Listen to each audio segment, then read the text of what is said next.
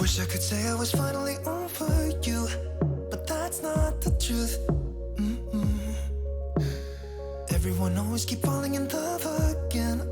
The fuck's wrong with them? I don't understand. Maybe it will pass by, someone save me. Before I pass out, I'm too lonely to be done. I'ma drink at this place. Yeah. Why am I the only one who's left in the rain with nobody to hold on to? Ooh. Why am I the only one who's feeling this pain when there should be two of us? And yeah, I know we both wanted different things, but letting go just comes easy to you, don't it? Why am I the only one who's left in the rain? If I had an option to be someone else, I would, and let go of you. I know that I'm obvious, fuck it, I'm made this way. But why didn't I stay when I had the chance? Maybe it will pass by, someone save me. Before I pass out, I'm too lonely to be done and my drink at this pace. Yeah. Why am I the only one who's left in the rain with nobody to hold on to? Ooh. Why am I the only one who's feeling this pain when there should be two of us? And yeah, I know we both wanted different things, but letting go just comes easy to you, don't it? Why am I the only one who's left in the rain? The only one that's left in the rain.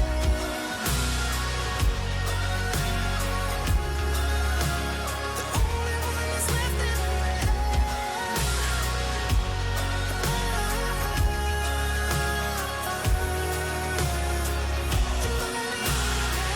Am I the only one? Am I the only one? Am I the only one?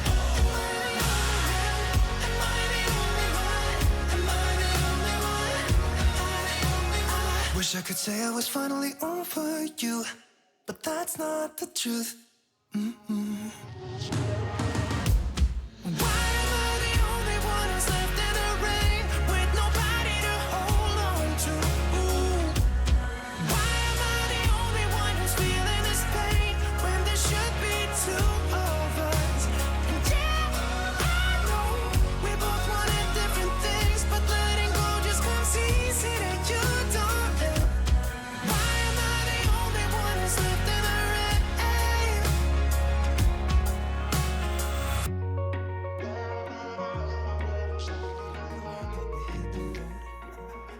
Doesn't matter where we go and destination unknown. I don't care where the motor stops, cause when I want it, then I want it. Yeah, I want it, oh I want it, let's go. Look around, where's the people at? I want a taste of the good life. Hit me with it, right now I'm in it. Cause when I want it, then I want it. Yeah, I want it, oh I want it, let's go. And I won't look back, yeah. I don't care about the bad shit back home. It's Cincinnati, baby, I just wanna let it go. Nothing matters when we're way out here. Oh, yeah. Maybe I don't have to know your real name. I'm just addicted to the way you take the pain away. Nothing matters when we're way out here. Yeah. Cincinnati, baby, Cincinnati, baby. You said, yeah, Cincinnati, baby, Cincinnati, baby. It's 2 a.m. when we close the bar, but we're in the get-go. Next place, give me someone I could dance with you beneath the stars. Cause when I want it, then I want it. Yeah, I want you. Everything stops when you move like that, and I wanna get in close to you. It's what I'm gonna do, cause right now I'm in it. I feel kinda dizzy when I'm staring at you. And I won't look back, yeah. I don't care about the bad shit back home. It's Cincinnati, baby, I just wanna let it go. Nothing matters when we're way out here. Oh,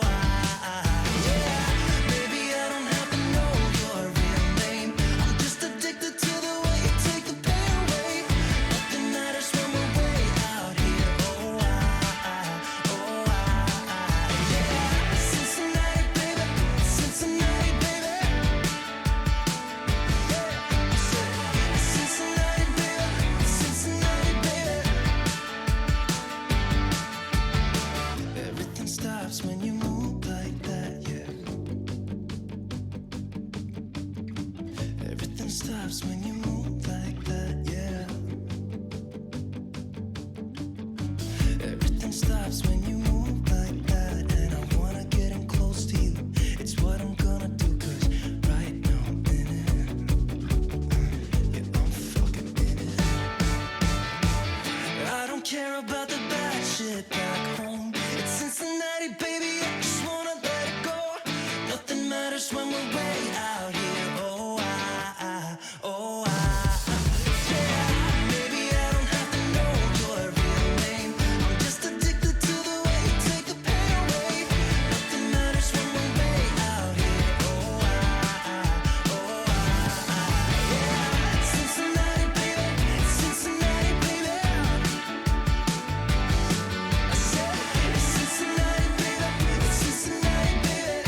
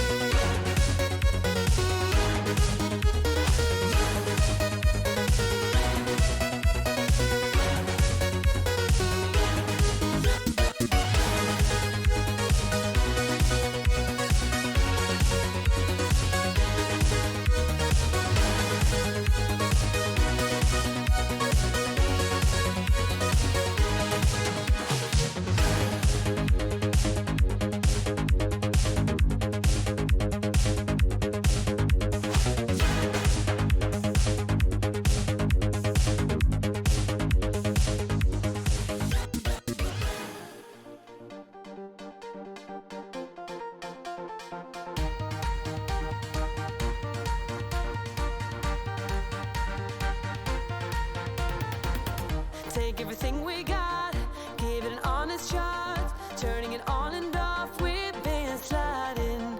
Riding the highest dream, keeping the fire real. I call for you. Hold your gun, cut the wire. Aim for fun, with a light to fire. I've been flying up the ceiling, taken by this feeling. Maybe we're invincible at last. Fueling every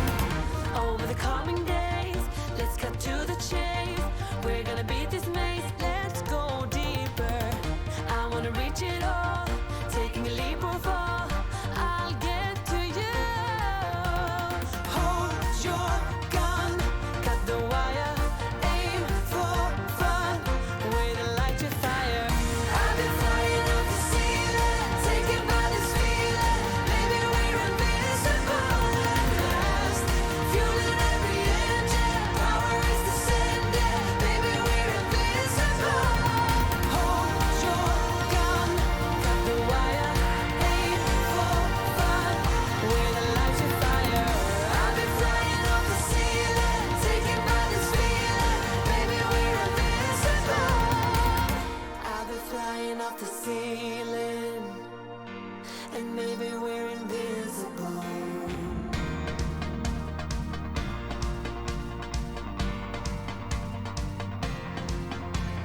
Hold your gun, caught the wire, aim for desire. Hold your gun, caught the wire, aim for desire. Hold your gun, caught the wire, aim for desire. Hold your gun, caught the wire, aim for desire.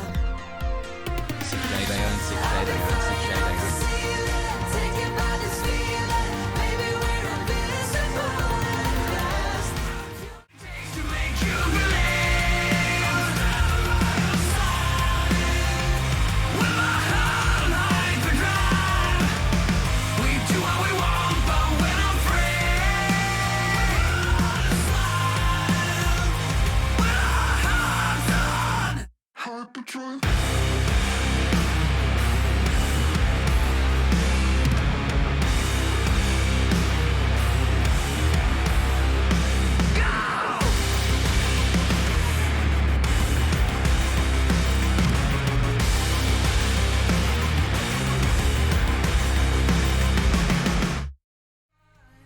Hello, chatto.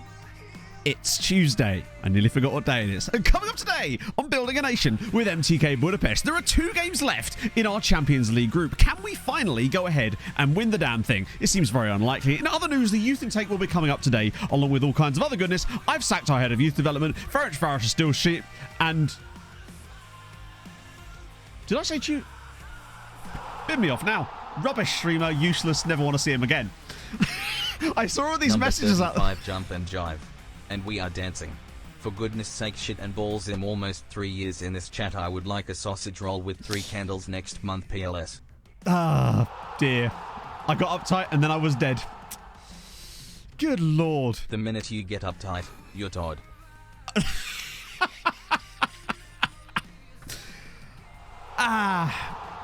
It's gone well. It's gone well. It's gone average. It's not gone average at all. Choose that. For shame. For shame, indeed. I agreed, frankly. Let me go back. Joey, thank you very much for the follow. Lloydie, thank you very much for the 22 months during the intro. What else we got here? We got Maynard Chow with the 35 months, which is mad. That's nearly 3 years. Captain Backlog with the 4 months. And, of course, Captain Zeep. 2 captains in a row there with the 22 months. Thank you, friend. Crikey. Maybe I'm going to go wrestle a croc later. So what happened there was I normally don't look at chat while I'm trying to do the intro because I can't concentrate on more than one thing at once. And I saw out the corner of my eye loads of chat messages and I was like, oh God, am I frozen? Am I muted? What's going on? And I took a little glance and I just saw the chat was full up with Tuesday. It's not gone well. It's not gone ideal, though, I must say.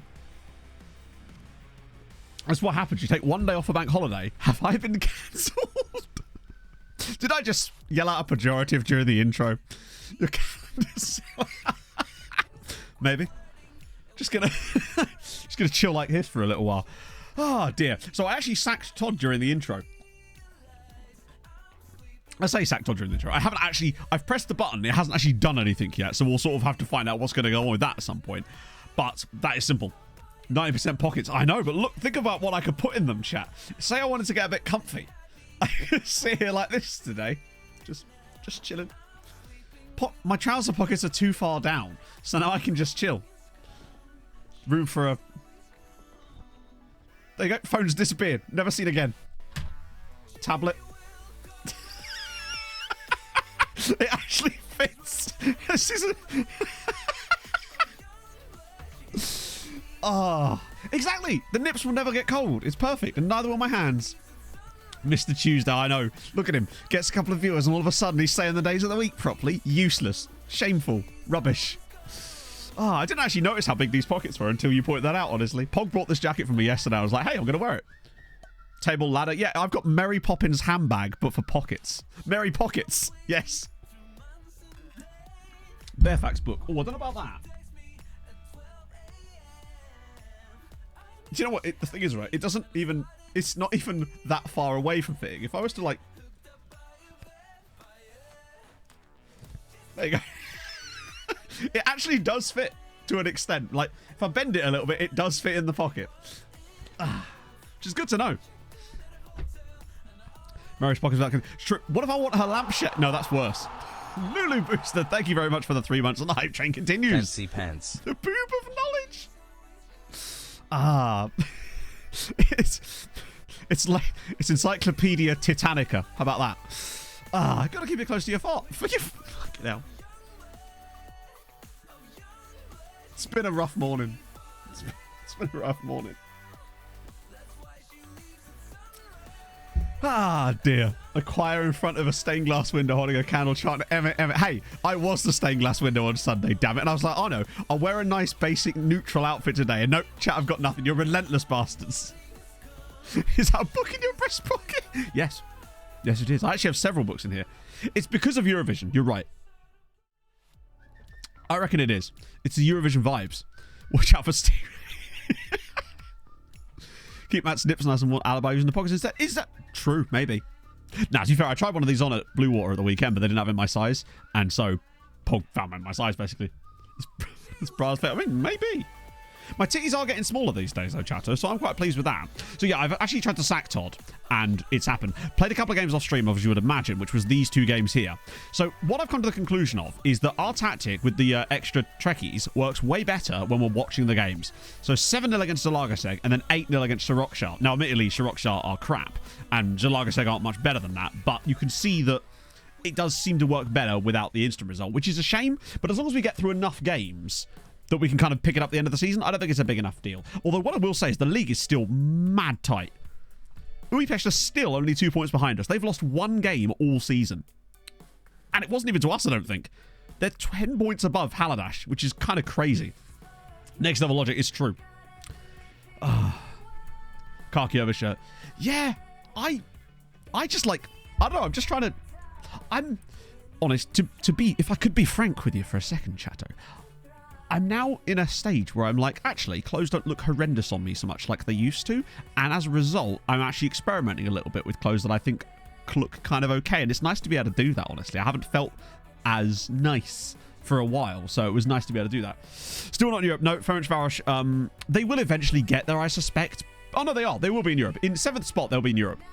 It's just, this goes weird. So until the halfway stage of the... Wait, no. Yeah, they will be in Europe next year, though. Don't worry. Budapest are definitely a beast. Someone made a good point on the VOD, though. So big shout out to them, which is that what's happened is because we gave so many good players to Ferencvaros, a lot of them want massive contracts. And it meant that they've lost a few players. So what we might try and do is offering them to Ferencvaros for free while they're still under loans at Ferencvaros instead, to try to get some guys out there permanently, perhaps. That way it will maybe stop that. The issue I think we might have with that potentially is the wages, that they might not be able to pay that. I mean, I'm inspiring nothing, but I'm just... It's nice to feel a bit better about you. But I mean, like, I imagine, like, obviously, I realize that the chat is like probably 80 to 90% male, but that's fine.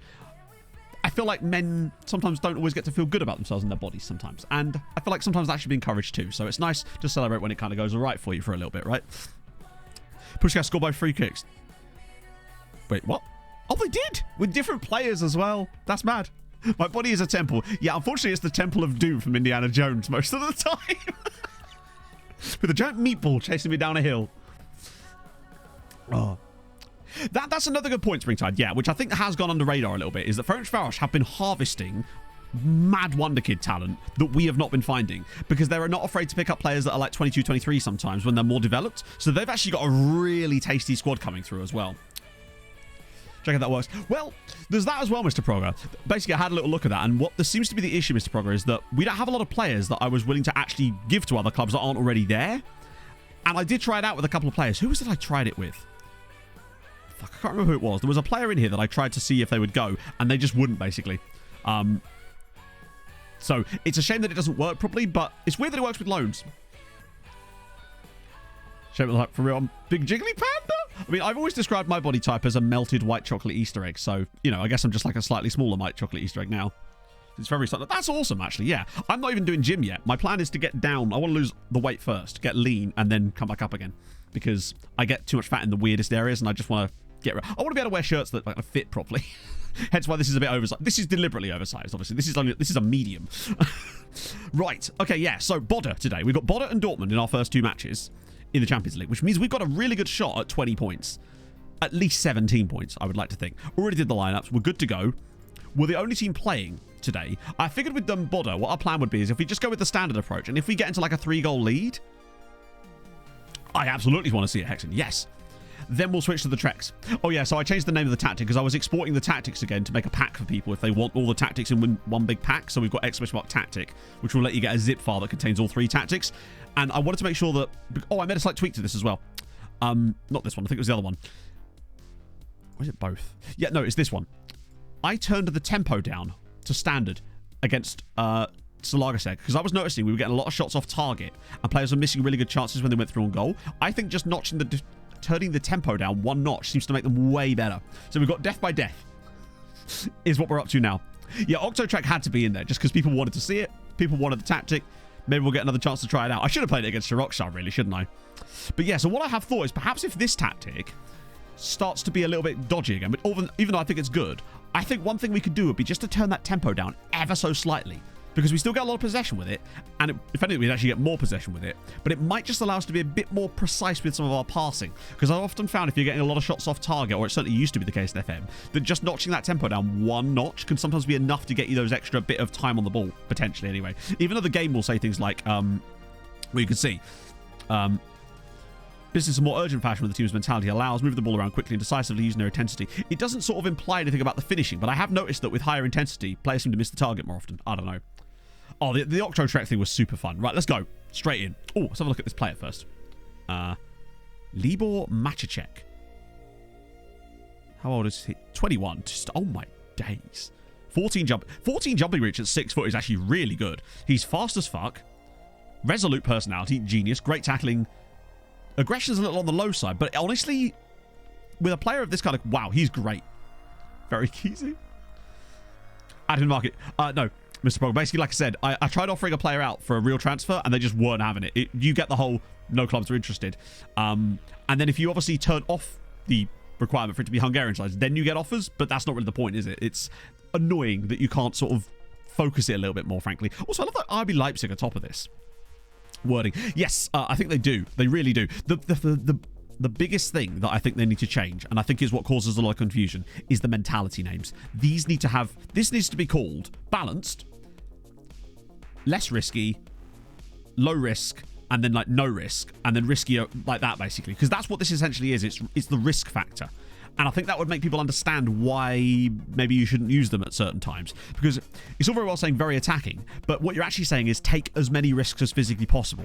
And with that comes long passing, risky passes, shooting from range because it's a high risk shot, committing too many bodies forward, stuff like that, basically. And I feel like it doesn't really do a very good job at explaining that in it. Millie, actually, as I keep saying, actually, every time, and then I never put it in, there is actually a language update you can get that changes some of the names of things in the game. Try to score, definitely concede, yeah. For me, whenever I've gone on very attacking, all it does for me is make shots from range. Like, to me, if you're in the ascendancy in a game and you're already creating chances and you're just trying to get a late goal, you're better off actually just kind of going with it. Who decides that chances are only for the opposition?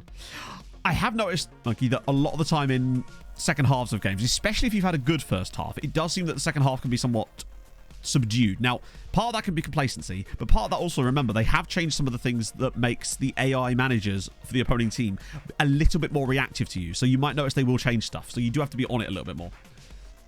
13 shots on target in full 14. Oh, it was mad. The Fulham game yesterday was insane. I'm still kind of annoyed, honestly, that we were 5-1 up and 4-0 up and we only won 5-3. That being said, Leicester could have had more goals.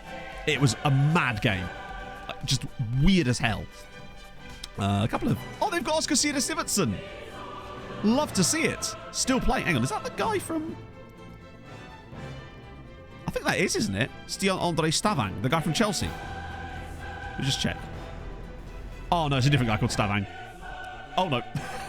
Yes! Oh, we had Stivang. Right, yeah.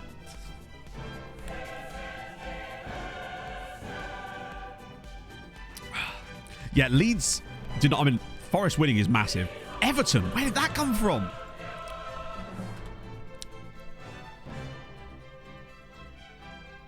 Oh, that sucks, Prince. That's genuinely awful.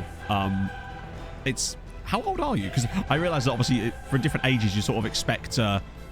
it's less expected. I mean, still at my age it'd be still very unexpected because I'm 33. But I lost a classmate, a close friend of mine, when I was 18. And that fucks you up as we already take the lead for Patrice. 5th goal of the... At 20, yeah, that's no age, is it? That's thankfully the only friend of mine I've lost over the years, but I was 18 when it happened. That is a great pass from Malero. By the way, Malero in this tactical style has been filth this year. Like, actual filth. He has got, I think, already 21 goal contributions this season. He's the second highest on the team, but Castillo has been even better. Castillo's got 19 goals and 8 assists from striker. 8 assists. Oh, Texi slips it through. That's bad. He has just been on a different level this season. He's scoring goals. He's creating chances. I wouldn't be surprised if he gets 15 assists this season, which for a striker is absolutely outrageous. He's become a completely new man this year. And he's very much taken that main strike role back from Bobby Tree, I would say, who's still having a good season. Players, I think, need to get their shit together a little bit. Brandon Silva and actually Tex-Mex slightly. He's a little bit underperforming. Only the 12 goal contributions over the first half, and Brandon's only got 10, which is a little low. But yeah, that sucks to hear, Prince. It really does. Still shocked. Yeah, I don't know. Brian didn't even seem to play that badly in places as Castillo's in again. And it's a great finish, but I think that one is offside. If we could get a couple of early ones, it would be lovely for us to switch over to Trekkie time for the second half. That looked offside, surely. Yeah, okay, that's fine. The system really does spread out the goals, yeah. The other reason that we don't have anyone on the top scorer list for the lead is because, think of how many... So we've got 8 Champions League group stage matches, which means we're rotating the squad for each of the matches before that in the league. We also have usually at least 4 to 6 knockout games this season as well. So that's a lot of league games that we're not playing the optimized side for as well. So it means that kind of reduces the amount of game time they're getting in the league. So I feel like this always happens in these Building a Nation saves where there'll be a spell of about a decade where a non-MTK player, i.e. a loanee usually, is the top scorer in the league. Also, speaking of, well, not really speaking of, but a stat I noticed earlier. The last 9 Champions Leagues in this save have been won by different teams. 9 different winners in 9 years, which is actually a really cool stat. And just shows you how varied the Champions League is in this save. Millie, speak of the devil. How's it going? Thank you for the 29 months. Hope you're doing well. What a pass. After all of the coronation dross on TV, I prefer Neighbours. This is the MTK Budapest thing I've watched in days. You're welcome. I am the king. How's it going, Millie? Hope you're well, friendo. We were just discussing that little language update pack you sent me a few months ago that I just keep forgetting to put in about how some of the nomenclature in the game is a little bit outdated. What a pass. Castillo's in. Can he finish this time? He's gone around the goalkeeper and he's... I say gone around the goalkeeper. Where did PSG? One was PSG. I can't remember off the top of my head. It was us, Man United, PSG, Chelsea, Man City, Real Madrid, Barcelona, and 2 more. I can't remember who the other 2 are. I don't know, actually. But yeah, it was 9 different winners in 9 years, which is actually awesome. Bayern, I think Bayern, yep, that's Bayern. Yeah, there's Bayern and there's one more. And I can't remember who it was. Barca and Real. It might have been Juve. No, it wasn't Juve. It might have been another English side. I'm just trying to think who I've forgotten. Oh, it might have been Spurs, actually. How's Castillo not been sold yet? Because he's the best player. He's been our best player this season, honestly. He just has these types of games, sadly. Now, I said Man City, I think. Castillo is... He's frustrating at times, but when he's on it, he's on a different level of quality. But that's why I wonder if having that tempo slightly lower could help us in situations like that, where maybe he'd just take a fraction more time over it. I don't know. Spurs have had an okay few times in this save. I'm just not sure. If we could get a second goal here from a set piece, that'd be lovely. It's Patrice again. Oh, that was a tough one, Castillo there. That's hit the post, I think. I don't want to make the change to try the double trek thing until we're in a position where we're actually comfortable with it. Because I'm just concerned that if we did switch to it, no, we'd just give up the chance. I might actually drop the tempo and try out that idea. Just the 1 sub. Then just drop that tempo 1 notch, because we are playing at the highest tempo possible. And I wonder if that's costing us in games like this. And that's part of the reason why we underperformed a little bit. Gift Orban. I think he's probably retired by now, honestly, given that we're 14 seasons in. Speaking of Zealand, actually, I was just randomly scrolling Instagram a couple of days ago. And I'm sure some of you that follow Z on Instagram have seen this. And it was a picture of Zealand at a wedding. But the caption said something like, had a great time at the wedding. The bride and groom looked absolutely wonderful. And there's 5 pictures in this little album. The first 4 are all the same picture of Zealand holding a wine glass. And then the 4th one is that same picture just zoomed in slightly.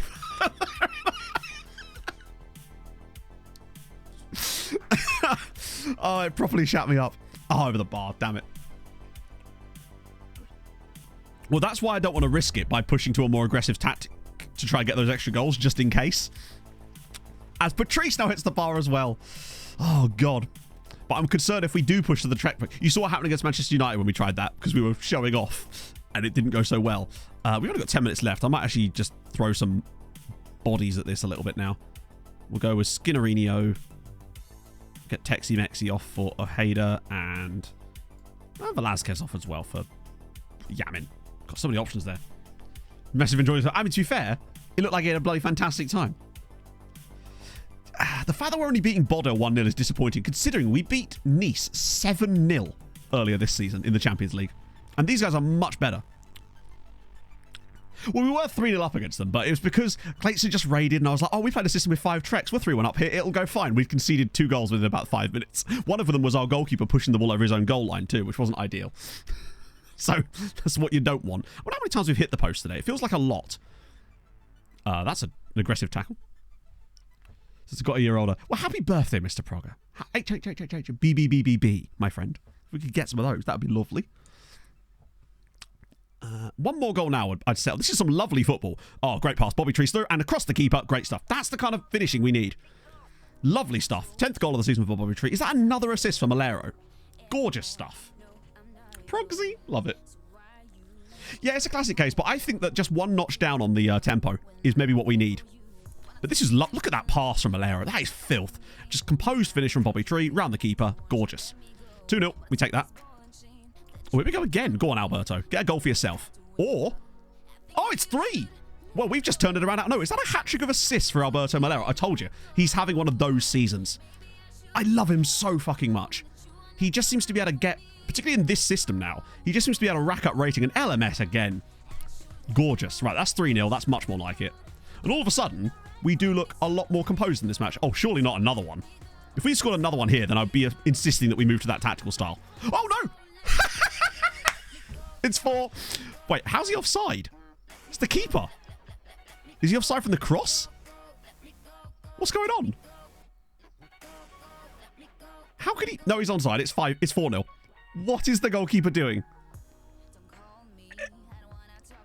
That doesn't count as tactical brilliance, but we're certainly creating the pressure. Look at this. The keeper's just like, boing, have a free goal, Bobby. 4-0. I mean, we've scored 3 times since then. That's a good finish to the game. 86, 88, and 92. We certainly finished with a flurry there. I still think that that's the right move for us in the future, though. But what a performance from the lads. Ojeda coming off the bench and doing brilliantly. Malero got 20 key passes in that game. Fuck. And their keeper still got their best performance, somehow, out of all that. I mean, I know Bodo are not good, but that's more likely. That's much more like it from us. 4-0 victory. That keeps us... Our goal difference in the Champions League, by the way, is absolute filth. Visiting the parents for your dad's birthday. Oh, that's nice. Oh, barbecue. I haven't had a barbecue in ages. I need to convince one of my friends to do that. Maybe I'll convince Viking to do that for a housewarming party. Yeah, just the plus 20 goal difference now in the Champions League. We're looking good. Still underperformed, but we were way further behind than we were. So I'm going to make that as a permanent change. Who takes over youth recruitment? That's the fun part. No one. Well, technically you assign it to like some random coach, but yeah. Wait, what am I doing? So just that. Beautiful. Bring a fire near it. Hey, Viking is the barbecue master. So there we go. Todd is gone. Which means... Poor Todd. After all that. You know what would be hilarious? I just assign it to Emmett.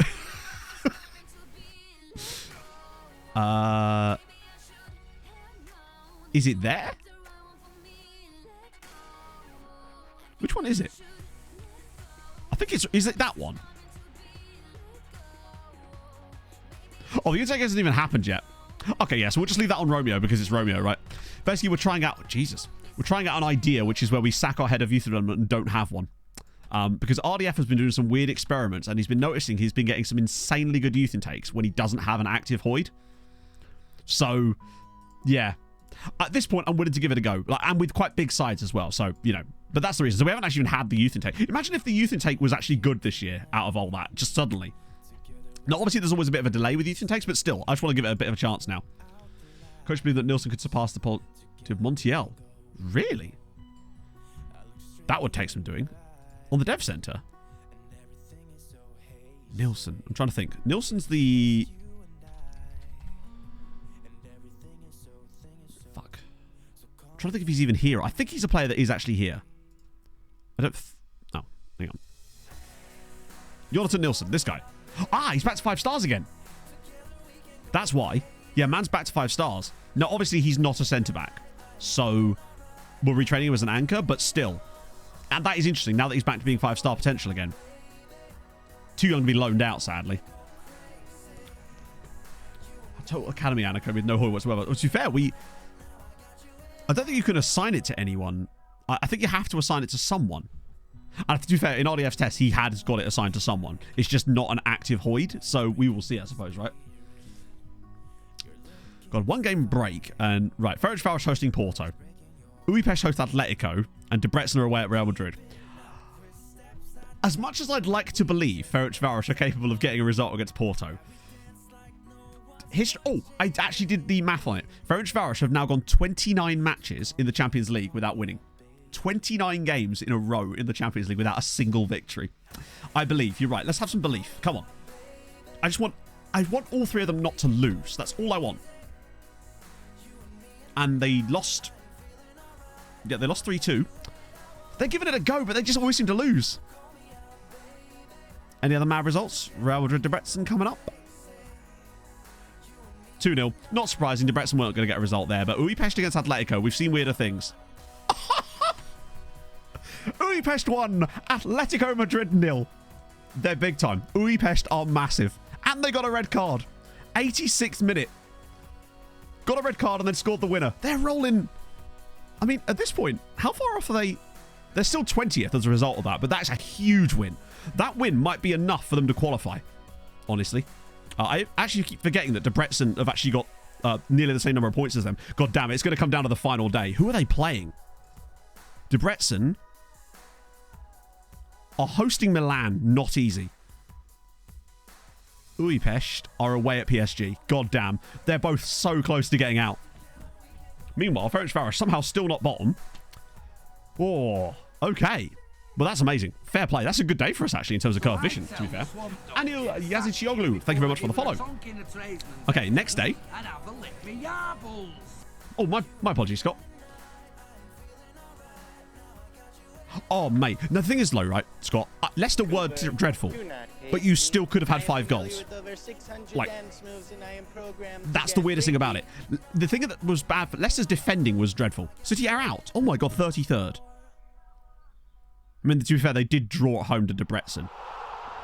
Like, they are getting worse. At least we won't have to worry about City turning into City in the knockouts. I think I've now officially been subscribed for more months than the number of times I've rehashed the Bonk Man and his propeller line. SMH my head. That's lived rent-free in my head ever since, honestly. Haaland, I maybe he's retired? They've still got Abdelnaby and Yoshi. That's just sort of my age, right? No, he's still there. Haaland is still playing for City with 130 and 130. God damn. And Hibbos, thank you so much, though, for the 29 months. Oh, hang on. Mr. Paranoia as well. Thank you for the follow. Well, I've got some lookups to do as well. Yeah, Everton Brighton was mad yesterday. The defending from Leicester was the amount of space that you gave us every time we bypassed the midfield press. Like, do you know the other day we had someone randomly come in and said that Tom Kearney was the worst attacking player in the Premier League, which I found ironic considering how outrageously good he was yesterday. He had Leicester on strings. It was scary. We were quite bad, though. Like, to give away 2 fucking penalties. Do we have staff? Oh. Not yet. In fact, he's still got another year left on his deal. 9 Champions League winners. Was that the lookup? Oh, no. I will check that as well, though. So the 9 Champions League winners, yeah. So Man United, MTK, Chelsea, Bayern, Liverpool, Barca, PSG, Real Madrid, Man City. Yeah, that was it. So 1, 2, 3, 4, 5, 6, 7, 8, 9. Still insane, though. Yeah, I don't know what they were playing at. There was so much... They just... The first goal was just bad. And it kind of felt like after that... I think that is a smashing blouse you have on. Thank you, Millennium. I, too, like my blouse. Thank you for the 33 months as well, friendo. Longstaff's the work... Yeah, I mean... Who have Newcastle got next? Also, Valier with 11 goals in the... Jesus! Oh, actually, speaking of this chat, I have a suggestion. So basically, we're in a situation at the moment where we actually financially probably need to sell someone. And I'm thinking Labros. Because we're already at 60 million now. We're no longer considered rich. We've lost 58 million pounds this year. And I think Labros is the one player that's probably primed for a move. He is wanted as well by PSG. Because I've got my eye on someone that would be a really cheap replacement for him. Check this guy out. Ignore the star ratings. Just check his attributes out. This is Diego Hidalgo. I think he'd be the perfect replacement for Labros, and would cost us about £8 million instead. He's an Argentinian international striker.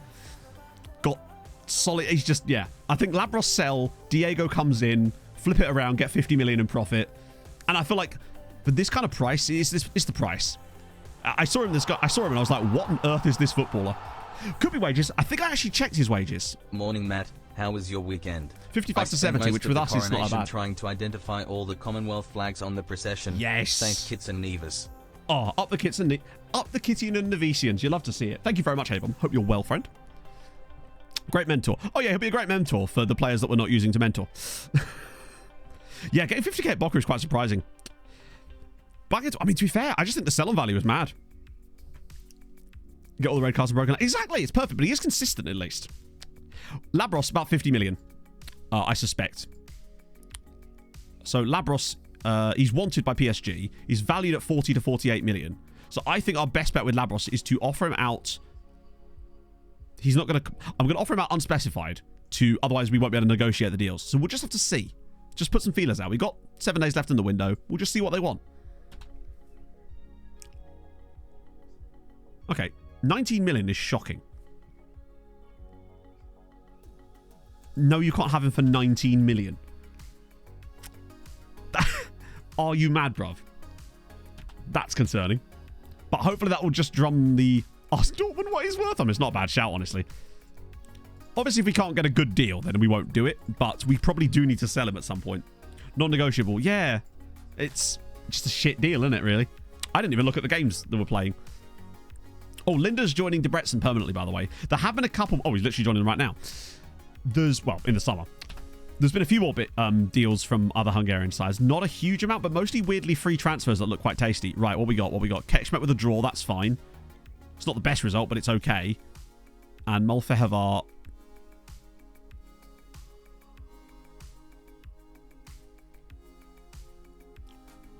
I'm sure they're here, I'm just missing them. 1-0 loss. Ah.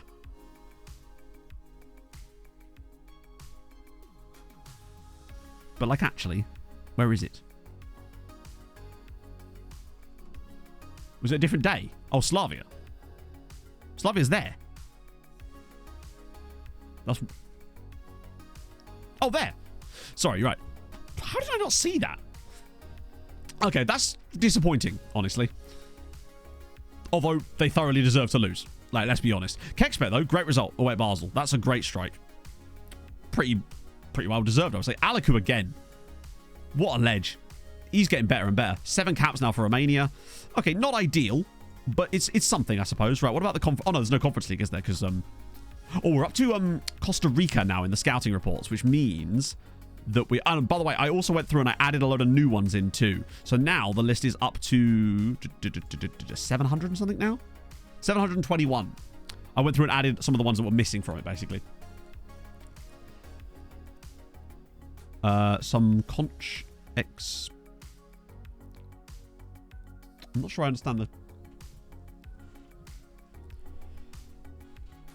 I'm curious, but I need to a better understanding. So records such as biggest win for the Conference League. Let's have a look.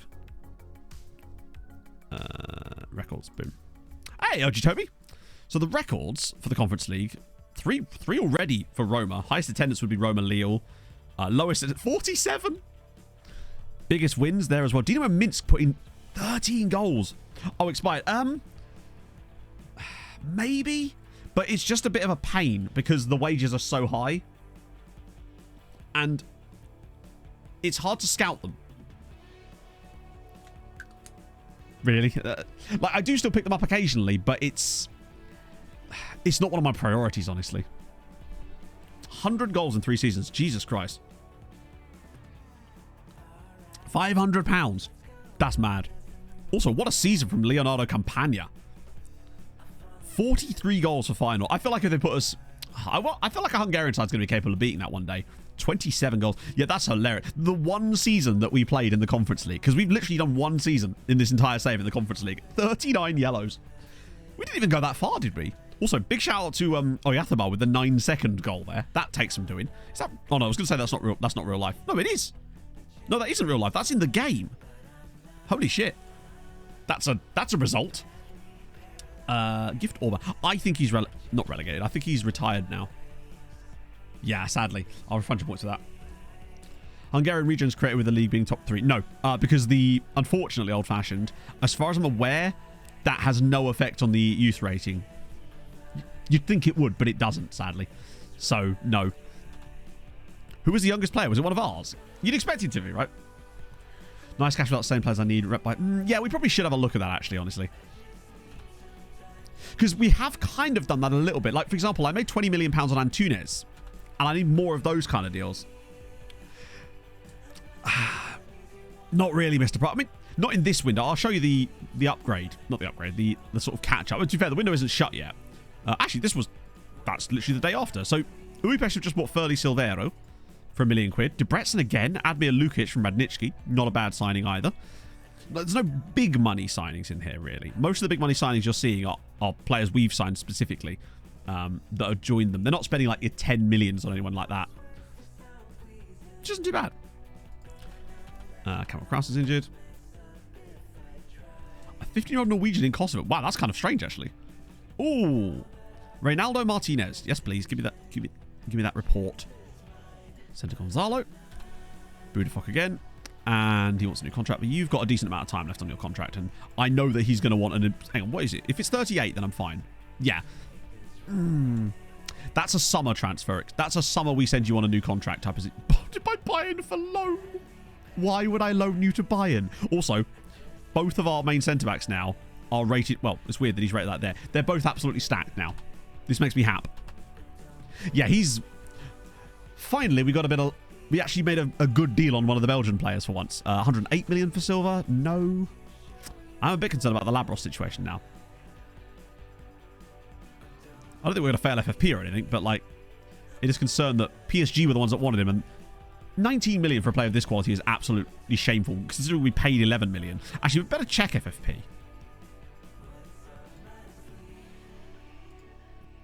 Projected for period. Oh, 80 million. We're fine at the moment anyway. You threaten? Yeah, no, basically. There's nothing you can do. What did they even say were the biggest... The things you could do to actually improve that? They might get there, Mr. Progress, because the money's starting to roll in now, and that means that their player values are more, so they're selling their players for more, which means they can then spend more money. I reckon within 5 years, we'll see our Hungarian side spend over 10 million for a player. It'll probably be Puskás, though. Oh, it really does, Marks. I feel like some people maybe get almost bullied by the game into selling their players when they think that they have no way out of it. But in fact, if you just kind of write it out, as you say, you can get a lot of club rep. As far as I know, it doesn't, old-fashioned. I actually don't know what affects it at all. Only in playable leagues. But that's the thing. No one's playing a 200-year save. Sorry, Smory. It was Banksy. Had some shopping with Pog. Did a nice stream with the friendos. And... now we're back here. Particularly as I won't be streaming this weekend. Having a weekend off. Right. So back to the league. We'll do... I might just stick with this system for the time being. And then just play Bobby Tree. Oh, shit. Wait, no. Just it's Eurovision weekend and vibing, innit? I take one Sunday off a month. Usually there's like a specific reason for it, but sometimes it's nice to just, you know, spend some time with Pog, chill for a little bit. Oh no, how dare I? Let's see. We'll go with Acheda through the middle. Bit of Giddy. I feel bad for Giddy, honestly. Bit of Yamin. We'll put... Oh, Rivadavia suspended, so I guess it's going to be Skidorino. He's off of a bed. Well, maybe. I'll let you know. I'll tell you how damp my bed is. 8-Trex was very fun. All I can add to that. Side piece. I mean, in a way, you kind of are. Just don't tell Pog. Yeah, fuck it. We'll play Pretzel for this one. Backline does get a bit weak there. Probably something to look into. We'll sim this one just to see how the progress is going. And then after that, we can kind of make a decision on what we want to... Because I actually do want to watch some league games today once we're past this phase. Because we're going to have a little spell of, like, nothing anyway. Because we're getting top 8, I think, at this rate. If we can beat Dortmund, it's guaranteed. 20 big matches in, like, 10 or less seasons, which is just not possible for the most part. I feel like they're just a bit too stingy with some of the things that are required to make the things that would make the game interesting happen. Morning, Matto and Chatter. Backverse. Just about recovered from a crazy day of the footy ball at the arse end of the table. Gibbs White assist for Forest's third made me soil myself with pleasure. I have not seen the highlights of that game yet, so I'm looking forward to watching that later. How many games left for us? We've got 1 in the Champions League and like 15 in the league, obviously, as Budapest continue to keep the pressure on us. The season they're having is actually outrageous. Oh, and it's got better because I've also now loaned them Blaise Durin. So now Budapest have De Bruyne and Durin at the club. So they're only going to get more powerful at the moment. God, what a strike force that is. Like, when you look at some of the players they've got from us, they've got Durin, Hassaidi, Mihail, Farine, De Bruyne, Zwane, Ralph, Radojic, Sikera, and Effie. That's a filthy lineup. For the most part, Dino, yeah. It depends on what stream it is. Like, today, it's kind of a mix of both to sort of feel things out. Because I know what we need to cover in the 4-hour time slot that we have, essentially. So, I will adjust that. The loan moves, nothing really. They just sort of do. Basically, the issue with the loan...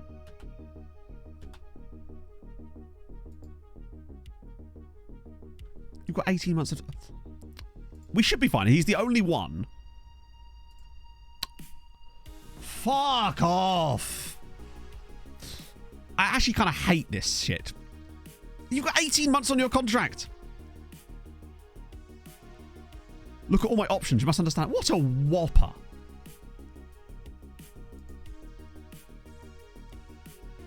Wait, hang on. He actually... I've never had that happen before. Huh. So after all that... So hang on, does that mean that he's now fine and he will sign a new contract? Or is he still being a tosser? No, he's fine, right? Okay, yeah. He needs a new contract. Basically, to try and avoid this in the future, my plan is that 2 years on a contract, that's when I do it. Because it seems to be 18 months now seems to be the trigger point for this kind of shit. For the most part. Occasionally you see it weird times. But 18 months seems to be the trigger. So I'm trying not to let any key player get down to 18 months. I actually didn't notice that he was down there. Everyone else at 2 years to go, new contract. Although... This is not happening. Star player, fuck off. Oh, as if. That's nonsense. Sorry, mate, but fuck, that's just ridiculous. Central defender you can keep. Challenge for the Champions League, that's up to you, innit? Left back? Alright, whatever then. Fuck you. Looks like we're going to sell... That's a shame, because I've really enjoyed LMS, but that kind of nonsense is ridiculous. You're a third choice centre-back at best. As if I would put him on a star player contract. That's fucking absurd. Our left back. This would be our left back. I know he's a right back here, but he's our left back. This is the area that he suggests we improve. This five-star player. Is it because the game considers him a right back even though he plays as a left back?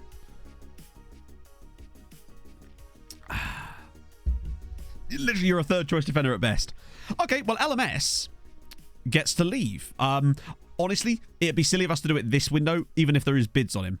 Although, if there is a bid on him, we'll have to consider it. But we don't want to leave ourselves short in that at the moment. Free up some stuff. Tell his agent to free up some stuff. What do you mean? I'm curious as to what you mean by that. Because that does sound intriguing. But as far as I'm aware, that once you go red, you can't really go back. That's what they say, isn't it? Once you go red, you don't go back. Yeah, we wanted to find another centre-back, for sure. It's a shame, because I've actually really enjoyed LMS over the years at the club. He was a surprising signing. Resolve talks with the agent. Okay, so next day. Are we on the next day now? Oh, yeah. I've never seen that. All right, let's have a look, then.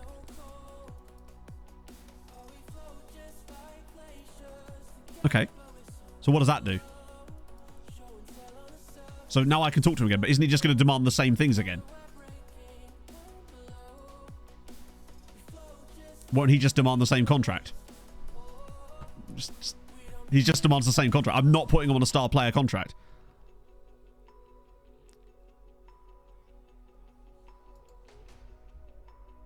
I mean, I just remove his star player. Wait, sorry, you said... I was just following what chat said, right?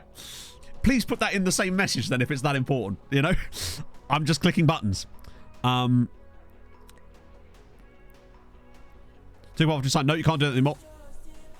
The winter patch removed that from what I've been told. That's what I've been told, that you can't do that anymore. The players will actually get pissed at you if you try that. So... Also, I don't want this shit in it either. No worries, Dino. Won't go to Irish clubs. No, you want to loan the Irish clubs. The problem I think a lot of people struggle with the loan farms is that they don't start building the loan farms soon enough. I don't like it. No, I'm always curious when someone points something out that's like something I'm not aware of. Because there's shitloads of stuff in this game that I don't know about. And I always want to learn because then that way we get better together, right? It's recommended to sack his agent. Don't get the option. Yeah, that's... To be fair, it's because I'm the one proposing the talks, in fairness. He's not coming to me with that. Regular stuff. We'll try it. Okay, in that case, let's just... Fine, let's give him that then. And get... Because, honestly, this is more damaging than the player thingy, right? Because what you can also do if they get annoyed at you is do that thing where it's like, well, actually, I see you only as an important player. That's fine. Because his wage demands aren't particularly extreme. That's actually fine. What's he on now? It can't be that much. I mean, he's probably on about... He's on 26k a week now. This is barely even an upgrade for him. So I'll just give him what he wants, honestly. I'm not going to dick about with it. Leaving. Belgium non-contract is fantastic. Yeah, with the loan farm, you have to start it super, super early. Like, the moment you have the opportunity to start loaning players, no matter whether they're loan farm players or whether they're just players that you have at the club, you need to start building that relationship, basically. That's what I think has been the key thing. The sidebar and how to set up my team. Hang on. In the team setting, which player attributes, which I look for? I'm not sure what you mean when you say sidebar to set up your team, unfortunately. More context needed, I think. Let's see. Because I actually would really like to keep him, because I really like Lucas Martin Santos as a player. It's very rare that you find a player that sort of overperformed his attributes or star rating a bit more. He's just always so consistent. So we'll see. But if it works, it works. Redlock. Interesting. Oh, okay, but we didn't have any of those, so it wouldn't have... noticed it. I see. Yeah, I think firstly, I didn't know you could do that, so that's cool to know. Next time we get into a situation like that, it'd be interesting to see if we could use it to, as you say, lower some of the other demands. That's awesome that exists, though. Like that. Good stuff, S. I love it. Buying a license. Hang on, a license for what? I'm confused. Rejected. Yeah, I didn't know you could do that. I've never... I guess it's because, right, why would you think... I feel like the game should maybe do a better job of explaining that it's there and how it's there. Because... a lot of the things in FM are very unintuitive. Because if you've just had a player reject your contract, there's no reason why the next day you would go to try to offer him another one and actually see that. Do you know what I mean? It feels like maybe the first time you do that, there should be a little, like... almost like the paperclip, you know. Looks like they're trying to sign a player. Did you know that you could XYZ? Just little stuff like that. Pass the coach license to play. Yeah, I mean that's like... And I imagine Jack just found it one day, probably because he or Zealand or whatever just happened to do that one time and noticed it. But to be fair, that's how we found shit in this game, isn't it? Just because we've randomly clicked on a thing one time and gone, hang on a minute. Like, for example, when I noticed that on national teams, you could see the youth teams for the teams on there, but it doesn't work on any other menu. The only reason I saw that was because I was just randomly looking one time. Cliffy into the game? No, I want Cliffy. I wouldn't pay at the current price. Oh, then just wait for it to be on sale. It goes on sale all the time. To a certain extent, anyway. It's Clippy Miss Big Sam. We'll call it Chippy. Yeah, it happens in real life, but in real life, there's not a menu you go to that says resolve contract negotiations, is it? This, after all, is a game, and that's why I feel like it should be a bit more obvious, I suppose. I feel like a lot of the good features in FM are kind of hidden a little bit like that. Right, so we also had some Mexican players, so that's fun. Don't know if they go... Ooh, hello. Let's go... What? Why does that reorder itself sometimes? And I don't get it. There we go. Clippy, but it's Scott Parker. It's just incredibly dull then. Looks like you're trying to buy a player. Big Sam has some contacts for you. He's also got a giant Yorkshire pudding full of gravy. Okay. Of these players, he's already joining us, so that's enough of that. You two are both Ds and quite expensive, so that's probably why. You're a B+. Hernandez, inside forward. Is this a Seagrass report? No. What do you look like? I feel like Seagrass is needed on a player like this. Plus, I suspect he probably wouldn't talk to us anyway, but I feel like at least if we get Gonzalo around for a bit, say hello, introduce him to the lads. The rest of these guys, he's okay. Plus, we're kind of not really in a position to be spending a lot of money on players right now. We've spent so much over the last couple of windows that I would have to be some absolute monster for me to want to pick them at the moment. Or they'd have to be really cheap, because we are a bit struggling on the cash side of things at the moment. Until we get that sale, hopefully. Probably. That might be something we could look at in the actual transfer window stream whenever that comes around, because I think it would be nice to get a couple more of them. Because obviously with the team reports, it doesn't matter because they come through one a day no matter what. But when it comes to the scouting, we are probably putting a little bit too much on his plate, you might say. It's Harry Redknapp, but as it appears in a little window, he just rolls down its window at the top of the screen, just sticks his arm out. Oh, God. 33 months watching this pathetic little man play with his pathetic little computer man. Why am I watching this? I don't deserve this pain. I should open up every hole I have and take it like the tiny pathetic man I am. I'm sorry, mummy. The ED7 Liberation Army are still here, still ready to pounce. He might be back, but he's not what he seems. He will get you. When you sleep. With a giant potato. Anyway, keep up the good work. I think. Love to the family. What's with the shirt, by the way? Shameful. Why have you always got problems with my shirts, damn it? Thank you for the 33 months off. Do you know what I could do, actually? I could assign Emmett. Oh, no, I can't. Oh, hang on, wait. No, I can't. I can only assign it to Romeo Yojak, Granit Xhaka, Gabor Yanta, or Thijs Fries. Oh, he's a part ranger now. Oh, good stuff. One of those. Well, I mean, yeah, there's your problem. Is watching me and consuming my, if you could call it content. It's a stretch, I realise. God, I haven't even finished my pissy drink. Hello, Slugs. How's it going, man? Rebel Trip on your bar. Yeboah's another potential sale, but I don't really want to unless they offer me like 100 million. Crash, that's 86 million.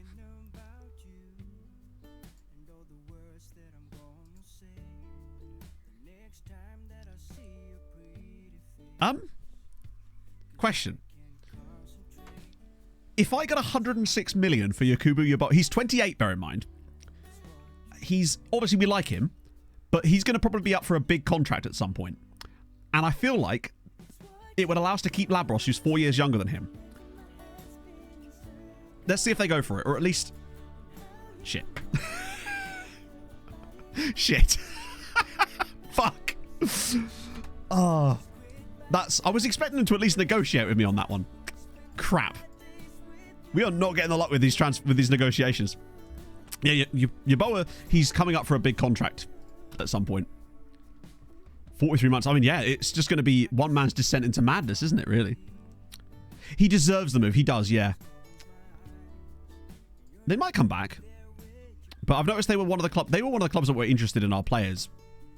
In Yeboah, especially in this window. So I figured that might be an option for us because we probably do need to make a big sale. Offer him out. You'll get lower bids. I'll hold on to the 30th just to see if there's another option, potentially. See if they come back in. Actually, let's just see if he's even got any... He might not be wanted anymore. Sometimes if you overprice a club like that, they will drop their interest. I've had this happen before when I was trying to sell... Well, not trying to sell. Considering selling Brandon Silva one time. And I priced Liverpool out of a move really early on. And, yeah, I figured that would happen. Let's just have a look at him. Oh, we've got loads of players wanted, but it's a question of wanted / want to sell is not the same. So, like, Bobby Tree's wanted. I want Bobby Tree to stay, obviously. Tex-Mex is wanted. Giddy's wanted as well, actually. We could flip Giddy. I wish you could sort it by, like... Is it a loan, maybe? Yeah, Atletico Mineiro want him. It's not the same. Yamin? Barcelona want Yamin. The problem with Yamin. Oh, Christ. Yeah, we could get a lot of money for Yamin. And he's unhappy. My concern is that Barcelona haven't bid.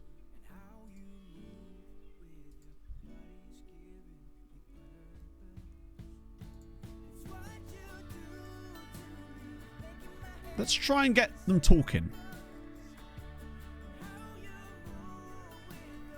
A lot of people like Yamin too. It's true. Let's just try and sneak it out the back door here. Maybe. Bobby Tree developing concerns. Hang on. You're 38, aren't you? Oh, 39. Then definitely not a new contract for you. No, friendo. Sorry, bud. You've got 3 years left to do it. Also, it's a 4-year contract. You've had 1 year of it. Oh, Bobby Tree's been world class for a while, honestly. He genuinely is an excellent footballer. Once he sort of was no longer having potential, it was just basically current and potential were the same, then he starts... That seems to be how it works, honestly. It feels like once they match, then the fluctuations can go wild. Have I got Tromsø? I actually haven't got reports on Tromsø. Oh, I guess we kind of get them every year, so why would I? But... Oh, shit, it's Patrick Kluivert. Oh, well. I'll go right to the top. Maybe. I know this because Gaffer, if you've been following in the Discord, has got bloody close. They're number 2, and he thinks he might actually get it. So it's possible. I'm a little bit concerned about the lack of... Sneak it out the back door. Be careful about that, Matt. Sometimes it's not only a fart. Oh, that's why I'm wearing... It's lucky I'm wearing, like, dark trousers today, Millie. Thank you very much for the 100 bits. So nothing really happened there with Yamin. So now Dortmund and Barca are interested. All right. I think now we unspecify. That way we can negotiate with them. Fails to attract offers. Okay, that's fine. We'll take it from here, buddy. Did I not? No, I definitely did. I said sell for asking price before that. Dortmund an offer for Yamin. 43. Wait, what? Why are you accepting that? Excuse me? Huh? When has that been the rule? What? Since when is that what happens? Oh, unwanted list. That must be it, yeah. Asking price of 0?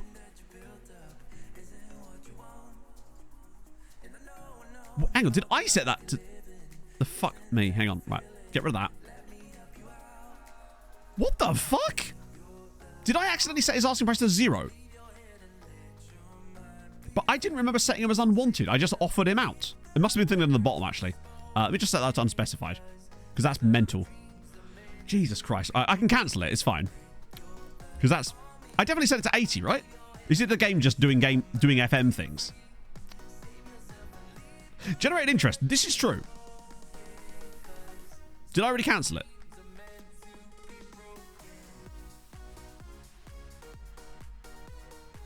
Huh?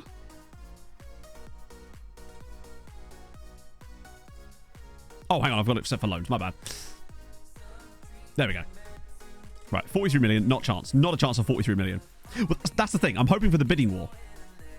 Because now we offer him out unspecified, which is fine.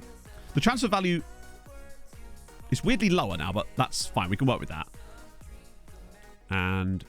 yeah, because I definitely didn't say that, did I? Weird. Okay. 47 million. Oh, look, it's Dortmund.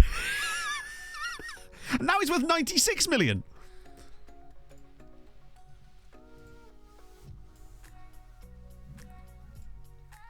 $52 million. It's a start. It's a start. We can build on this because he is still wanted by other clubs. By Barca, Benfica and Porto. It's really only Barca. Benfica and Porto do not have the financial clout. Also, I love that Dortmund just appeared out of nowhere. It's a shame because he's fucking excellent as well. I'd honestly rather sell Giddy, but we don't have the interest in Giddy. Now he's worth 115 million. How is he worth that? How can he be worth that if they're charging half that? Millie with 100 bits again. I think we all know what a Clippy assistant would be like in FM. Yeah. It looks like you're getting overrun in midfield. Would you like some help with Football Manager 2023 is running dangerously low on memory? Please quit and free up some memory. Let's just offer him out for 60 million now. Since they're clearly interested. They always bid 34 million. And then it goes to 37. And then it will go to 43. Oh, no, it won't. Okay, apparently not. And then this one, it will lock. Yeah. So there's no point in negotiating with these two. Schrodinger's transfer. There's no point in actually negotiating with these. They don't have the financial clout to pay the price we want. Honestly, I would resent pay... Oh, because I offered him out now for 60 million, so it's now changed back down again. So we'd sent back to unspecified, which now changes to 52. I honestly would kind of resent selling him at 52. I don't think I want to sell him for 52 million. I think he's worth way more than that. And I think we'd be getting stiffed on 52 million. So I might potentially turn that deal down. If we can't get another bid, I would potentially turn it down and just be like, to hell with it. Because I think Yamin is too good to sell for that cheap. But I've had much bigger bids on him. He's a 90 to 100 million pound player. Like, he's nearly as good as Velasquez for me. And I feel like I would be shortchanging us overall if we just sold him on a whim like that. We're not in desperate financial difficulties, and I'd rather wait till the summer if we can't get the exact deal done. But honestly, 55 and lock the fee would be trash as well. Like, he's worth 90 million. It is a replaceable position, but like, look how good of a player he actually is. And I feel like he's a 100 million pound player nearly. And I would like, when you look at Velasquez, he is better, but he's not that much better. To start the bidding, yeah, but we can't guarantee it. Also, locking the fee I found just never seems to work very well. Labros has no interest now. Yeah, I think at this point, I might just like not let the deal do. Unless something mad happens, then I probably will just keep him, honestly. Right, Dortmund, we want full strength side. Navarro, Velasquez, Bobby? Oh yeah, Brandon's injured, isn't he? Shit. Yeah, fuck it. We'll do Bobby off the... No, hang on. We'll do Labros off the wing because Bobby's probably better through the middle than not Labros, than Castillo is for me. Offering 100 million. Yeah, but the point being that if we offer him out for 100 million, no one's going to bid on him at 100 million. Like, that's just not how FM works. Like, yeah, I could offer him out. I mean, let's try it anyway because why not, right? But if I offer him out for his actual, what I believe to be his value, which is not that, but like 105 million. If someone gives me 105 million, that's fine. Overbid. No, but as you can see from the fact that no other club has bid since we accepted the 52 million. It does work like that, but not always. So you have to make sure that you're in a position to deal with things when it doesn't work like that. Yeah, Dortmund are locked in, so there's not... It's only really Barca. The only change that can happen is if Barca come in, and they haven't really been able to be prized open yet. Hang on. There isn't a single former... Considering the number of players... That's a good point. Yeah, this is why I tend not to like trying to force players into moves, because, as you say, it does reduce that. Let's take him off the transfer list as well, because I don't want to piss him off if he does stay. Just get rid of that. There we go.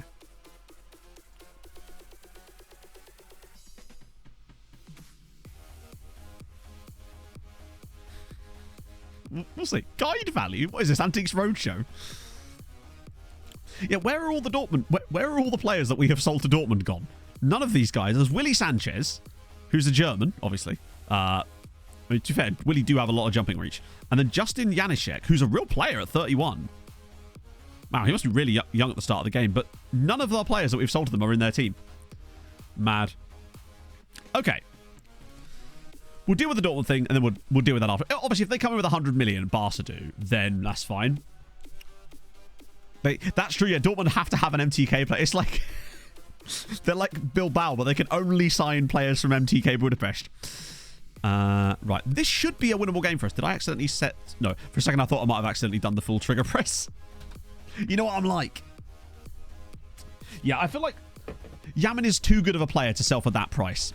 We're not that desperate. It was more a case of if a bid came in for someone like Labros and I could bid them up, I'd be willing to go for it, but not out of desperation, I feel like. Maybe the Champions League finals. I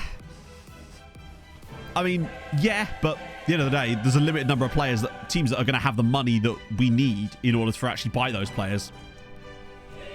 Hey, Norton. Right. Let's go. So basically, that's exactly it, Springtide. Yeah, someone pointed this out. It might have actually been Hadrian that said that Dortmund have a preference for signing from smaller leagues, which is cool. And because we're the only smaller league that's turned on, then yeah. Take less. Take less what?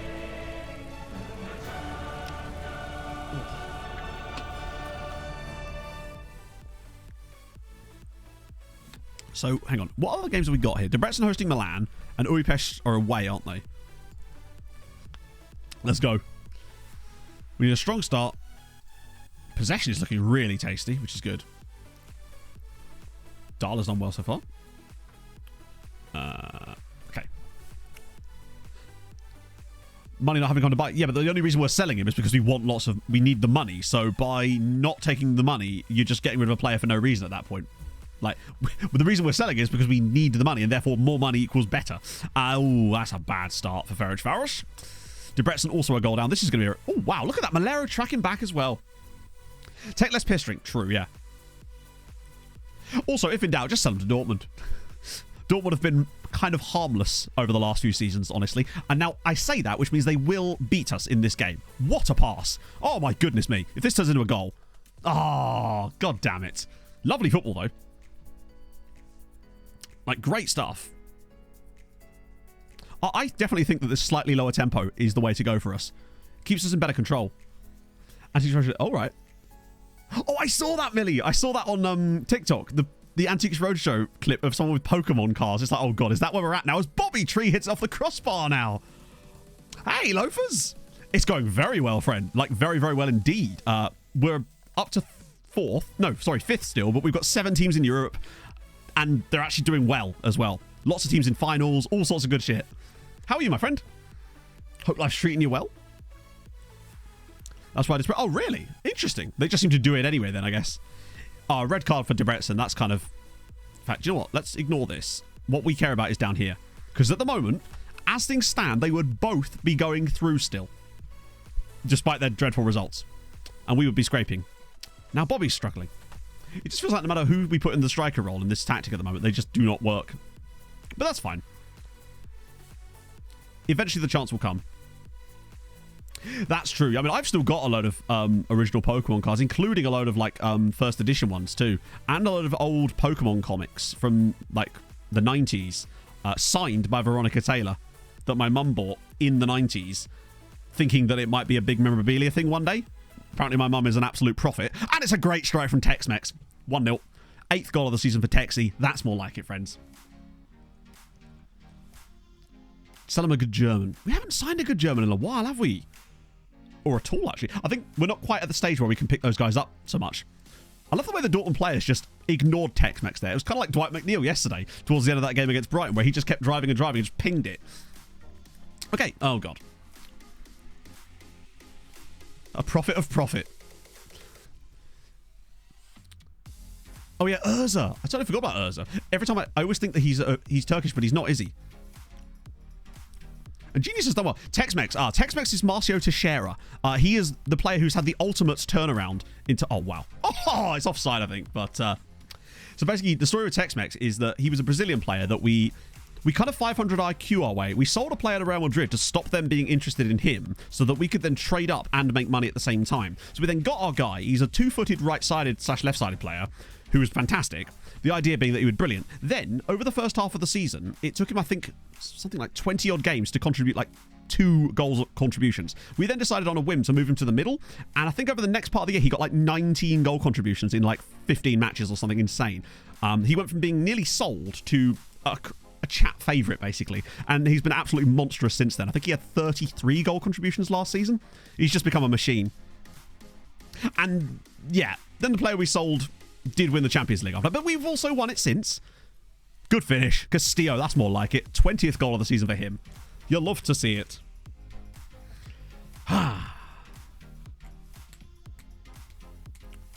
Yeah, we did get him from Leipzig, but with a name like Serkan Urza, I just figured there was at least Turkish second nationality, but no.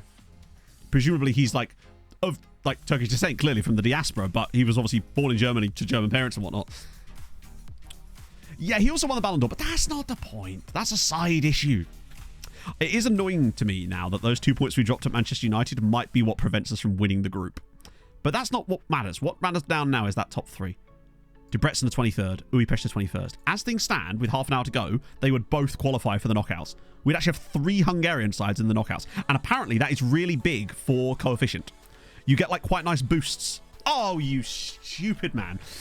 Well, this is why we need Alexis Yamin. Because occasionally, Thomas Velasquez is going to do that. Yeah, well, sorry, Texie. You're going to have to suffer here. So Yamin will come in now. Ah, dear. To be fair, it's been a while since he's absolutely murked someone. So we'll let him off on that one. As long as we don't lose. Tex-Mex does have international caps. Yeah, he's killing it on pretty much all levels now. Oh, it's that one. It's so close. If they somehow qualify with 7 points. Oh, hang on. Something's happened. Schalke have scored. There's literally one spot in it. As things stand, they could potentially go through with 7 points. Come on. Sneak them in there. Because at the moment, oh. Well, it looks like we're going to see this out with the 10 men. And another good victory. Oh, here we go. Go on, Darla. Slip him through. That's a poor touch, actually. Target man. I don't know. My issue with target men is a lot of the time, I like what they do from the target man-y stuff. It's just everything else. I find them a bit immobile. The only way I'd probably get away with it is if we could find one that was stupidly fast as well. Like basically Erling Haaland. And none of our players really have the right mind. They don't really have the right setup for target man. Labros is probably the closest. Valev, yeah, we need a Valev or an Anil Karatsa. It's 7-1 to Chelsea, by the way. Ferencváros getting absolutely tanked. Well, we've won. And I think we did well. Possession was solid. We got the win. That's what matters. We're not going to win the group or anything because I'm an idiot. But double hat. Oh, they didn't, did they? They really are rubbish, aren't they? Hey, Casper. Only first touch and strength. Yeah, true. So Debrecen lose 3-0. They got a red card anyway. Rayton Jr. Thank you for the 22 months. Favorite attributes? It totally depends, Cookie, on which player, honestly. Because what I want on a goalkeeper is not going to be the same for what I want in a striker, you know. Velasquez would be a serial killer. Oh, yeah, for sure. Did City lose again? Oh, no, they actually did win a game. Well, hey, they're still done, but they did win a game. That was City's first win, by the way, in the Champions League group. Traits of the fight. Yeah, I don't like traits. I find traits limit players more than anything with the way the match engine works. So we come third this year. Oh, it's so annoying, though. Those 2 points dropped to Manchester United would have won us the group. But Újpest are through. They lost 3-0, but they are through. Yeah, we're actually trying that today, Casper. We've actually sacked our head of youth development, so we're going to give that a go over the next few seasons and see what happens. But did Debrecen get it? Yes! Debrecen qualify for the knockouts with 7 points. 2 Hungarian sides through to the knockouts of the champion. Sorry, 3 sides through. And then there's just at the very bottom here, Ferencváros with 2 points. Like, if Debrecen are outscoring you in the Champions League by 5 points, Ferencváros, take a long, hard look at yourself. I don't know if he's made a video about it. It's a Twitter post is what I saw. Go look at Reading's guy. I don't think Reading will even have any staff in this game, honestly. No. Oh, the tiebreaker is going to be probably nothing. My guess is the tiebreaker for them is actually nothing. Because they probably would not play each other. Yeah, they've actually got it on goal difference. Which is nice. Yeah, the method is literally just sack it. Yeah. I mean, obviously, I want to see, at this point, really we're not going to see any negative effects from doing it, so we might as well. So that's the reason I'm kind of going for it. Locked out massive? Maybe so. But you know what? Fuck it. Yeah. I'm in a position where there's no harm in us trying it out as well. But it would be weird if all of a sudden we started getting good youth intakes too. Yeah, Valia is very good. I mean, Christ. 57 million they paid Lazio for him.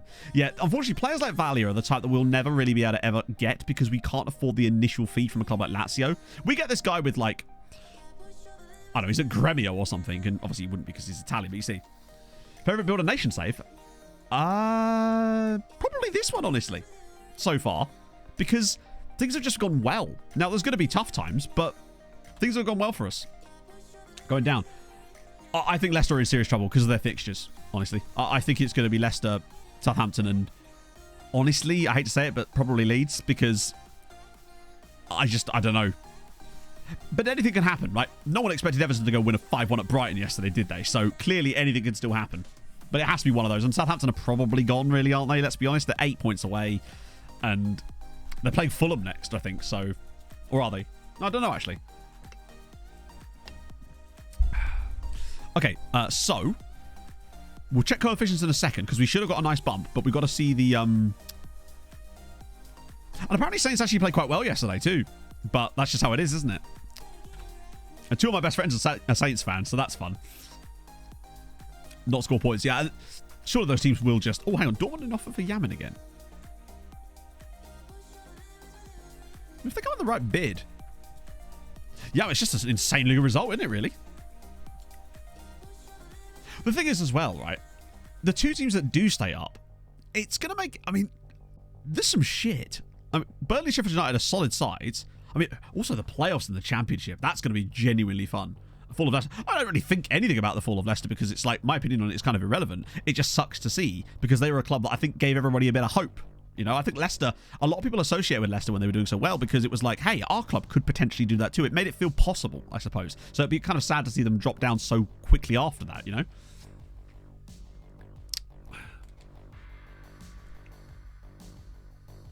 Do you know if there's a train coming? Yeah, oh, yeah, it's a shame. Soon.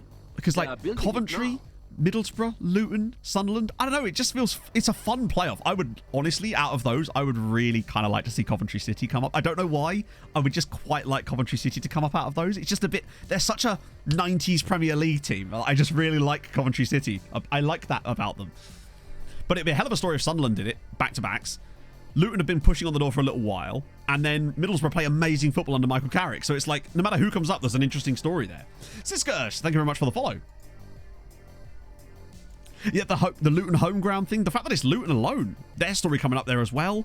It's just, there's so many cool stories. And Pelly Ruddock, yeah, because he'd have played in all 5 divisions with the same side, which is mental. He's just looking at the away days. So what have we got? Molfeovar against Rapid Vienne and Kekschmet Monaco. They're already both qualified, basically, though, aren't they? Yeah, 11 points and 11 points. So they aren't going to lose this from here. Not really, Folsha, because they won't spend it properly and they have money. So, like, think about how... I don't have that much cash. We've got 60 million in the bank, but donating that money to another club isn't going to have the effect that you'd think it would have, which is what we... Yeah. If they spent it well, then fine, but they just don't. They're reversing their way back up, Mongol. Notts County win. Yeah, I saw the winner. It looked like a bit of a weak attempt at saving it from the keeper, honestly. I thought there was a deflection on it or something from the player in front of the goal, but I looked at this again, it was just a goal. So maybe he could have done a bit better. But I feel like I think now they'll go in for it. They will sweep it from now on. I think that was their opportunity to go out, so to speak. Better than last year? Yeah, they will. Which is why it's still better to like let them have their money that they earn and then they'll spend it semi-wisely, but then keep them pumped up with the loan farm players at the same time. So Yamin, new contract there. He's signed for Dortmund. I'm not letting that happen now. I just didn't think 52 million is too little for a player of this kind of quality for me. And I don't think we needed to make the deal. And LMS with a new contract too, which is nice. And Darla with even more reason to keep some of these players back. Like, we've lost a lot of good players here. City will do the treble. Probably. Honestly, yeah. I think they probably will. Ajax have offered a contract to Radojcic. That's a shame. Let me just try and offer him out. Let me try this. Let me just offer him to Újpest. See if they fancy it. Because this is one of the things I've been... To stop us from losing these guys to other nations. That's something we need to start looking in. Santos playing time. Shit, we did, yeah. It's the same day still, isn't it? So let's see if this works. Wait, squad play? Oh, agreed playing time, yeah. So, regular star. Let's see. And then we get this shite. There we go. Oh, I see. So it's just a kind of a box ticking exercise. You just click the one button and they're happy with it. Right, good shout. Good to know that for the future, actually. If we ever find ourselves that again. For player. What would you say makes a good player if you can give it a go? So like I said, I don't care about Cookie. It will depend entirely on what player I'm looking for. There isn't like one factor I'm looking for in a player because... Well, they're actually bidding! Wait, hang on. Can I... Oh. Good. That went well. So, okay, it's annoying, but it proves that we can actually do that. And we need to start doing that sooner in the windows. Which means actually now would be a good time to actually look at the players that are out on loan and see whose contracts are expiring so we can offer them out now. Maybe try and get them some deals. Really cheap, obviously. To the clubs they're currently at. This would be a good way of doing this, I think. He leaves 6 months. Yeah, it's a shame. What you say? It's certainly an option. Yeah. Right. So we want. Let me just do the loan farm view because it's got. No, hang on. Yeah, actually, that's what I want. I want their contract expiry. So we got these guys here. Can you mass? No, you can't. Can you? You can't mass offer them out to. How do you prove the youth intake? Luck. Honestly, there's loads of best practices, none of which I seem to have made much difference, honestly. Yeah, we have to do this one by one, aren't we? For these guys. But at the very least... So I tell the swamp donkey to sack it before I give her a tonk in a tradesman's entrance. But the only club they can be offered to is the club they're currently at, so it does save you some time. Outward, good. Thank you very much for the follow. Donzolo would work. Oh, we have a Belarusian lad for a little while now, actually. So I think if I just set that to 0, and the target should automatically be set to Kishvarda. Now, obviously, they might not always want to go to clubs like Kishvarda. Yeah, here's the thing you just don't most of the time. Koto. I've got to stop. That's like a force of habit there going to that other screen. We've just got to trust the process. Even if a couple of these guys find moves off the back of this, Churio would be a fun one. Now, obviously, whether they can afford some of these is a different matter. They might not be able to get all of them. But yeah, as for things I look for in players, it will just heavily depend on whichever player I'm looking at. And I want a good personality if I can. But again, it's not the be all and end all. If I find an outrageous player and they've got a slightly bad personality, I'm still signing them. Got quite a few of these. Hang on, wait. Wait, I've got an idea. Because they're all on loan, which means the only club they can be offered to is the club they're currently at. Ergo, the only thing we wouldn't be able to control from this is the value. So we might have to negotiate with them. But when they come in with a bid, I can just put it down to 0. Right, let's try this. Because basically, the issue with these guys is I can't extend their contracts because they want too much money. Like, I don't want to put a random loanee guy who's got a couple of international caps on like £30,000 a week, unless they're actually decent. So we'll offer these clubs for transfer. Players setting your staff responsibilities. Let's see. If you just get a couple of bites here, this would be fascinating. Speaking of, 9-2? Kexmet beat Monaco. It's a tale of two halves. Hajduk Split put 9 goals past Dunajsk Strela without a red card. But also Kexmet 1, Monaco 0. And Molfevar lost to Rapid Vienna.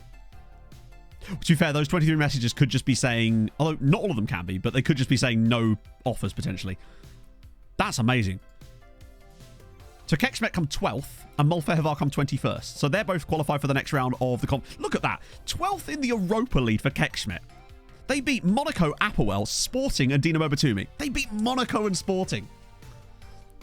Yeah, this is the thing down here. That's the better way of knowing. So, not willing to make an offer. That's fine. Decline to make an offer. Decline to make an offer.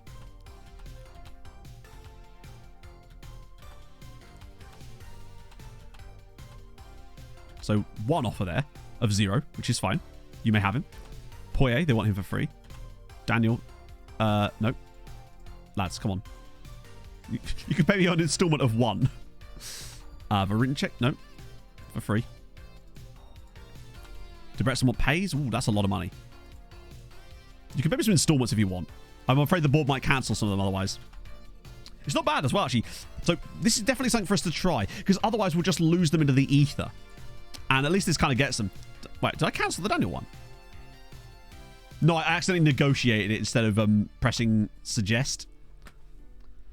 So that's... Oh, Tony May. Is that the guy at... presumably he was at Hajduk, right? Oh, we're now rich again. That's... How are we now rich again? We've got less money than we did before. I swear that seems to change on the fly. Tony Majic. Oh, he's a 29-year-old. Holy shit. He must be one of the youngest real players left in the save. I just spat everywhere. He's a decent player. I mean, he's got 14 goals. He's got 19 games in 14... Sorry, 19 goals in 14 games for Hajduk Split this season. Also, that's quite a journey. Going from Dinamo Zagreb to Hajduk Split on a free transfer and absolutely killing it. Oh, that's got to hurt. Record for clean sheets. Really? Oh, I hadn't even noticed that. That face when you don't notice that you've gone 8 games without conceding. Right, now they're back in.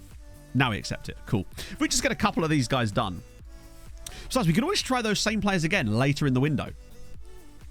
It does annoy... It's a little bit annoying, the fact that we could have had Radojicic back out.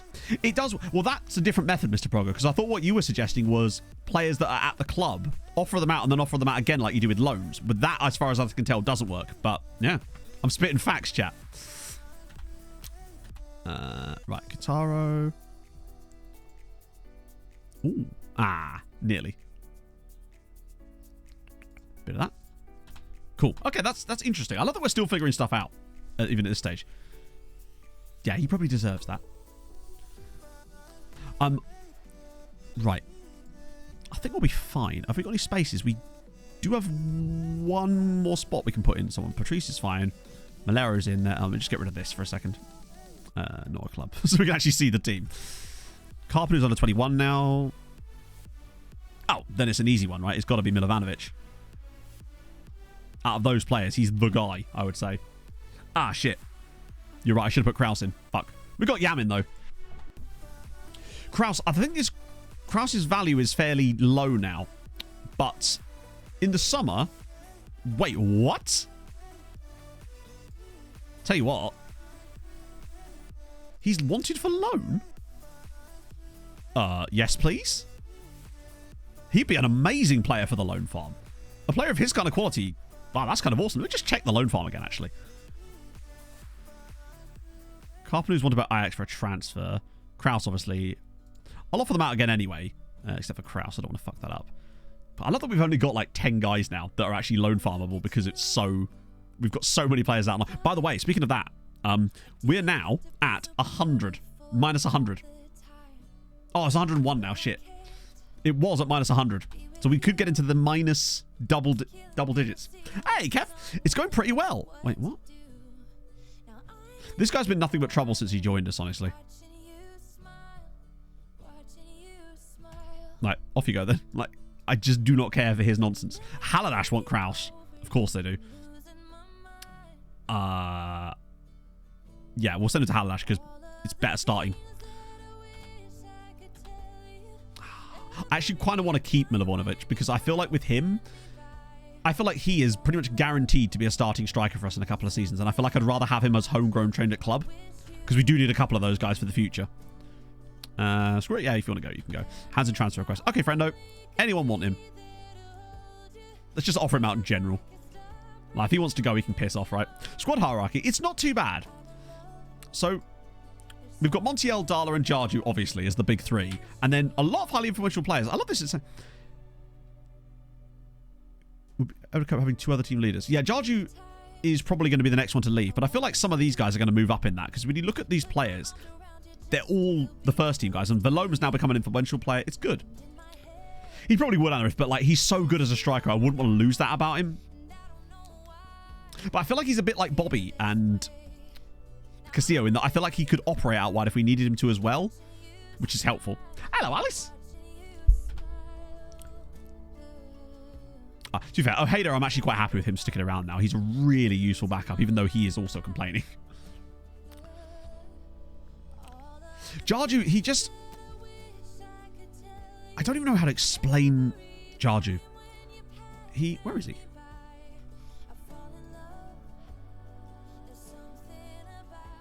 Like, he's still only 32. Nearly 100 caps for the Gambia. For the fact that he was a free transfer and he's now been at MTK for 14 years is really impressive. And he has been a bit of a meme, obviously. But the fact is, man has still put in a solid number of performances every single year. He's very much in spite of his attributes. Like, look at his rating. He's just so consistent. And the thing I love about Jarju is that we can either play him as either of these roles, centre-back or left-back. He covers so many bases for us when we desperately need him in the league. To the point where, honestly, I would be tempted to extend his contract again.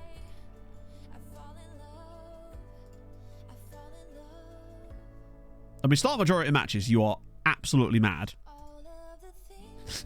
There we go. Ball playing defender, literally not a position we use.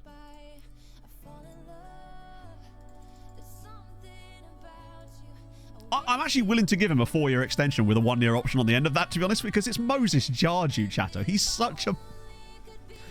I just want to keep him, you know? We need that kind of leader at the club, despite the fact that he's never once done any leading. We do have the money for that, right? Contracts. Oh, Jesus. We're getting a bit low on that as well. Yeah.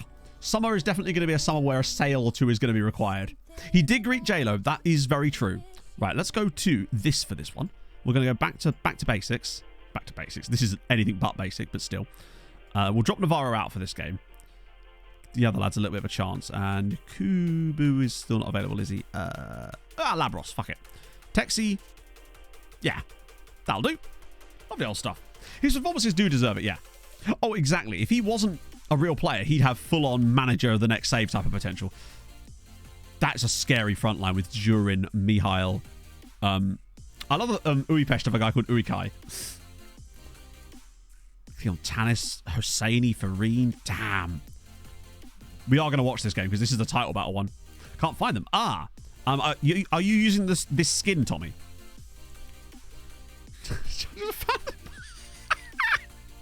Oh no! Shit. Nearly pressed instant result there. That would have been bad. Let's see. Does he have star factories? He's only 32, so he's not really at the stage yet where he's even thinking about retiring. Particularly not if he signs that 4-year extension. Holy shit. Do we want enough options there? I have to remember as well that for the next Champions League game, Velasquez can play. We didn't look at the bloody coefficients. On FM22, we're shooting the same. But do you have the same skin that I'm using? Because there is an FM22 version of the skin. That was my question. Are you using the skin I'm using? Because with the bookmarks, that's part of the skin, not a part of the base game. Well, the bookmarks are, but the ability to see them down the left side is part of the skin. I was expecting music there for some reason. I've got so associated with Uipest being in Champions League.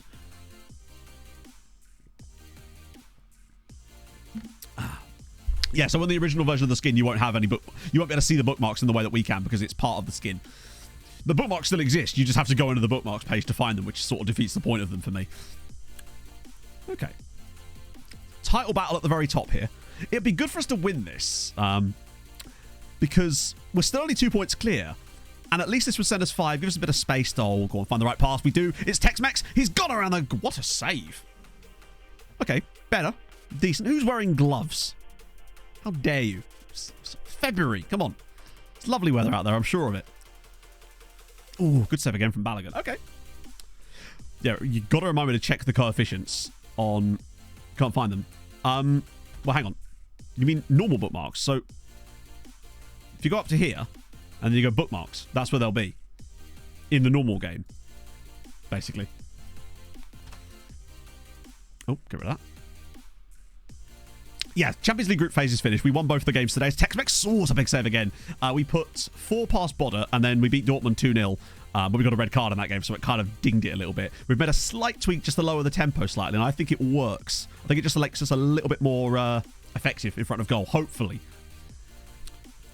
But we're looking good. We came 3rd in the group as well, and both Debrecen and Uipest qualified for the Champions League knockouts this season. So that's 3 Hungarian sides through. And I think that's the reason that Germany had that mad season, because they had 5 sides qualify. Even though most of them got knocked out immediately, you do seem to get a nice coefficient bump for just getting through a round.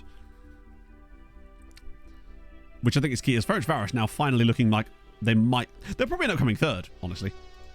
After all that, they'll probably still come 3rd.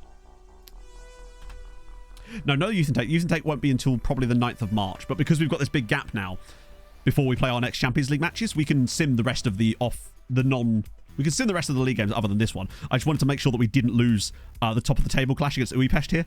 Although, good save. It could still happen.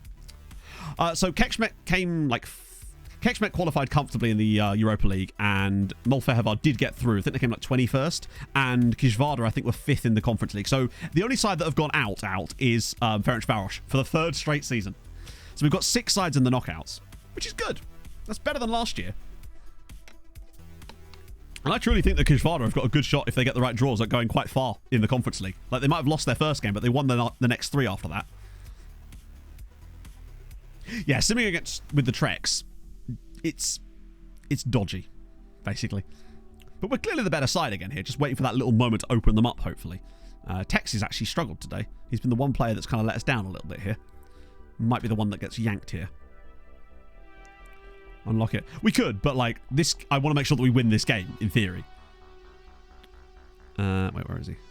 There, sorry. The way it hides all my treks. Let's bring Navarro in. He can actually play further up. That's more of a tactics incubator type of day. We got Skinner in. Skinner! And Yamin. Fuck it, since he's now staying. Budapest are genuinely just very good. But the gap between them and it's a 13-point gap between them and third. They've suddenly become much closer to us, and it's so cool. Texas Midnight Runners? God, look at them on the yellow cards they're getting. Are they us? I mean, in a way, they pretty much are us, aren't they? As opposed to 6 teams. It depends, because if you've only got 3 sides in Europe, then obviously, absolutely it is.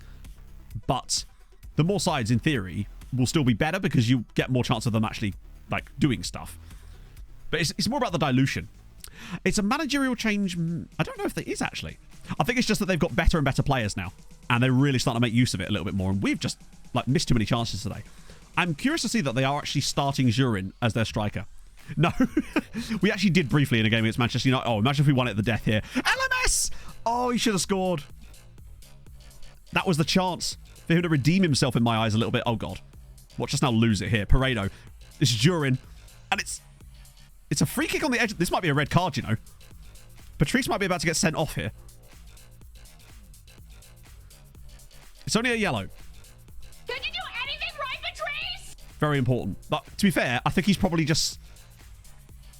This will probably go in. Who's taking this? Is this Ralph? It's Hosseini. 95th minute. To put Budapest back on top in the title race. Please no.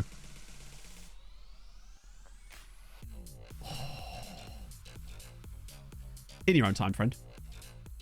What a save from Junior Portier. That is a genuinely enormous stop as far as the complex of our season goes. We lose that there, and actually, there's a real chance that we don't win the league this season. But fuck me. Well done, Junior. So, the only time that it's happened where we've not won a title upon establishing dominance was that one season in Norway when Tromsø lost the title to Molde, and we did not get sacked. So, but it was bloody close. I want them to be competitive. I just don't want them to be too competitive so that we can actually still win the league. That's very important for us. But that being said, if we were to find a way to...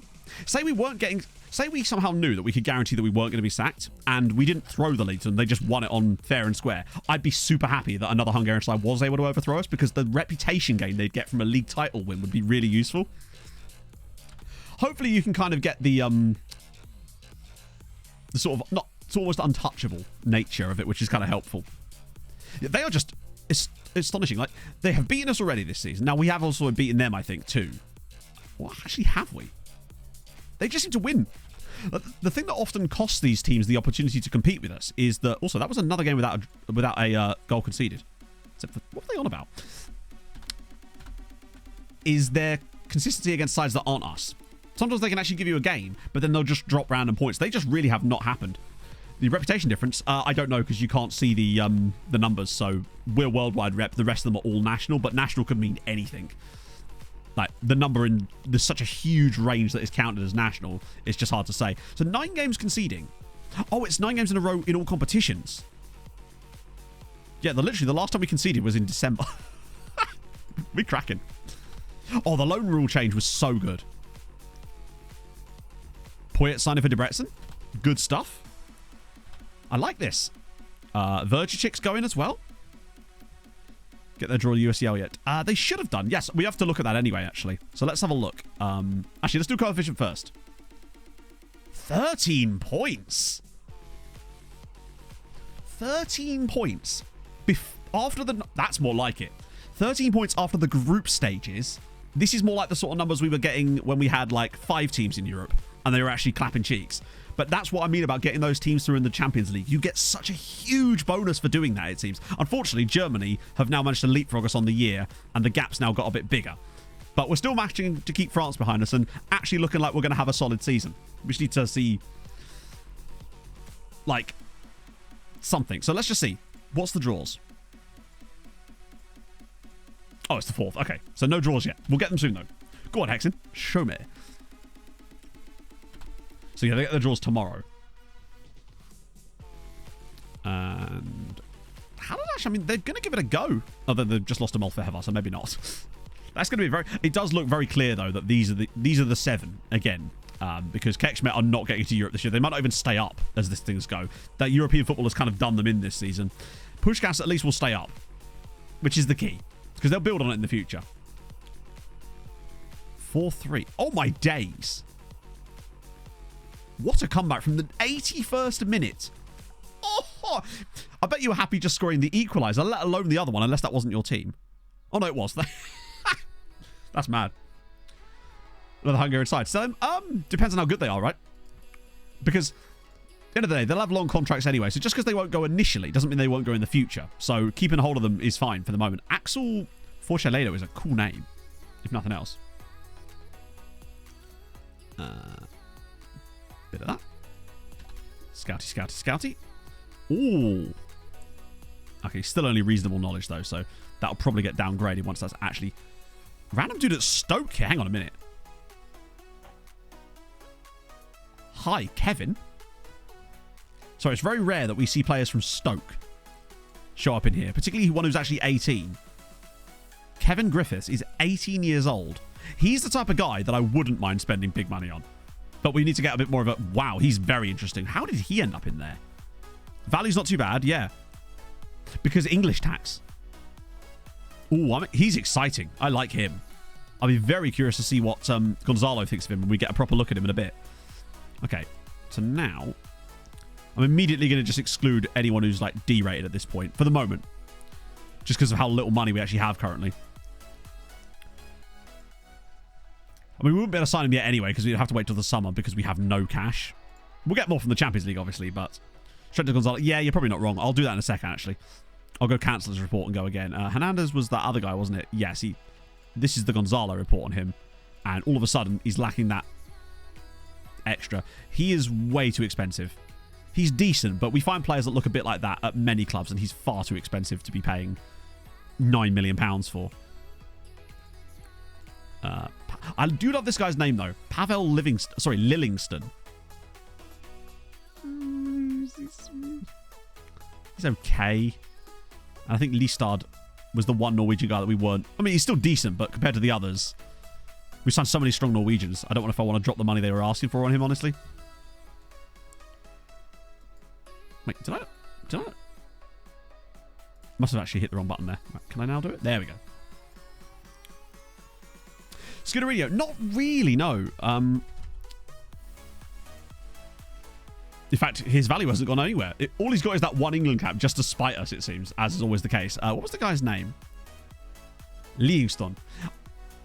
I don't know, because it's Argentinian Spanish, isn't it? And isn't that pronounced slightly differently with L's? I thought that L sound was only for continental Spanish. Kevin Griffiths, that's the guy.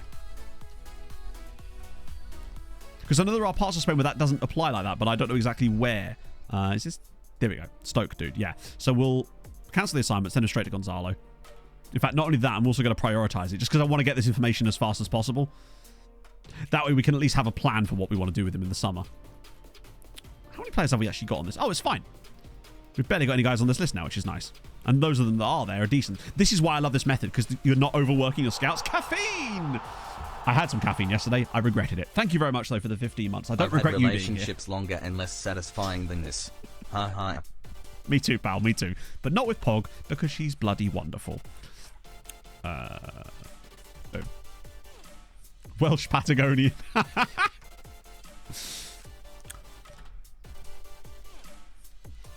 Yeah, otherwise I suppose it would be Alexis McAllister. So Daniel is going to jury. Cool. A couple of these cheeky deals. They're going to have to pay me £1,000 for the privilege. And jury are getting... Spartacus might finally get up. They find a way not to. And Szeged in the battle too. It'd be nice if Szeged could finally get in the top flight. Intake is looking trash.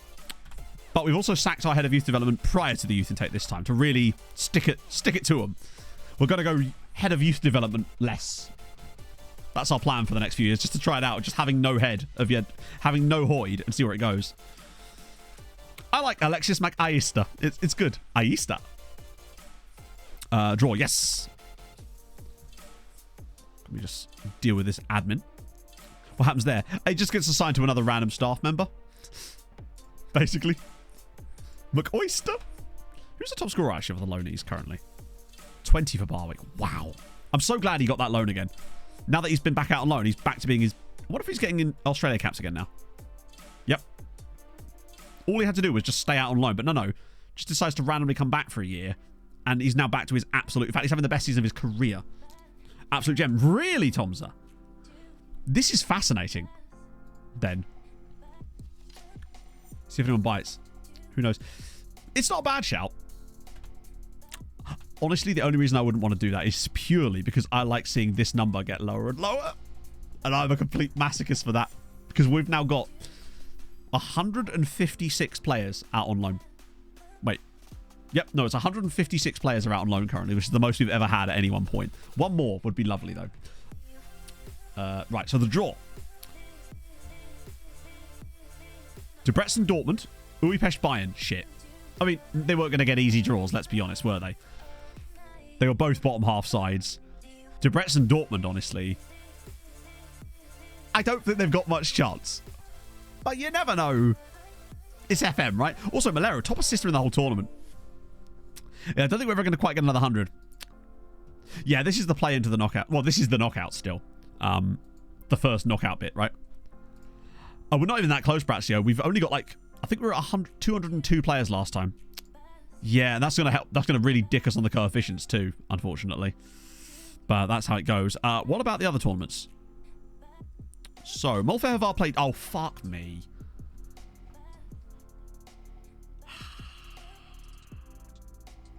Molfehavar will play Newcastle. And Besiktas Kecskmet. That doesn't feel like a great one either. 24th, actually. Hey, look. One of their wins was against Kecskmet. They're both going out in that round. Mark my words. Both gone in that round. Following Pog around saying he's done well. That is true. You'll have to find us first. We don't go to Cambridge that often. Well, Pog does because she works there. But what about... Oh, they're not there, are they? Because they get to bypass around. This doesn't change coefficients, does it? No. Okay. Don't know why it would do. Okay. Those draws are not ideal. Yeah, 19 goals. He's actually quite a decent striker, but he's a real player as well, which is the maddest thing about it. Oh, hang on. Oh, yes. We're into Argentina now. Carlos Rosales. Now we're talking. Wait, we're already getting a scout report on him, aren't we? Because we'll just get another one. In fact, there's also this guy, Lucas Ramos. They're both DMs. Okay. This is more like it. Now we've reached the South American part of the scouting reports. This is about to get feisty, I would say. Highest wage in the save at any club. Yeah, it is actually possible. Because we can go to the scouting center, just remove all the... Not scouting center, sorry, player search. And then just clear everything and then just sort by wages. Now, I don't know if there's a thing where you can't see some players' wages or not. But regardless, most of the players that are, you know, going to be earning that kind of money, they'll appear. So let's have a little look. Be curious to see how many players there are in the database too, actually, while we're here. So 102,000. All right. Contract. Highest paid contract. What do you reckon, actually, chat, while we're here? I reckon 600 grand. There's got to be a couple of guys on 600 grand. Mbappe's contract is probably not as much as it was before. I've seen it over 1 million. I think 650 is probably not a bad shout. And they'll all be in Spain. I imagine most of the top 10 to 15 will all be in Spain. And then like with a few Manchester City dotted in there. Clodoaldo is a very interesting name as well. Right, what we got? 675 grand. Look, Spain, Spain, Spain, Spain, Spain, Spain. PSG, Spain, Spain, Spain, Spain, Spain, Spain. It's always Spain. They really do have to look at the wage stuff in Spain. Because of the top 26 players, only 2 of them are not in Spain. There's Musiala at PSG on £450,000 a week, and then the highest paid player in English football is Daniel Andrews at £350,000 a week. But yeah, Miguel Gutierrez at Atletico of all places. Holy shit. He's the highest paid player in the world. He's literally being released on a free transfer. Just think of what a... 300 to 400,000 pounds a week. You, sir, may fuck off. That's extraordinary. Why would they do that? It's basically Spanish wages are just a bit mucked up in FM. They have been for the last couple of years. I think it's something to do with the fact that Spanish clubs seem to have this weird preponderance of giving players really large yearly wage rises. And if they have a long contract and the league isn't turned on, they just stay there getting more and more money. So they've got like a 20% wage rise. And they're compounding interest for days. Rosario Central? Oh, no. Oh, this is the first team. That's fine. Yeah, his annual wage increase must just be yes, basically. Or certainly what it feels like. That was a great look-up. I'm glad we did that. Did it on a recruitment meeting. Said no one. What? Okay, this is interesting. We haven't had any takeover rumors for a while because we've got our new owner, Joe LeBeau. But, okay, fascinating. Don't... Oh, God. Oh, this isn't where I park my car. Joe's had enough of my shit, apparently. Quiddy, thank you for the follow. No money from... Yeah. Oh, hang on. So new contract for Jarju. So now he's going to be here for the next... He's going to be here till he's 36. Yeah, Benger getting in there. We want... Yeah, that'll be it. We could actually... Yeah, we could roleplay it as Beng. It didn't say... Does it normally mention a tycoon there, or does it not do that until later, potentially? Oh, hello. Ferencvaros have just spent £3.2 million on Mate Stanescu. Oh, my days. Yeah, this is the kind of stuff. They're building a great team here. Eventually, I think they're going to come good. It's just...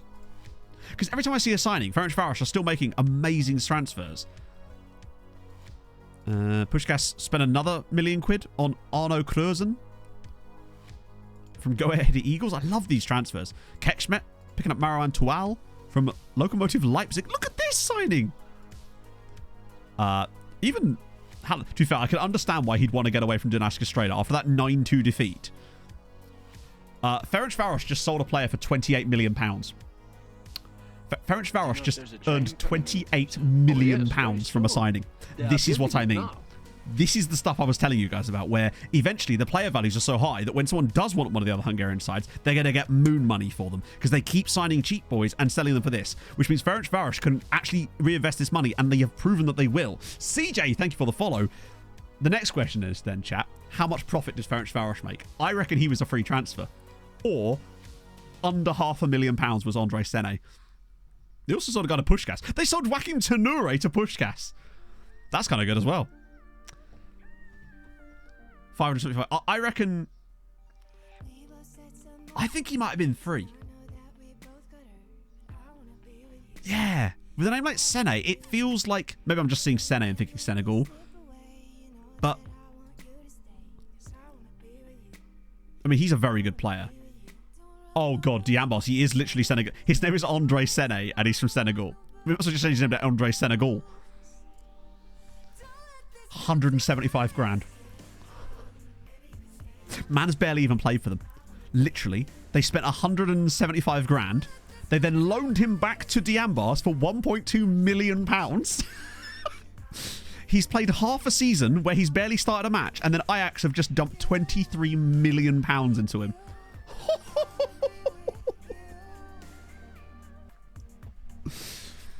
Yeah, he's one of the ones that slipped through the net for us. Mad. Was he the next journalist guy? Oh, you're right. That's amazing. Because now, Ferencvaros have got 37 million in the bank, which is kind of mad. Jesus Christ. They are doing... That's the kind of transfers you'd love to see. Oh. Rosario Central? Oh, no. Franco Barra, though. If we could just find a guy called Cappy Barra. Who is the hot prospect, actually? It is Salim Mejahed. Oh, he's a new guy. He's on loan at Metz. The fact that they're loaning players to French clubs. So, yeah, they spent £1.3 million. This is a really clever strategy that they've got. Because notice what they're doing. They're signing a player for £1.3 million and then getting a loan deal which covers the cost of the original transfer. They are playing, like, chess while we're playing checkers here. Oh.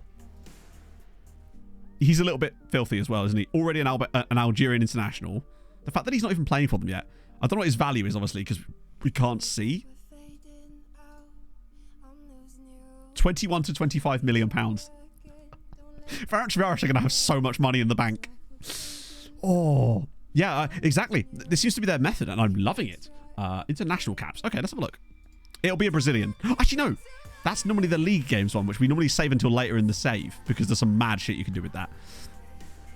So international caps. Actually, I'll just add it to this screen because who cares? International caps. And it is Aurelian Chouameni, actually, with 178 international caps. Oh. Exactly, they just fall into a bigger net. And it's not like Pushkas aren't doing this stuff too. Some of their signings, Budapest are doing this. This is, yeah, Yunus Musa on the same. Presumably that's for the States, right? Or is he declared for... No, yeah. World-class midfielder. Musiala for Germany. Yeah, it will be for... What the fuck? 170 caps for Germany is absolutely insane. FM always massively inflates the number of international caps that you get for players. Just... Although, yeah. Any amateur.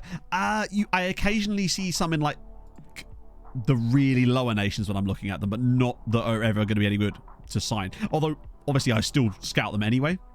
So the biggest things that have happened today, Bill, is that Ferencváros just sold a guy for £28 million or some shit. Technically, it's 23 rising. So there's that. We've won both our Champions League matches.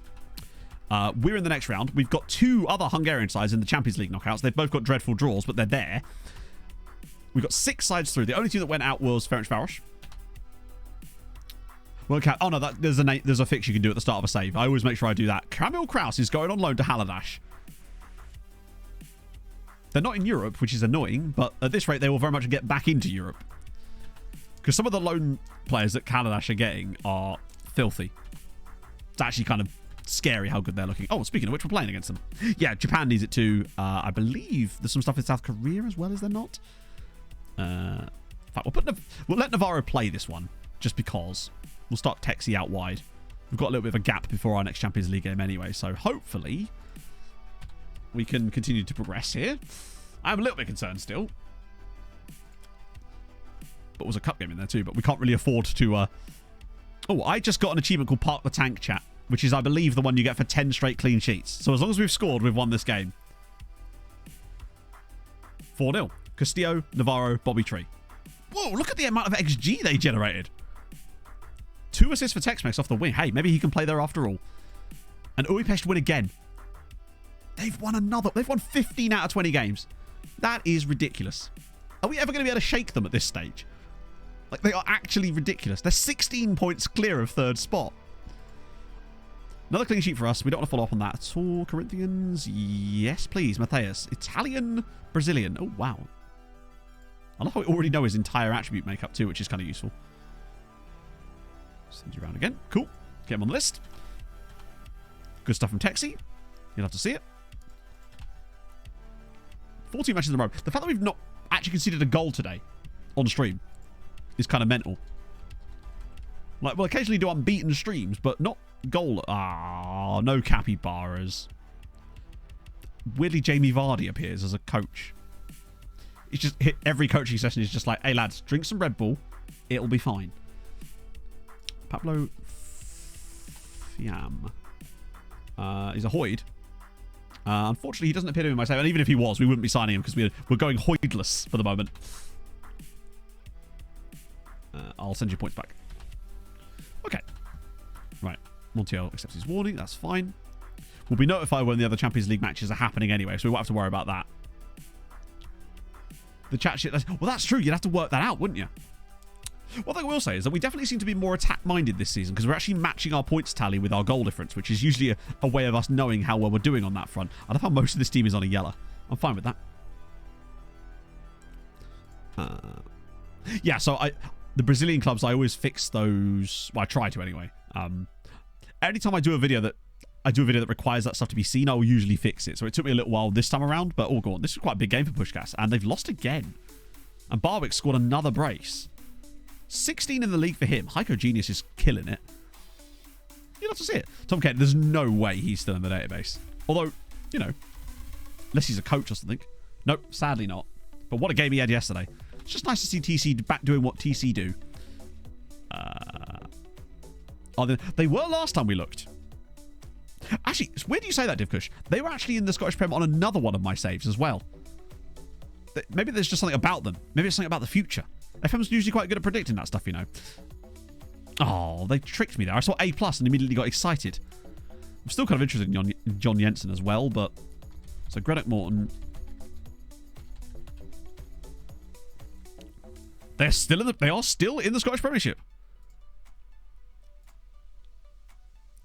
That means they stayed up as well. Oh. I think they're going to be knocking on the door in a couple of seasons, it would seem. Because, like...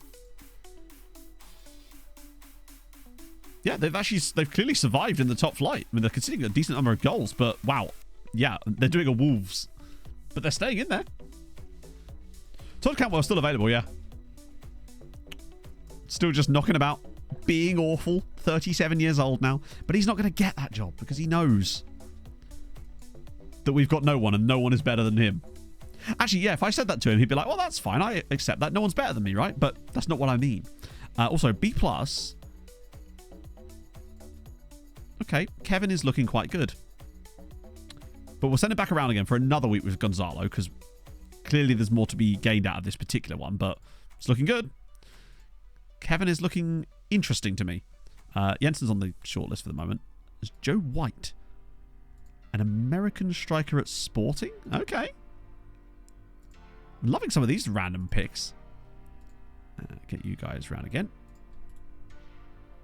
We already apparently know all about Matthias. Diakite, I think we obviously decided no on him. Damn, he's actually not bad. I think there was a reason I didn't sign him. I can't remember what it was. I think he wouldn't sign for straight away. Matthias. All right, B-. I want Gonzalo. Unless it was Gonzalo by any chance. No, it's Paul Goldrick. Thank you, Kevin. Thank you for noticing my noticing. I'll cancel that. Oh, it's because it's... Yeah. It's because it's that report that... Sometimes what will happen is when you get those team reports, you'll notice that it will say like 0 days scouted, and it's because they've already decided to scout them on your behalf, which is usually a good sign that the player is decent. How can you be unhappy? They're doing well, aren't they? I thought they were like second place in that division. They are. Damn, that is a title. Oh, Seged. They're losing it. One of these days, they'll get it. Hoidless Norseman. Exactly. Hoidless Norseman. Bit of that. Okay, cool. Aguilar scores again. Cool. Offer out transfer again. We could try. I mean, we've got a few days left of the window, and it does feel like the activity ramps up. So let's just do that same thing again, right? Not at club. Sort by contract expiry. Just select anyone who hasn't really got transfer listed on them, basically. You never know, right? I don't want to accidentally go too far here. Daquinho. He's actually wanted now. Nielsen Jr., so that's a sign. You're already transferring, Noj, and you're literally at the club already. Okay. Let's try this again. Transfer off to clubs, for transfer, boom. Third top scorer in the second division from Ajax. Wait, what?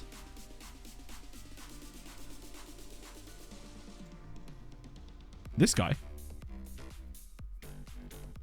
Oh, Ica. Easy mistake to make, though. Champions League 4. It's the third season, Mickey. I believe that that's where it happens. See if this did. I don't think that worked. I think it seems very much a case of the ones that you get are the ones that you get.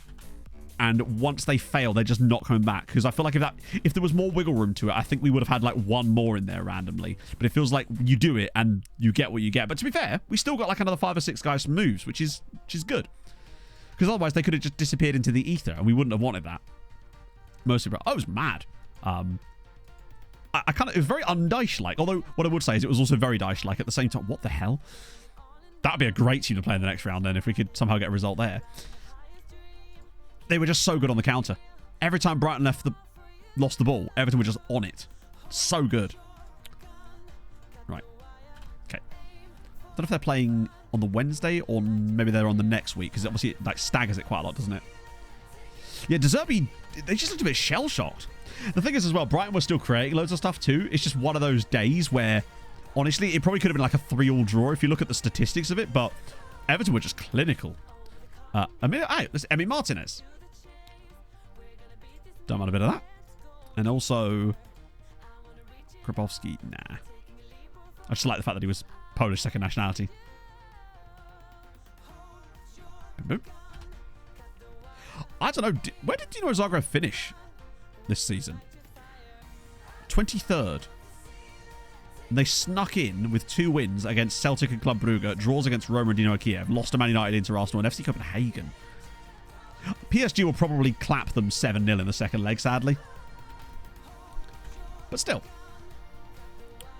Yeah, I mean, I really do hope that Brighton still get into Europe, though.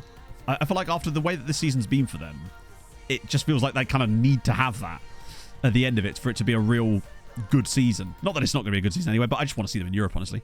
Also, do you reckon West Ham are going to win the Conference League? Because it does...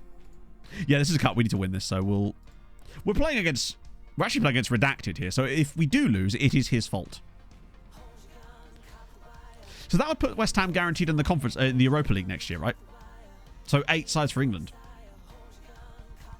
Who is Redacted? We'll never know. 5-0. Navarro. Patrice grabs a brace. 4th. I don't know if I mean, to be fair, at the end of the day, I don't believe any of this kind of deserving this or deserving that. At the end of the day, you deserve what you get in terms of points for the most part, right? That's why the season is played over 38 games. If they get 4th place, they deserve 4th place. But I don't think they will. I think they're just simply other... I don't think they're going to be... They've got some very tough games, have they not? It'll be RZ. I mean... Okay, so that's Milan out. Lyon. Oh, look at that draw there. Oh, I'd love to play the winner of FC Copenhagen and Lyon. Either you win or you don't. True. I mean, I feel like obviously you can deserve out of a single game, but I feel like over the full season, it kind of, that's why football is played over an entire year. You get a better idea of what you deserve over that kind of period. I could see Liverpool pipping Man United. They do not look good lately. Right, so Kekshmet Besiktas. Okay. Right. Okay, here we go. Besiktas and Kekshmet, and then there's Molfehavar Newcastle. I'm not feeling confident, although look at some of these teams here. Feyenoord and Olympiacos are only in... I mean, I still feel like Kijvarda have got a shot. I just really don't want to see both of our teams go out again in this round after doing so well in the groups. They seem to really get a bit fucky when it comes to the knockouts a lot of the time. So we'll play... Oh, God, we're playing Uipesh in the Cup again. If there's one team that will beat us in the Cup, it's definitely Uipesh. They've done it twice already. They've already won 2 cups in this save, which might also explain a little bit why they're doing better, because they're winning cups too, which is probably helping. Given the reputation... Hang on a minute. Do you think that part of the reason that Uipesh are able to do a little bit better as well is because they've won the cup twice in recent years, and the cup has the second highest cup competition reputation in the world behind the FA Cup in this save. So maybe winning them, the fact that they keep winning the cup is helping them grow as well in their reputation. That looks like another signing they've just made. Gopani. Let's just see if there's any new ones. Yep. French Varus signing him was the last thing we saw. Haladash have just spent 3 million quid on a guy. Why is that? I don't know why. It just seems to have been boosted massively throughout this save. Our league is going nowhere, but the cup is going very, very well.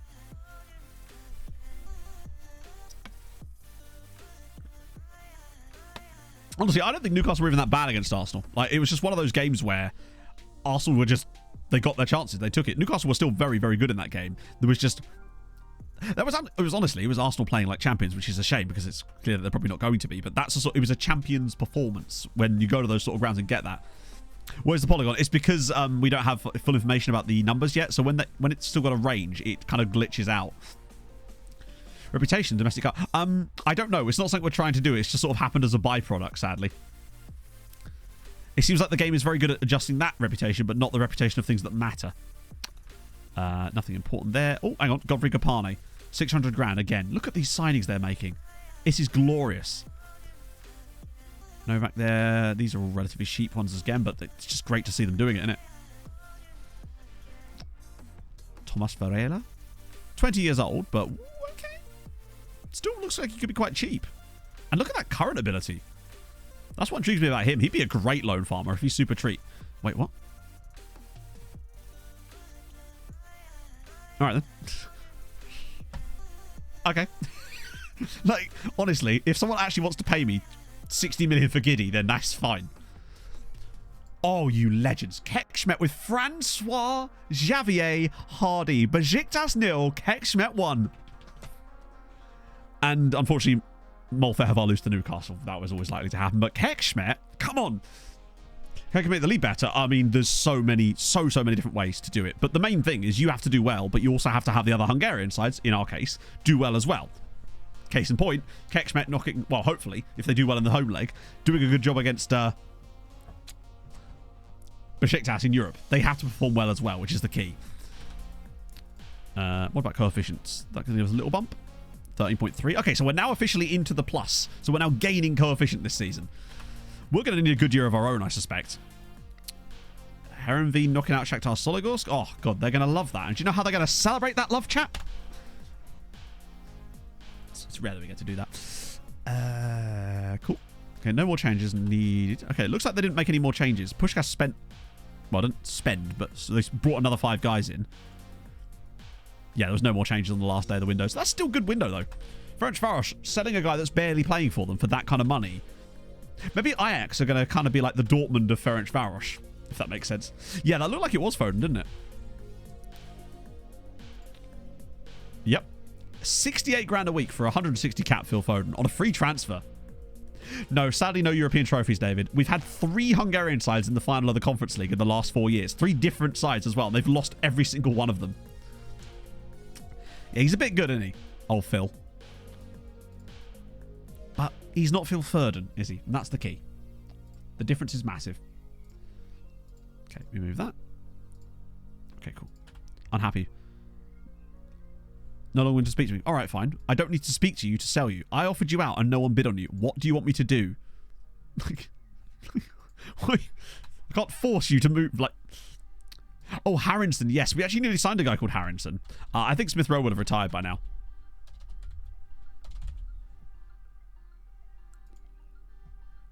Oh, no. He's actually only 35 and still at Arsenal. Although... he'd actually be... The thing is, he's 35, which would mean that'd be useless for us. But these are the sort of transfer... like, we need to be finding some guys like this that... Model citizen as well, which is kind of nice. Quick Wempery. Indeed, yes. The Wempery is unrivaled. What ranking? So currently... Arms up. Currently, we're sitting 5th.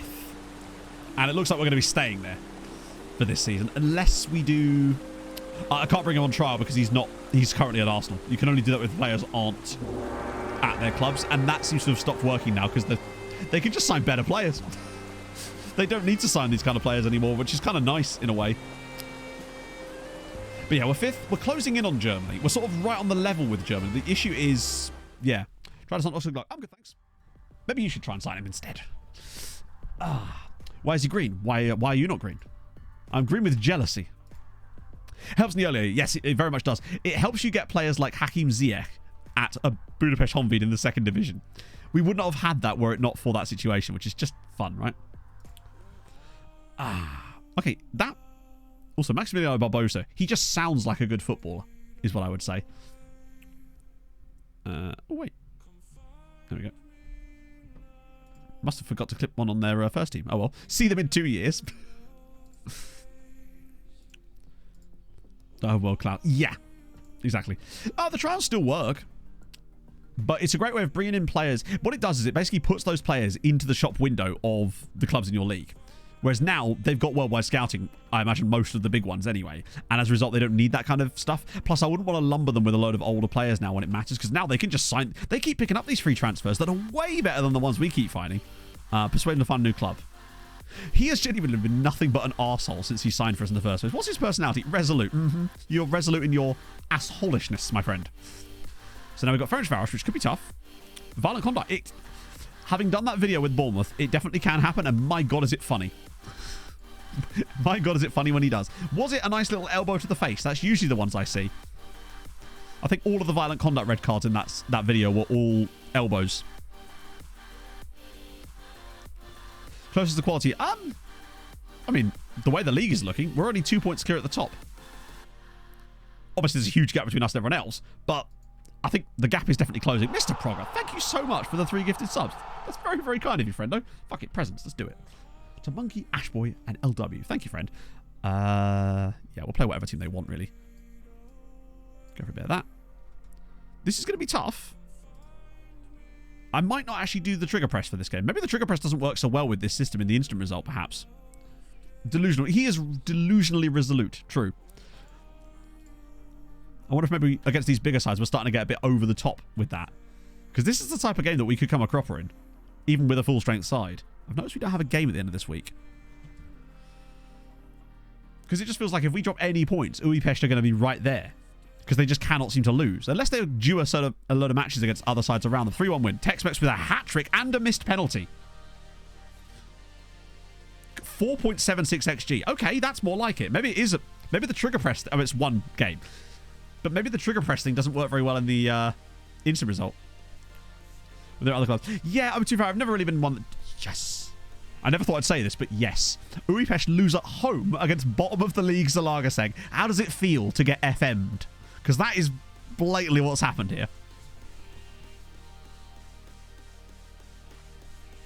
I mean, they still didn't deserve to lose. But that is funny as fuck.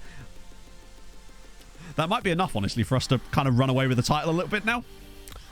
Thank God for that. Also, it's given Zalaegerszeg an actual chance at staying up.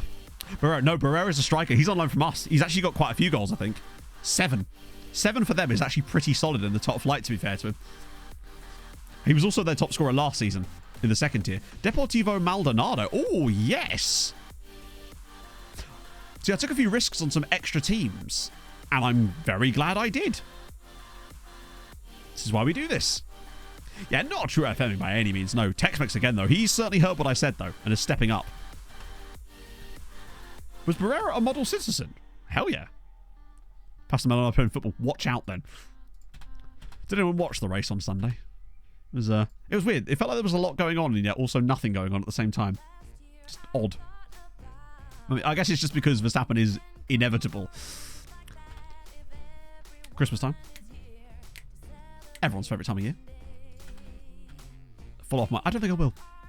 Got anyone under 19s as well? They actually do. Nicholas Abreu. I mean, basically, unless they have technical faults, they're going to win every race this season, aren't they? No one's going to do them on speed, unless there's some huge progression. Right. There's Hidalgo again. Yeah, you can see why I was very interested in bringing him in. And I probably still will be interested if we can sort the money situation out for the summer. Why am I... Oh, it's fucking Edgardo Fernandez, isn't it? It sucks when we... I mean, that's on us in a way. I say on us. On me. Just frustrating to see it. There's Kevin. Kevin is still reasonable. Okay, so we haven't got him fully scouted yet.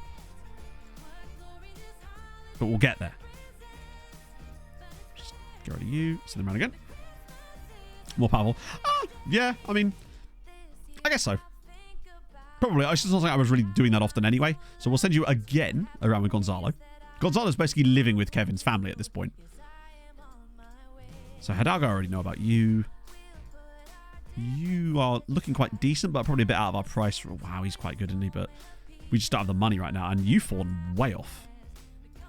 Okay, I'm glad we sent Gonzalo around for him. You're a D. You're a bit expensive. Good mentals, I suppose. No, sorry, good physicals. Rosales is okay, but I get it quite expensive. C. Griffiths. He'll take his last name. Okay, Kex-Met win again. That's good for them staying up at least. Halash. Oh, they've... God, that battle for third place is actually mad. Anyone from 3rd to 7th could still get in those spots. Well, I'm interested to see what... Because don't Aston Martin have an insane amount of wind tunnel time as a result of where they finished recently? So it'd be interesting to see if they can make any inroads. Despite them being on an amateur contract at their club and it was a full-time club. Yeah, I've seen that happen before. It's... I also find it funny when a player that's on an amateur club, the club will not let you. It's like they don't have a contract with you. You don't get to decide this. I'm enjoying Chad Alonso this season. Nicholas Gomez. Things like seeing Lance Stroll doing an overtake because he was watching the race. It's like, you're in 3rd, buddy. Like, he's just, it's so easy for him. It's just like, in 3rd, just watching the race on the big screen. How can he be unhappy? He's played 29 matches this season. How could you possibly be unhappy? Which position? That's mental.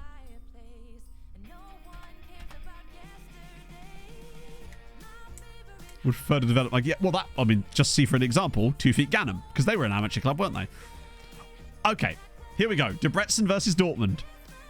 Come on. Imagine if they won the first leg or something. Oh. Rubbish. Lyon knock out FC Copenhagen. So, whoa, Milan nearly knocked out.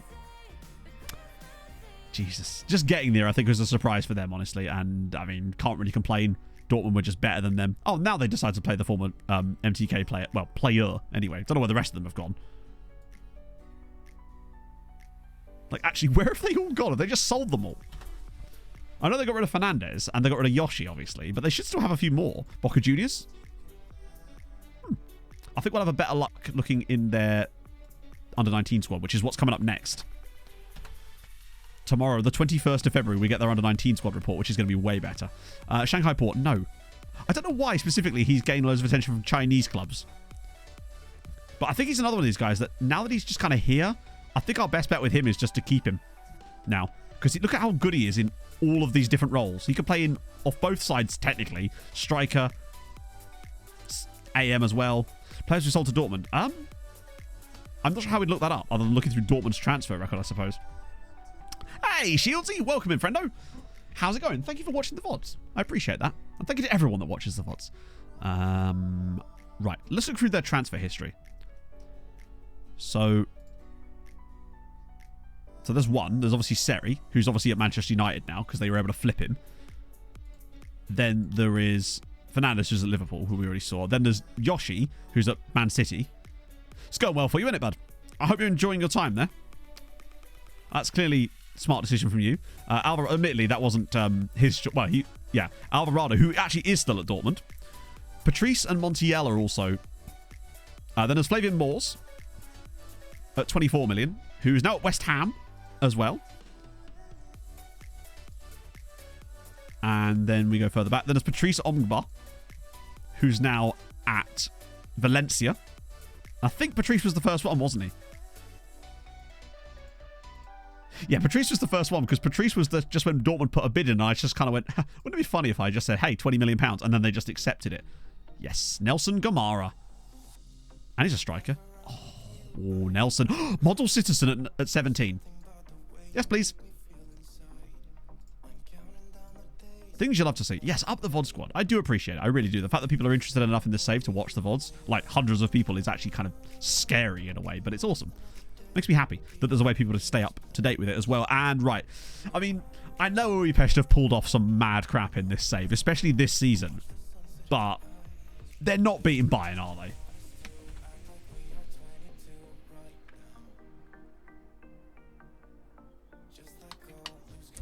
No, they're not. And unfortunately, that's just it. Also, Schalke being there is, yeah. No, the VODs are just on the second channel. It's just a YouTube channel. I mean, obviously you could subscribe to the channel, but it's free anyway, so. Yes, I'm sort of in the works on an agent video at the moment, but it's a collaborative agent video. Oh, no need to worry about that, Div. Please, like I said, always with these things, please never ever feel like you have to be subscribed to this channel. I really hope that's never the case. Like, just being here, just lurking, watching, even if you've never said a word in chat and you're just enjoying the streams, that's awesome. I've got this new stream analytics thing that I use after streams now, and I can actually see like the proper breakdown of like active chatters and all that sort of stuff, and it's fascinating. 77% on average is lurkers still, to give you an idea that I've never said a word in chat. Tom's, thank you for the follow. Rescue players from take immunity save. How do you mean, Jord? See our homes, isn't it? Yeah, the VOD channel is straight red card. If you do ! live in chat, it'll tell you. Hey, Fearbeard, you see that, but I know that you're not completely the King Lurker, Fearbeard, because it highlights you and says first time chatter when someone's a first time chatter, obviously. On my screen, anyway. Peeping Tom. Pick players from there. Could be a sub. I suppose, but I just feel like I don't like putting things behind paywalls. Essentially, this is why that I've never done exclusive Patreon content or anything like that, because I feel like I want stuff to be available for everyone. I feel like it should be an optional thing rather than, you know.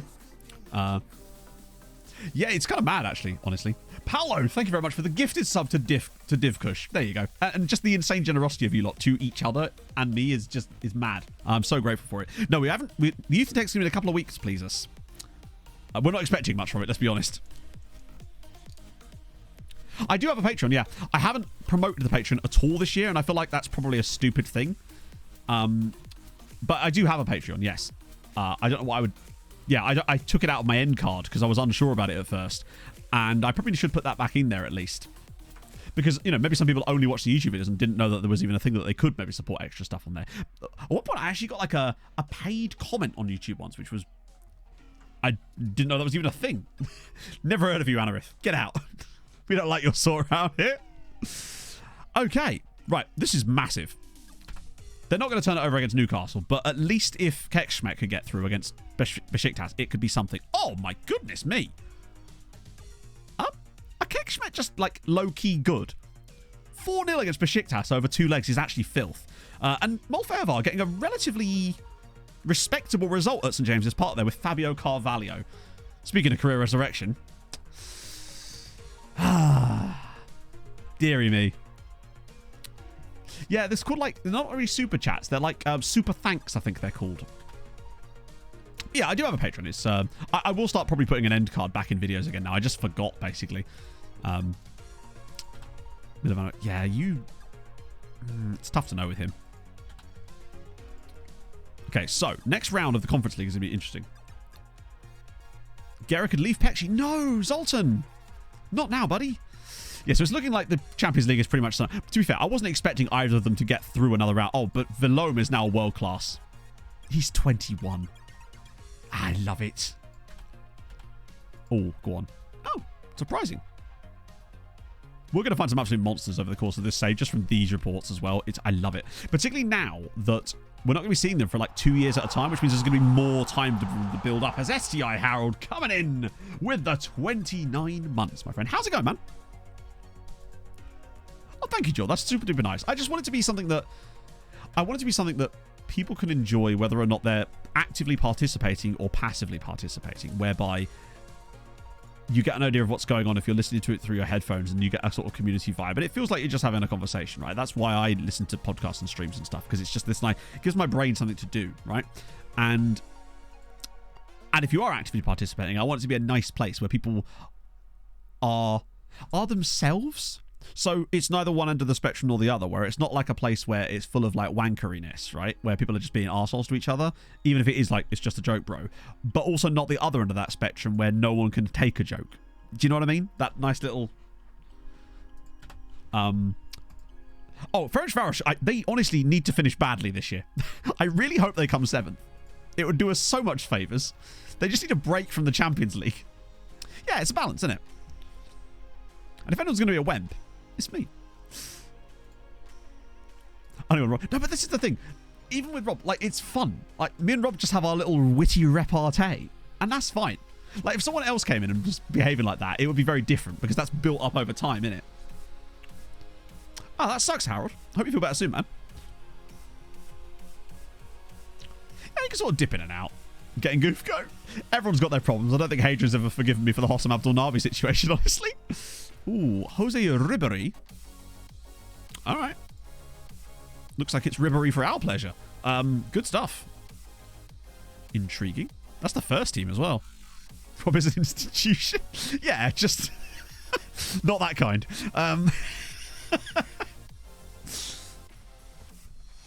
Yeah, he's back. He's been reunited with Yoshi. What more do you want, Chatto? And I realised that it's been a bit light on the content side of things on the main channel over the last like month, and that's just because I've had all these different ideas going on at the same time, plus I'm trying to work out something else at the moment, which, as I said, is a collaborative career resurrection, and things just take time to work, basically. But once I get in a position where I can actually pull some of these videos out, you're going to just be like bam, bam, bam, bam, bam, video. And then over the summer, Premier League years. That's the plan. You are so beautiful to me. Is Kevin done now? Kevin's done. Chat, our cookies are done. It's about bastard time. Still B+, which worries me. We weren't actually interested in, were we? We were just curious. Really? Oh, what are we up to these days? I also would hope that those of you that are lurking that have ever considered getting involved in chat aren't put off by these mugs. Loan farmers, we're at 156 loan farmers. Sorry, what I meant by that is minus 100. So in Europe, we've got... technically, everyone's still left in Europe at the moment. Oh, no. The only team that are actually out of Europe, technically, are Molfevar. We are mugs. Sad to say it, Marius. Do not take stay away.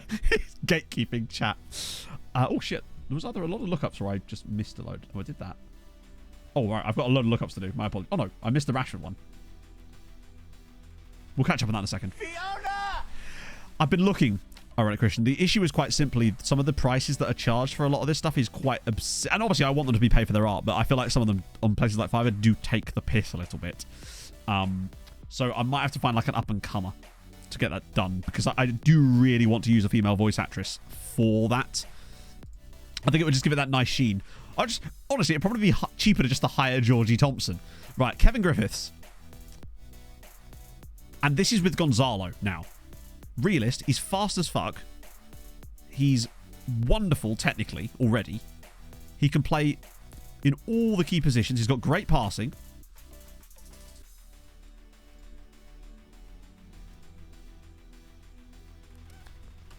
The wages are cheap. He's just a coward. There's the voice of a girl. You gonna let this stand, Hadrian? Man's mugging you off right there. Makes a skin, and now what? He does argues with officials, but he also runs with the ball through centre, which is... Now then, can I structure this? I won't need to, will I, really? We just... I kind of just want to... I feel like we should just sign him. We can't get him now anyway, so he won't join us immediately. Let's just... Plus, I can structure the deal. Hopefully. If Stoke will let me. Okay. So they want about 15, 16 million. Which is fine. I can do that. But what I'm actually going to do is offer them...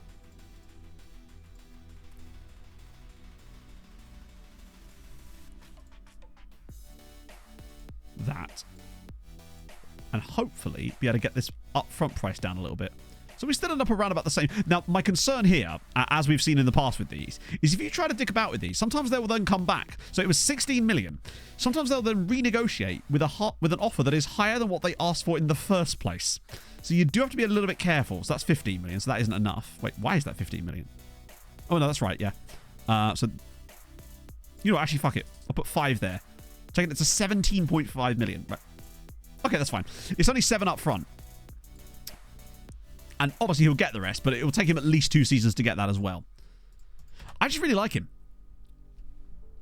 Extra skin if you run out. Bit worried about that with the weight loss, actually. That might well be the case for me too. Hopefully not. Right, we'll get rid of these.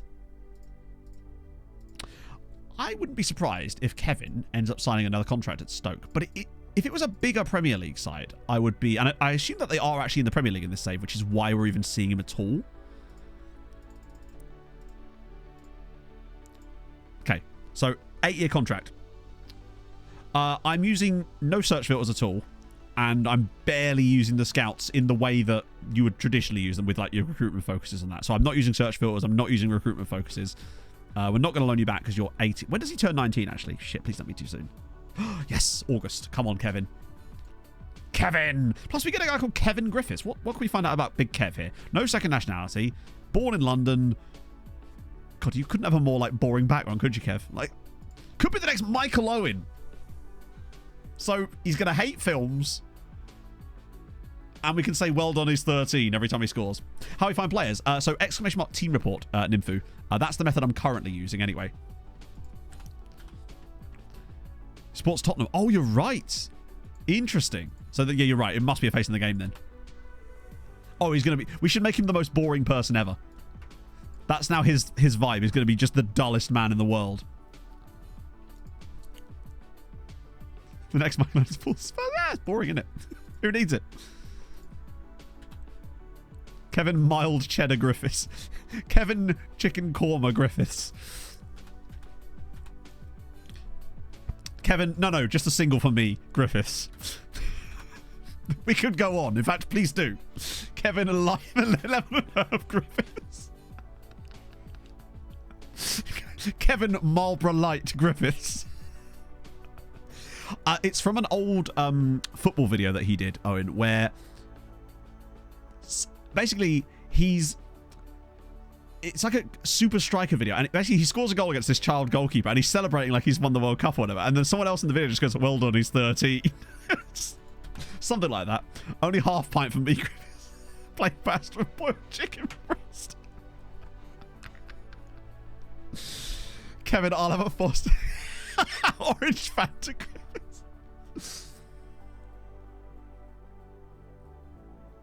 Oh, dear. Hey, Inferno. Oh, I'm probably not going to watch it just because I want to be surprised at the weekend. Was it Neville Southall? That's even better. Big Nev. What have you come into? Basically, Pog, we're trying to describe the most boring footballer of all time that we've just discovered. His name's Kevin Griffiths, but Kevin Water Cordial. Kevin entirely blank bed sheets Griffiths. Ready Salt. To be fair, Ready Salted is underrated. I do like me some Ready Salted. Black Horse won the draft log. Did they? I didn't see that, actually. I've kind of stopped paying attention since the Avs got knocked out by the fucking Kraken. I take it Croatia brought some shouty rage music with them. Ah, so yeah, that's gone well. Dubai looks small from here, but it's really quite large. Kevin, be in bed by 7, Griffiths. Decaf. Hang on a minute. How dare you insult my lack of caffeine? Honestly, I had a caffeinated drink yesterday, and I felt a bit mid yesterday morning for some reason. So I was like, I just need to pick me up. So I had a sausage roll and a coffee from Tesco, and that felt good for a bit. Then I just felt shitter. And then this morning, I just wake up feeling like trash. Even after my run, I could not get the dopamine going. So we are getting Kevin Griffiths. Encounter from Milton Keynes. Kevin Slough Griffiths. Technically, it's 7.5 million up front, but also he's an English player. And it's very rare that you get an opportunity to even sign English players. What's he like dozing off? Interesting. You must have looked at his personality as well. Kevin dozing off Griffiths. We'll just give him running streak. Oh, God. I'm surprised people haven't tried doing that, really. But I guess it'd just be kind of complex, right? We only have Pepsi. Is that okay? Oh. Kevin's salt and shake, no salt. Oh.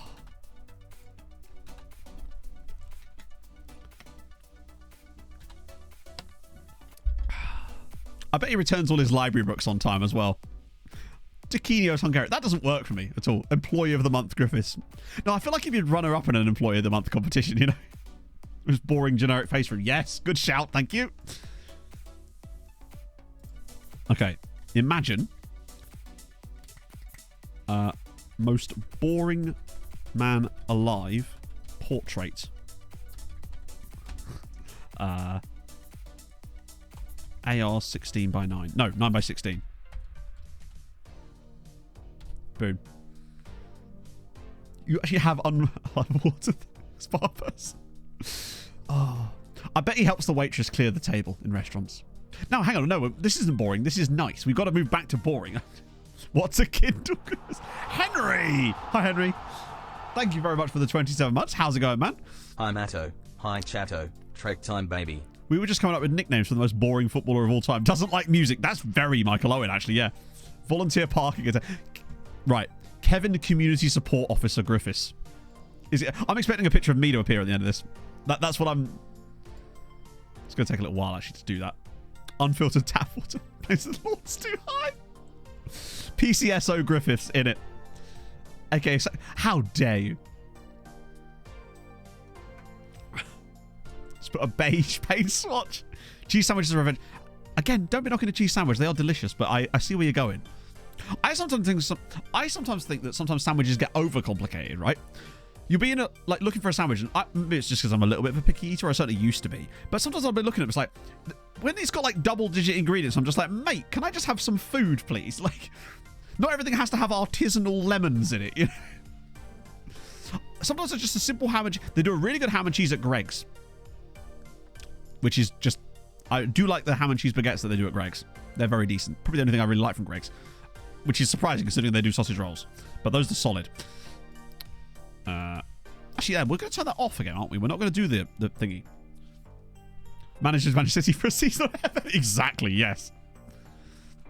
Salt and pepper chips. Oh, I got some chips from the Indian on Sunday. Speaking of, Pog and I finally got Pog her Indian takeaway on Sunday. And it took over 2 hours to come, and it was cold. And it was 44 fucking pounds. So never ordering from there again. I like stained glass looking. How dare you? My stained glass window shirt was... I still feel like Daz's description of me as looking like the bottom of a swimming pool was the best one so far. Goes to Mackey's orders of a burger. Plain, of course. Oh, yeah. Sauce on the side, so we can put it in the bin. Apostrophe in the wrong place. Kevin actually knows the use of a semicolon Griffiths. Good result for us there. Barwick scored another hat-trick. He's going to be top scorer of this division. Ah. Oh, no, they've got a game in hand. Well done, State. Yeah, no. Medium rare all the way. Kevin's shirt with no pocket. Ha! I've got you there. At least I have massive fucking pockets today. Person wrestling a croc out of a swimming pool. I'm just staying on the swimming pool themes. You want to see what I was nearly wearing? I nearly wore a black Oxford shirt today, chat.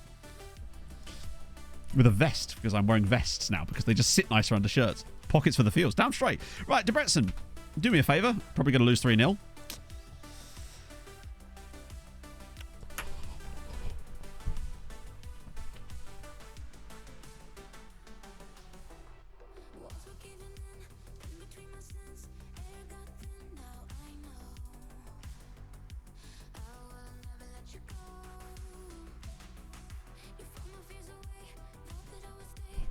I'm actually going to change my shirt.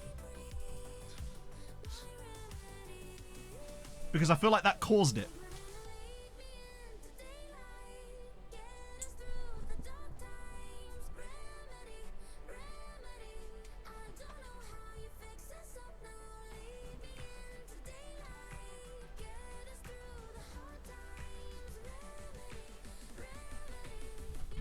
There we go. Sexy. Now we're back. I lactated out of excitement. I feel like I have to now. I can't believe they won that. They won away at Dortmund. I'm struggling with the cuffs. I think I genuinely have arthritis in my left thumb. We actually can, yes. We can meet them in the round of 16. That is a possibility. And I really hope that we don't. Although at least it would guarantee us going through. Or would it? Just get a bit of that in there. So I'm just doing that little trick that allows you to roll your sleeves up and they don't fall down. Yet again, thanks to TikTok. Rages and Pog. Kevin has arthritis. Kevin has arthritis in his imagination. Might be my favourite one of the day. Nation England. Oh, I hopefully didn't show off too much there. I wasn't trying to. I was trying to stand out of the camera shot, but it's hard to tell sometimes with this. Watch them draw like Leon or something in the next round, because that is... Oh, no, it's not doable, is it? Because this is the play-in round. Right, there we go. I've finally done my sleeves. Okay. Oh, so basically, when you're rolling up a sleeve, you know how most people sort of... They'll flip it over and then they'll just roll it up like that. What you do is if you roll it over once, if there's like a big enough like cuff, you pull it all the way up, and then it leaves about the same distance, the same width as the cuff is, and then you tuck the whole thing behind it, and then tuck it under there. And then what it basically does is it stops it from rolling down any further than that, because the whole thing is now that length. And yeah. I saw a TikTok about it, as always with these things. I can't believe they won. Youth and Deck isn't here yet. It's coming, but it's not here yet. Oh my god. They absolutely twatted them. I mean, it's not even close. They absolutely hammered Dortmund on their own ground. Probably could have won this game in normal time. Mitkov and Kevin Pays with the goals. Deserved.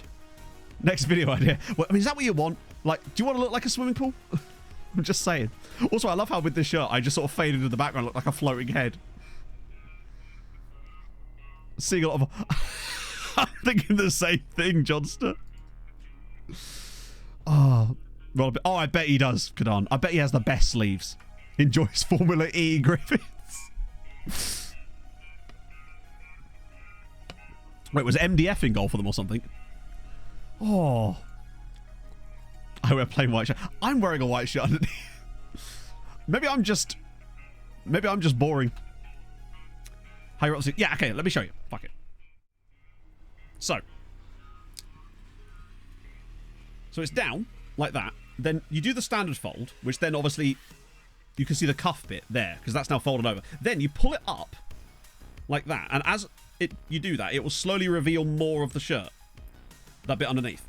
You have to do it a couple of times because sometimes it doesn't roll up properly. Then you take this bit, the bit you've now got, and then you tuck that. It's a shame it's a black shirt. You tuck that underneath it from behind, like that. So it then gets sort of tucked under itself. And on this bit, you then just pop that over. And then it will not fall down any further than that. Sleeve content, fashion advice from me. Kevin, let me show you how to roll up the cars. Oh, can someone Photoshop match face onto this? Oh, God. This is where we need Millie or Bay. Aiden, thank you for the 19 months, my friend. Oh. Good afternoon, all. Thank you for the wonderful 19 months of entertainment. P.S. You looked like a BNNG.com Richard Branston in that Get Up on Sunday. Smiley face. I'll take that.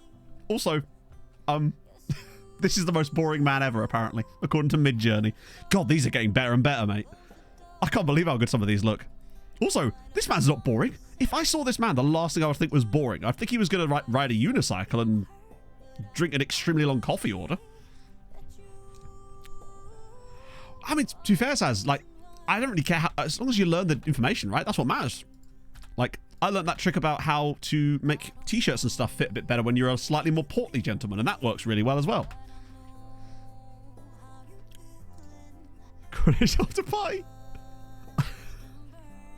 They all look like characters from like a Lemony Snicket novel. That's what they look like to me.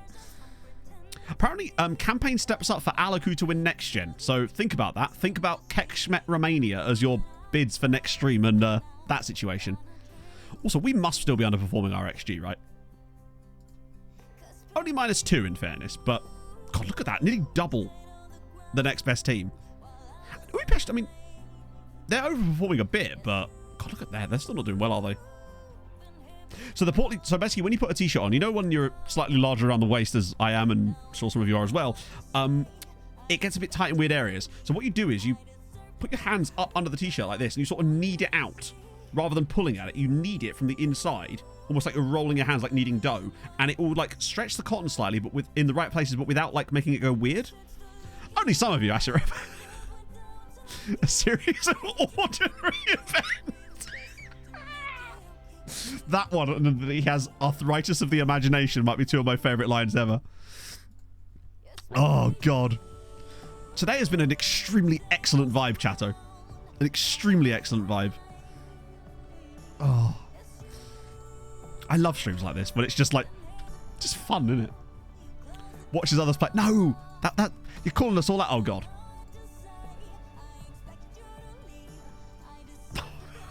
I love how my head... I look like a Star Wars character.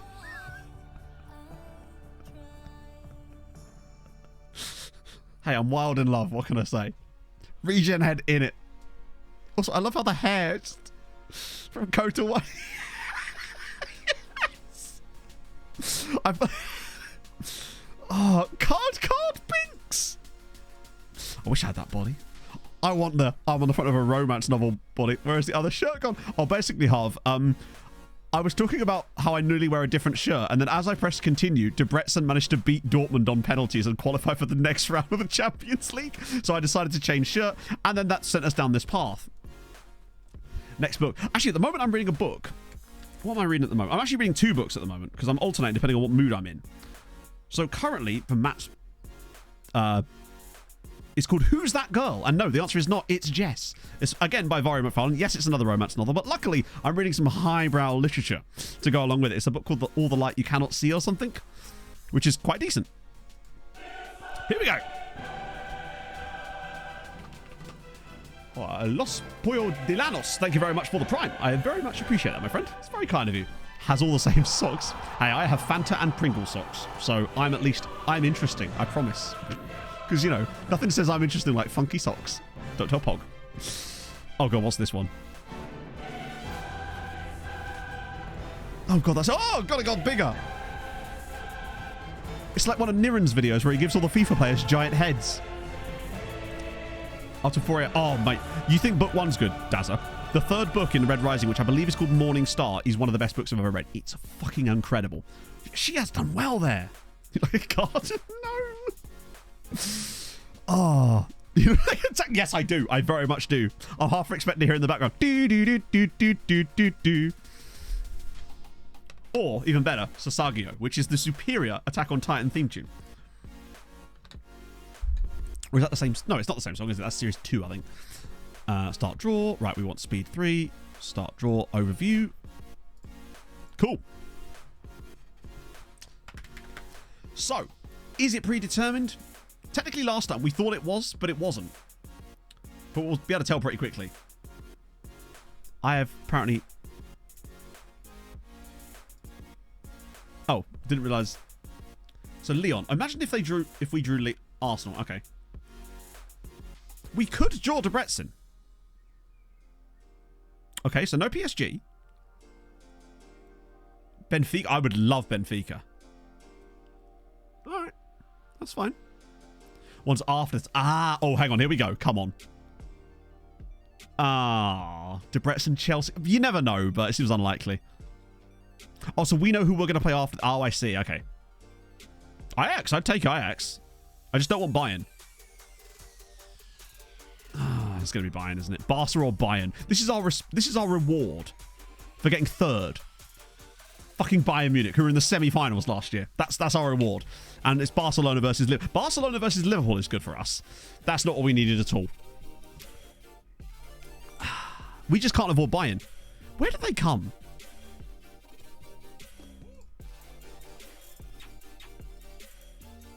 '12th. Feel for Liverpool as well, actually, getting 14th place Barca. Right. So, what that means... So who do we play then as the winner of that then? If we were to somehow get through. Which I'm honestly not sure. I think this is the year that we just randomly go out to them. I'm not overly confident. So we do Tuesday, Saturday. So it's Barcelona. Oh my God. Wow, we've not had a good time here, have we? So Liverpool, we play Liverpool or Barca in the final. Oh, not the final. In the Yuri Albanese. Okay, good. Give these guys a little look as well. Another, not Liberian, Lebanese dude, potentially. Right, now I can do some of these lookups as well, actually.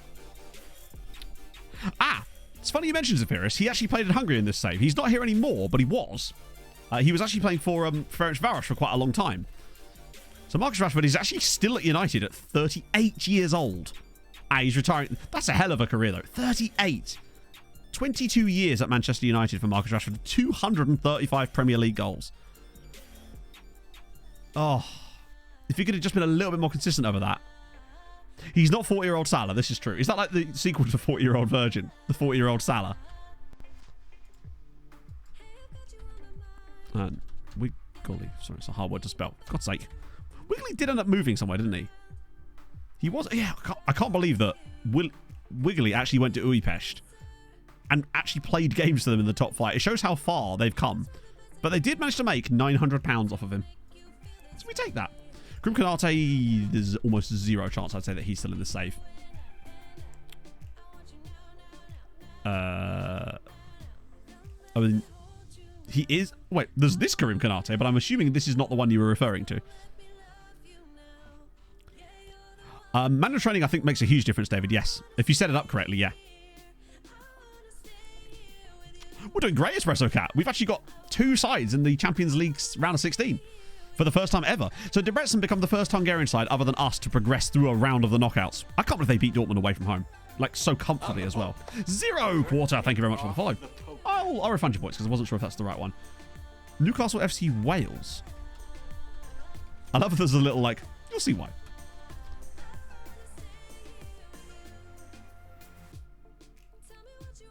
Hang on.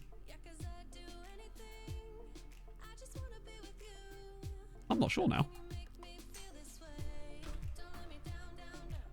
Just type that in.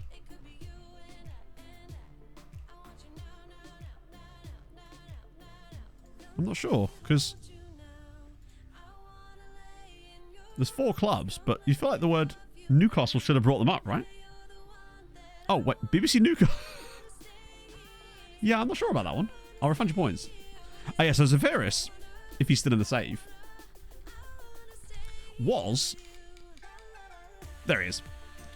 He's at Feyenoord now, on loan from Ferencváros. So, yeah, he was at Porto for ages, and then he actually moved to Ferencváros for £6 million, but now they've loaned him to Feyenoord for a season. Ferencváros are building their own loan farm, haven't they? the amount of people we're seeing it on loan for Ferencváros, admittedly, that's not really helping them because it's obviously on loan to Feyenoord, but still. Good player, though. How many games? Ooh, I don't know. Hopefully it will let us see. Oh, particularly as an assistant manager. Not bad, actually. Career stats. In the end, 271 in all comps, but we've got a discount. Sorry, not in all comps. In the Premier League, I think, unless they got relegated. 2, 9, 14. Oh, my God. He got 157. Sorry, 257 goals. I think. 12. Yeah. Kane scored 257 goals. Not their career history. How do you mean? As in, he will only be in there in career history if he's moved there in... Bear in mind, if he's moved there in real life in the middle of the season, then it's because of the updates to FM. But obviously, I started this save in November, so if he hadn't moved there yet, then he won't have been in the update. But yeah, so Harry Kane got 257 Premier League goals. Isn't the record 256? Did he break the record by a single goal and then dip? Because it feels like that's what might have happened. And if so, I kind of rate that. Right, just a few days now to the youth intake, which I believe will be about there. It's usually before the first leg. What the hell? Does that look different to you? Or am I being an idiot? Why is the bits missing from it? It just... 260. Oh, he failed by 3. Damn. Yeah, and also I love how that one little section there's just not coloured either. Odd. Skiva. Yep. No budget for the graphs. So I don't have the Danish League loaded, Kino. I have no other leagues other than Hungary loaded. So we can still look at who won the Danish League, actually. We just won't be able to see anything beyond that. I think we can see anyway. Yes. Well. Oh, wow. Okay, so it was very interesting at the very start of the save with FC Copenhagen, Nordsjælland, Brøndby, and then obviously Midtjylland as well. But since then, FCK have firmly took over, it would seem. As for the Sydbank Pokalen, I mean, they've just been passing the potato backwards and forwards for the last decade, it seems. So there's that. Oh, you have to actually type it in. Like... Oh, yeah. Oh, my Lord. What is this?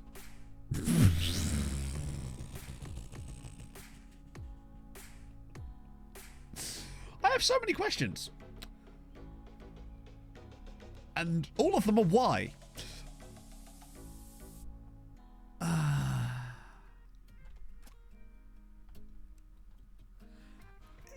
love that he's just got a pint in his hand too, and he's wearing, for some reason... Oh, I thought that was a referee's kit then, but obviously it's not. It's because it's their kit. £0 balance. I mean, yeah, clearly they're spending it all on the logo, evidently. Just gone down the list. Oh, yes. Now, you know, we're going to somehow rebuild them from Wales. Yeah. Oh, yeah, we can actually share these. Guys, it's registerable. For that.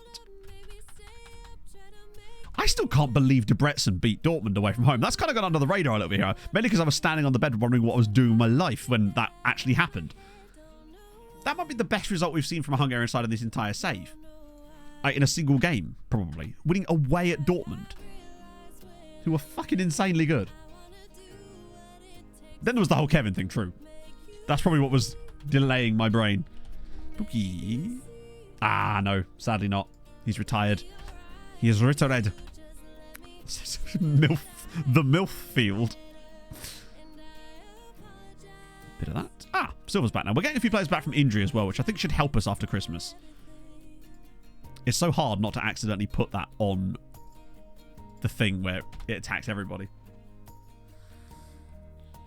Yeah, the Serie A non-EU transfers thing is a genuine minefield, and I hated when I was managing Sassuolo with that, where every year I'd think that I'd cracked the code as to how it actually worked, and then I'd find that a player I'd signed at the start of last year that had been out on loan, I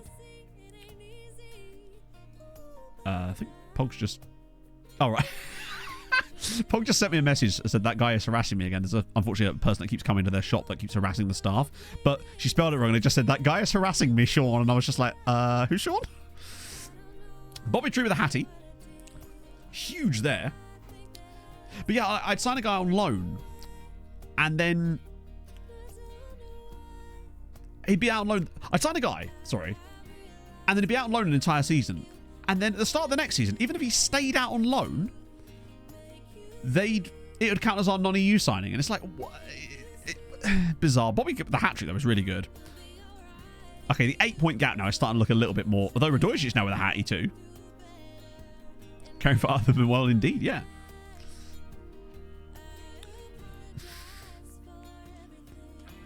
Cheat OP. I don't know because I would not have signed them. Like probably the best real player I've signed on FM this year is Alberto Malero. And I suspect that that's not probably the kind of player you're looking for, sadly. Do you want to start the game with 100? Maybe. What if I could? What if I could? All the assists up there too. Yeah, Radojic and... Well, Barwick's going to be the top scorer, isn't this? Who, I mean, unfortunately, this person is not of sound mind, shall we say. But, as I always say with things about mental health, it is not your fault, but it is your responsibility. So, you know, it isn't an excuse, really, in the grand scheme of things. But I feel like you have to be a little bit more sensitive. But at the same time, it's like, you know, don't harass people. Yeah, get rid of Laszlo. You have one good game, Bobby, and now you think you're suddenly the tits. Sir, no. Yeah, for League 8 easy on the red rules, I'm all over it. Although, I like managing in Italy, though. I really, really enjoyed that Sassuolo save. The only country that I really feel like I've never cracked properly was Spain. I have always struggled in Spain. Probably just pure, like, coincidence, but it is mad. More sites on to play. Oh, yeah, no. I mean, if the choice is between fun and not playing it at all, then I'm all about it. Really cracked France. The closest I've come was probably Paris FC back in the day. Oh. Hello. Nilsiu Escobar.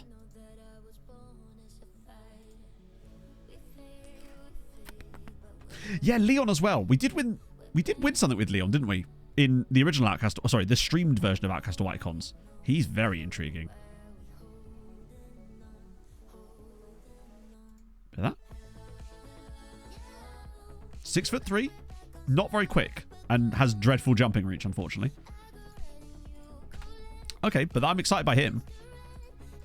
Not that we have any money at the moment, obviously, but when the money comes back in again, A- on him. Oh, it was. Oh no, Seagrass is. Yeah, that's to tell us that we're getting the report on him. Gomez, no. Intriguing. Chato is oddly high on Escobar, indeed. It's like you know something I don't. Crush player is not yours. Do they just? I guess you just send your coach out to have a little go.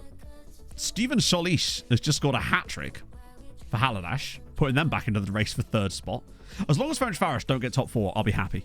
Actually, I'd settle for them coming 4th if it meant that they didn't get through the knockouts. And another goal for Alaku as well.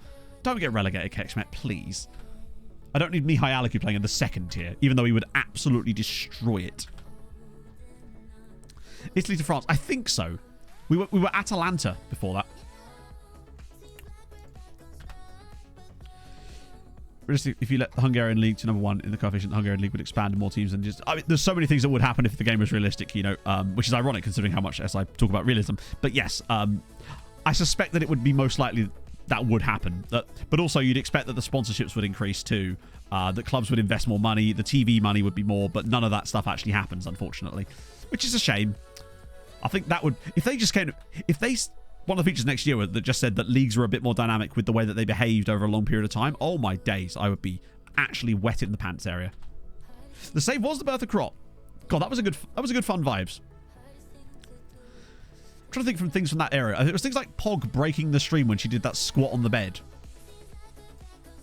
When we were doing Hulk yoga and she was like squatting behind me. Jose Enrique? Well, that's a name. That is the most like generic Brazilian regen name. I realize it's just probably a very common name in Brazil, but like, it just sounds like an FM region. Yeah, I don't think they can get away with dynamic ever again. But there's other words for dynamic, right? Feeling a little delicate. Cope with losing. Yeah. So you're just like, can you just... Not today, FM, basically. Ferro Ones was very fun, just because of the fact that we had to have a button that would pronounce the name of the team. Evolving, yeah, adaptive manager timeline. Now we're talking. Okay, Debrecen versus Chelsea. I mean, I'm putting nothing past them right now. They're still going to lose. They'll lose like 3-1, I reckon.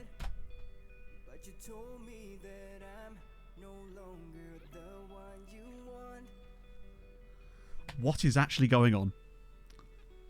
Debrecen 2, Chelsea... No, they nearly won. Chelsea... Fatty Kanti, what a name, by the way, scored in the 89th minute, and they nearly beat Chelsea.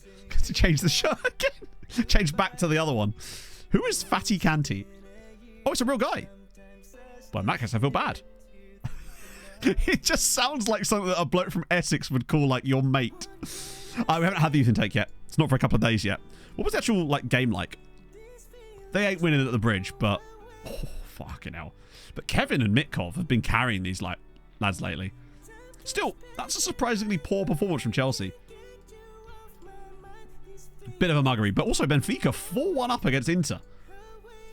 Just got my eye on who we'd like to draw later down the line. So Jankowski... Wait, that's that keeper again. Oh, he's still getting better, though. Let it learn and evolve. Yeah, easy. Torn groin muscle, you don't want that. Okay, we're definitely winning that this season at least. French Farish narrowly avoid... Wow. They are just a bit weird this season. They're clearly building something, though. Kishvada versus Young Boys. Hey, you know, if they're going to go the whole way, they're going to have to beat... I mean, Villa, Lille, and Lazio, I would say, and probably Konyaspor as well, actually, are probably the strongest sides left in this. It's going to be tough. I could actually see them losing this draw. Youth and Day preview is absolute crap. Like, the worst we've ever seen. Julian von Moos with the winning goal. That's disappointing. Oh, of course. I still feel like they've got potential in the second leg. Also, can we talk about Calvin Cadwallader Wilding? MP. That is wild. That name is absolute wildness. Calvin Cadwallader Wilding. That's the best name I've ever seen. I don't even know what to say about that.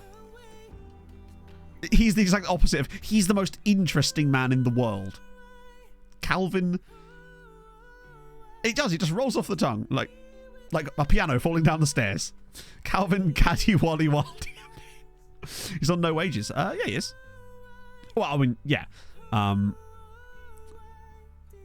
Definitely worth a scout. Where's he from? Oh, yeah. We must know about Kevin, right? Calvin, obviously. He's from Warsaw. Oh, God. All right, I'm Calvin Cadwallader Wilding. It doesn't work the same way, really, does it? It just doesn't quite roll off the tongue in the same manner. Ludovic Zomazom. Love that. Ooh. Oh, wow. Hang on. Jose Munier is a half Chilean, half Palestinian right back.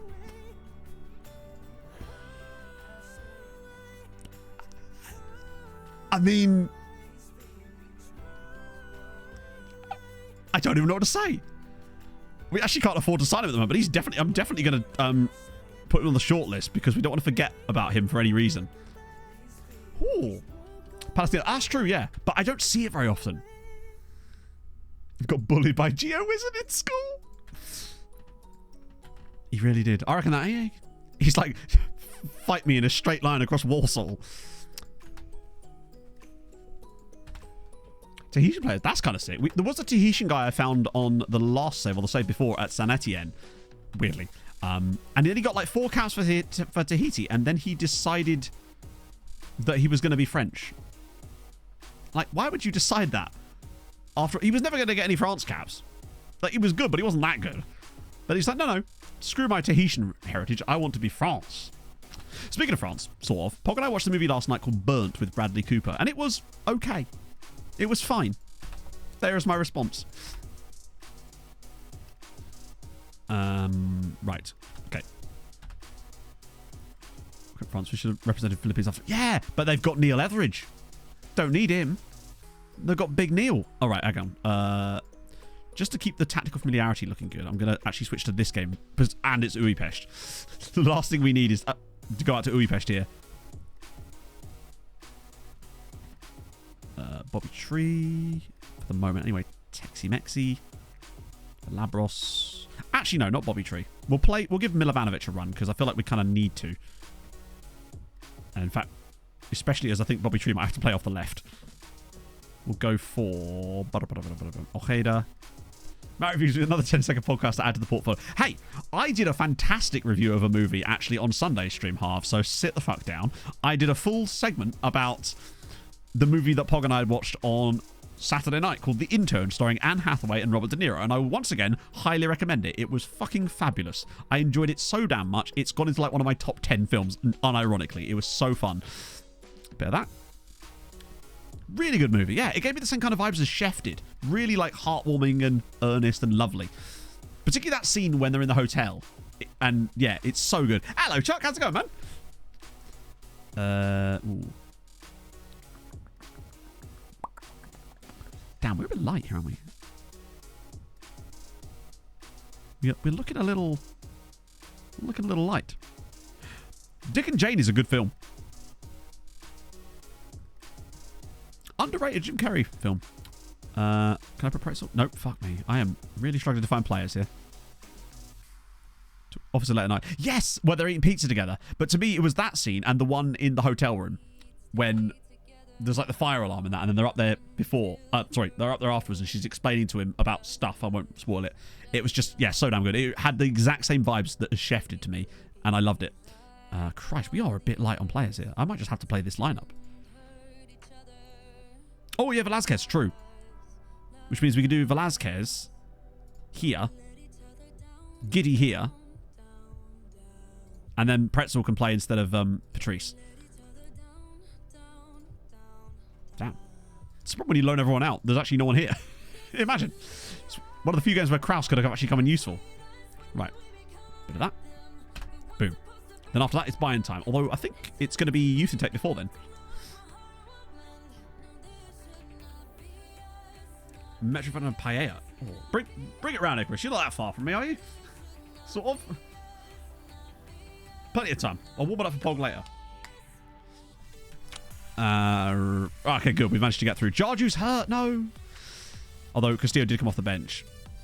Okay, so we've managed to keep the cup under wraps there. As long as that injury to Jarju isn't too serious. Okay, he's pulled his calf muscle. That can mean anything with him, honestly. Oh, we go out to Inter. Shame. Buddy. How long do you have left on your contract? What are you on currently as well? 17 grand a week. You've still got 3 years left on your deal. I don't really want to give you another contract right now. I love how there's no option to discuss it with him. Hang on, can I just walk away and then... Oh. Oh, you don't actually have to acquiesce to it then. You could just kind of go, no, fuck off. Because you're only talking to their agent, not them. I guess that makes sense. I can't wait till we get to the Catholic daddies again, though, because they're going to have some goodies for us, no doubt. Coefficient is doing 14 points. Oh, God, Germany are just killing it now. Moving away from us again. Where are we on the year?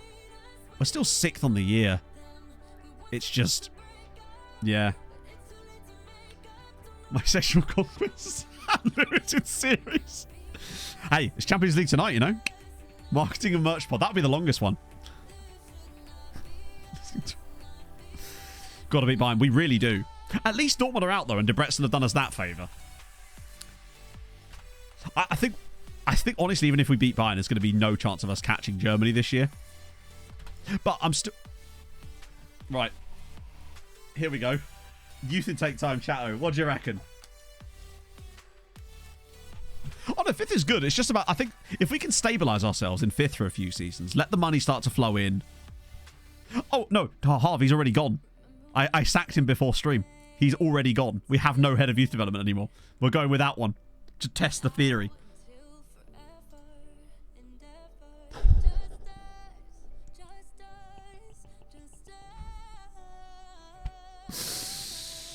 Half-star youth intake.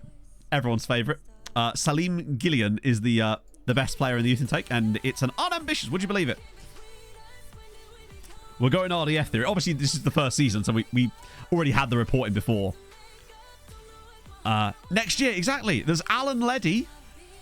Now, to be fair, the RDF thing wouldn't have worked because we already had the reporting. We already had the preview in. So we'll have to wait for next year. And then anyone else that's fun? Oh, Jean-Paul Cater. Presumably he would have come from our deal with Mimosas, right? Okay, no.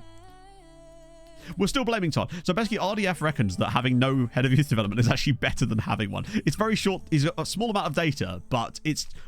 At this stage, I was willing to give it a go, right? Well, that was trash. That's the worst one we've had the entire whole series. I don't know. I know it can be done because it's literally being done by someone in the Discord, which is mad. So we'll play Kishvada in the semi-final. Ooh, what did I press there? It gives me hope for next year. If nothing else, we get a little bit of hope for next year. I'm willing to try it for a few seasons. Because especially as it takes a little while for it to sort of the inertia to catch up. Oh god, there's some really good players in here. Summer's going to be fun if we actually get any cash. Because this Barbosa dude is clinging to that 5-star potential. Escobar. Oh, wow. Okay, Escobar's lost it. These guys are all Ds. Get rid of you. Ribery still looks kind of fascinating. Actually, Ribery's quite good. He might be worth another scout. Good shares at Real Madrid. That's not for us. Castillo at Monterrey is quite expensive and he's decent, but not sure how invested I am in him. He is only 17. What about you again? Yeah. I'm no longer as have Bunny in your team rotation. Maybe? I don't know, honestly. I did add a load more to it last time. I might send those guys around again for now. Yeah, I think that... Well, to be fair, we don't have a head of youth development, ergo, there's no such thing as full knowledge of a nation if we don't have one. Can't have full knowledge of the nation if we don't have a head of youth development to have the knowledge. But I'm willing to give it a go for a couple... Oh, 700 games in management. Willing to give it a go for a couple of years. Yamin doesn't want to leave now. That's fine. I can't believe I nearly sold him for £52 million. I'm very glad that I talked myself out of that. Oh, no, you're going... I'm rejecting that. You're going. As if I'm going to keep him. Deportivo La Serena. Just rolls off the tongue really nice, that team name does. Okay, right, here we go. What is the theory? Basically that you get better youth intakes without a head of youth development. Yeah, we do need to look out for the Treks. Even though... Oh, their games before. I mean, if they somehow beat Chelsea, it would be the greatest thing that's ever happened in one of these saves, I think. But they're going to lose 3-1.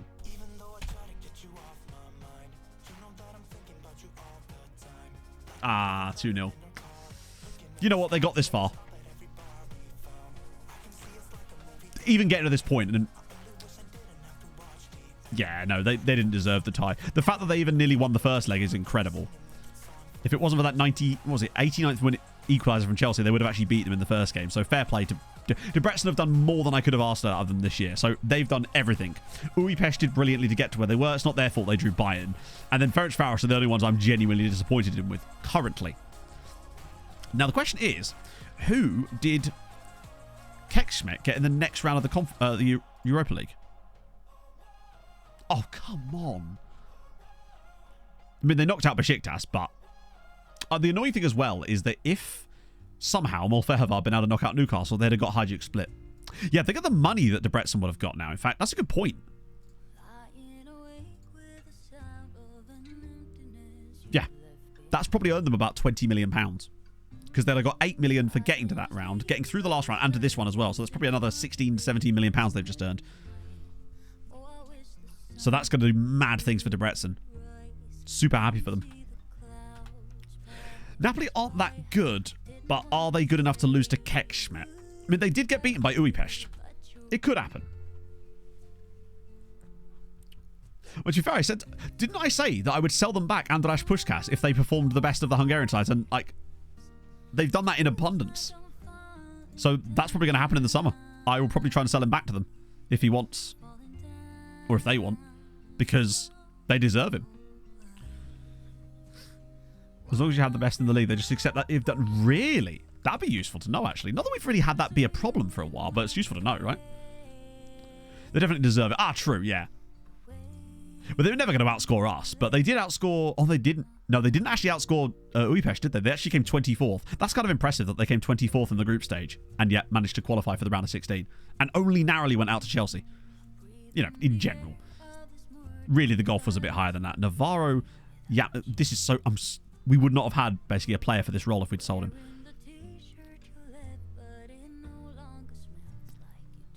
I think for this game, I want Darla right back, Terranova left back, and then Montiel actually in his preferred role in the middle with Patrice. We're going to need that strength in the middle, which I didn't actually get there. Try again. I think we need that added quality. Particularly as... We'll just see, actually. Have they got randomly short centre-backs again? Nope. Last time we played against Bayern, they just played ridiculously short centre-backs. They're not the tallest centre-backs, but it's certainly not worth us doing anything dodgy to try and get around it. I think we just have to hope that we're the better side. Away from home first as well. Slightly lower tempo. This should be... Chat right now. God. Are we there? I love how scuffed it is. Jose Luis will score. Yeah, I think we lose this 1-0. That's where it feels like this is going. But we've beaten Bayern before. We've shown quality. This is the best possible lineup, I would say, for us, other than maybe Velázquez. I can't really think of a better lineup that we could put out. And Yamin is so close to being as good as him that it barely affects us. Well, that's a start. Why do we not see chances like that? 0.27, we don't even get to see it. Jeff Hendricks just scored for Barca, by the way, which means he's no longer at Manchester United. Malero with the ball in. Go on, get across to him. Go on, Alexis. Let everybody reset themselves. No, a 1-0 defeat away in Munich would not be a disaster, given how good we are at home. But anything but a defeat would be fantastic. Silva, ball through for Navarro. Oh no, how the fuck did he not score there? That's basically like a 1xG chance he's just had. That, I think, is going to be an indication of what to expect from today's game. So what I'm expecting is a free kick goal from Bayern Munich. We have to score there. We had to take that chance. It's been a great start from us. First 20 minutes has been all us. But I have kind of already seen the future, I think. And I'm not liking what I'm seeing. Yeah, full of free kick.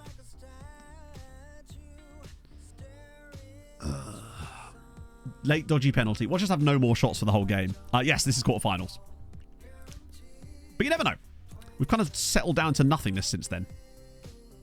Haven't really done a lot since that big chance. I mean, it fell to Navarro, of all people, who is the roaming playmaker who made a run through the centre of the pitch there into the box. We're looking solid. Like, we're controlling... We're keeping the pace nice here. Wait, Navarro is just all over the place here. Like, he's just getting everywhere. He's roaming a lot. A lot more than normal, in fact. Oh my God. Brilliant defending. Round of 16. Sorry, yeah, you're right. It's round of 16. My bad. He's fully roaming, yeah. Well, I mean, first half, like, I think we were really good. But didn't take our chances. And they were there. I might actually work ball in the box for the second half. Try to pick our moments a little bit more. Yeah, Liverpool have come back in that first half. It looked like it was going to the wall for them, and now here they are. I mean, I'd take a 0-0 draw here, but I have a horrible feeling this has got late goal for Bayern Munich written all over it. But this has been really good from us. We have won a Champions League, yes. We won it, I think, was it 2 years ago? That's a great pass. Oh, slip him in. Silva's through. Oh, no. Come on. Yeah, of course. Espresso cat.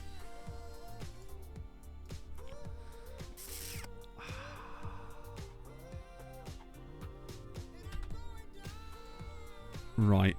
Tex-Mex has had a poor time so far. Malera's also not done well. You know what?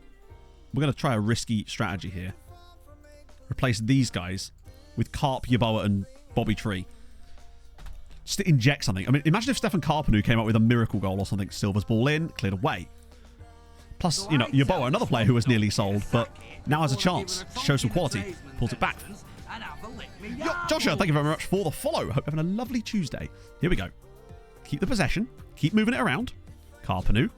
Oh, he's going for it. It is annoying that we've managed to not score in this game. Because we've kind of done everything right. But it's good to see us come away to, oh, here we go. Kane full of love free kick. Who could have predicted this? Holy shit, it nearly went in as well. Ybarra's been at the club, I think, 9 years now. Since his signing from, I think it was Hearts of Oak. Go get a touch in. Yes, well played, Navarro again. Navarro's been fantastic today. Sod the rating he's getting. I've seen him all over the shop. In a good way. 4-2 to Barca. 4-3 now. Wow, Liverpool back in it. Oh, come on. How are we not going to score a goal in this game? Bayern have gone really narrow there. It would be disappointing if we come out of here with no goals, given the amount of chances we've created here. Come on. If Brandon Silva pops this on someone like Patrice's head. Ball in. Patrice! Oh, it's missed the target again!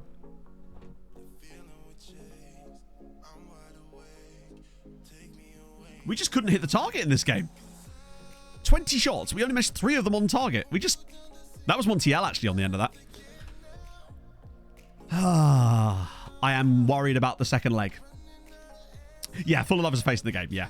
He always seems to be well, not always at Bayern, but in the last couple of saves I've seen him, he's been at Bayern in both of them and has been stacked. So 4-3. What a game. To be fair, he wasn't really... I mean, he was actually the most expensive signing we'd ever made, I think, at the time. So he wasn't really a meme signing. I think I just felt that I'd overpaid on him a little bit, perhaps. Okay, that's suboptimal. At least, though, no league game in between. So we get a full week's rest for the second leg. I'm content with that. I think we played very well. Okay, here we go. Kekschmidt against Napoli. Oh, and also Kishvarda against Young Boys. They need to do us a favour here. We kind of need both of these two to get through at least. Fractured jaw. Damn. It's the last thing you want. I mean, they did. I mean, to be fair, remember when we played City off the park at the Etihad too? Admittedly, City are shit now, whereas Bayern are actually still good in this save. 2-0 defeat. Barrios and Santarelli. Harsh. 2-0's a little harsh, but when the keeper, as always, it always does feel like we get these games now. When a Hungarian side goes out like this, it's always the goalkeeper going random. How's he take? Oh, it was appalling. Half a star. The best player was a 3-star potential. Come on, Kekschmidt, please. Fuck's sake. Right, so we just lost Kishvarda in the Conference League round of 16. That's shocking. Let me guess. Oh, come on. It feels like our teams genuinely have to create twice the amount of XG that their opponents do for the most part in order to win matches in Europe. It's just so irritating how often that's the results in these European matches. That's going to dick us on form. Because there's no way Kekschmidt are going to win the second leg. Oh, Catholic Daddies, right. Oh no, this is their first team. We want the youth team. That's really annoying. They shouldn't be going out to someone like Young Boys. They've been in a final before. I think we're gonna have to take it upon ourselves to win the whole damn thing. Go on. Ooh, yeses. Very nice. Classy regions is by, well, true, but like City do still have an insane youth facilities. That England has an insanely high youth rating, and City produce some insane players. We've got one Champions League title, which is why we're gonna have to do a bit better. We've been in 2 finals. We've won 1. Admittedly, the first final we got to was way too soon. God, that's annoying.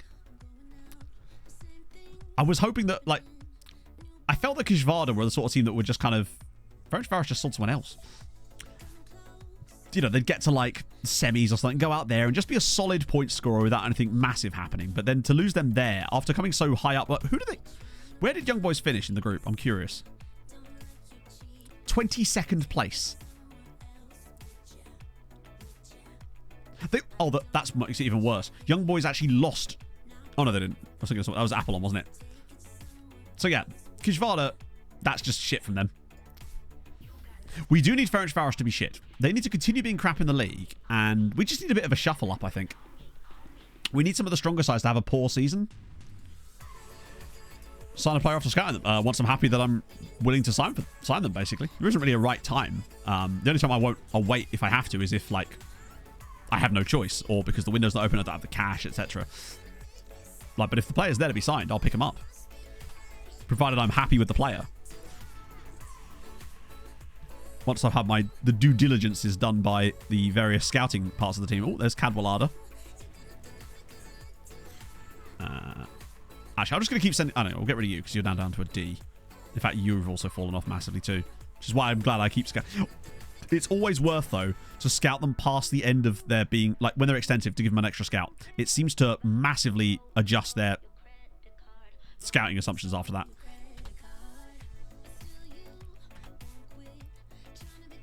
Like, once you've got them extensive, give them a final round of scouting for a single week with your best scout. Particularly one that's got really high judging PA.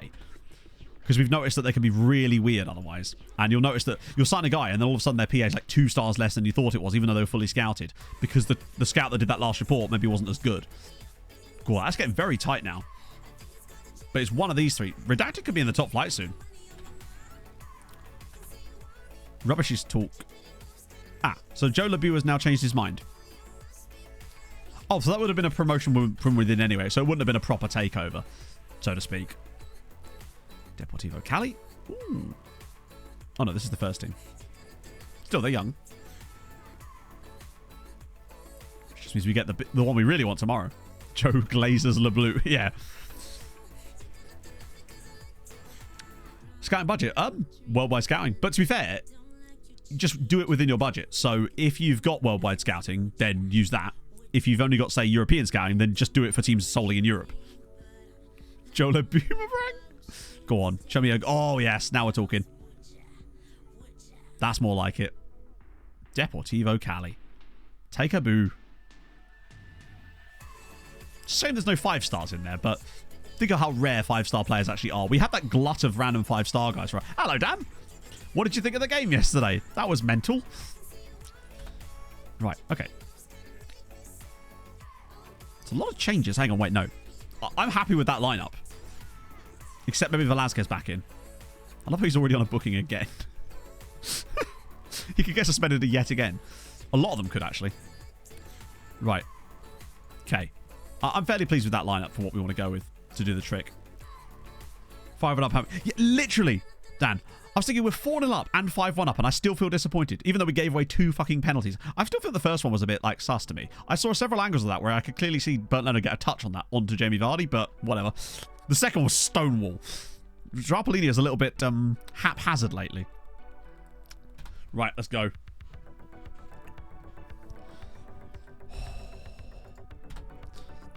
This is massive for us. Like, we played so well away from home in Germany. If we could just replicate that in the home game, surely the chance will come. I thought he got the ball. There's an angle where it shows from like almost the angle near the corner flag, but like more along the touchline, where I think you can clearly see him touch it onto Vardy, but oh well. They were never going to overturn it. Let's see. Not that it really matters in the end. I was happy that he saved one, though. Oh, good. Okay, we had so many corners in that last game. It'd be nice if we could actually score one. Some of the attacking play was very, very fun. Kenny looked like rolling back the years. He was great.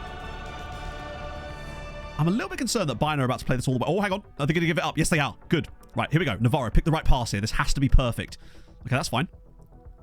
Bayern are giving up the ball in bad situations for themselves, which is good. Uh-oh. Hopefully we can force them into a long pass here. Yeah, it's going to be tough even if he wins this, though. Nice. Brandon Silva dropping deeper again. There to pick those up is really helpful. We're looking good. Oh, slip him in. Somebody. Oh, God. Darla just can't find the right pass. And ends up playing it all the way back there. Wow, we're doing very well. Oh, what a ball. Brandon Silva brings it down. Brandon Silva. Oh, come on. Oh. Have a good day, Dan. Hope you're well, man. I hope this isn't just going to be a year where we just constantly miss our chances as a nation. But again, look at this one-touch football. Just trying to find the little gaps. Oh, my goodness me. If this turns into a goal. Darla, there's so many bodies across. He has to find one of them. He's found Brandon Silva and it's over the line, but that's going to be offside as well now. Oh, my God. I think Malero's offside there.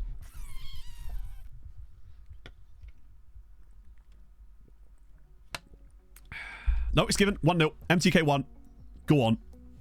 I thought Malero might, but look at the build-up, though. This is wonderful football in the build-up. Everybody just getting it all over the shop. But we nearly buggered it.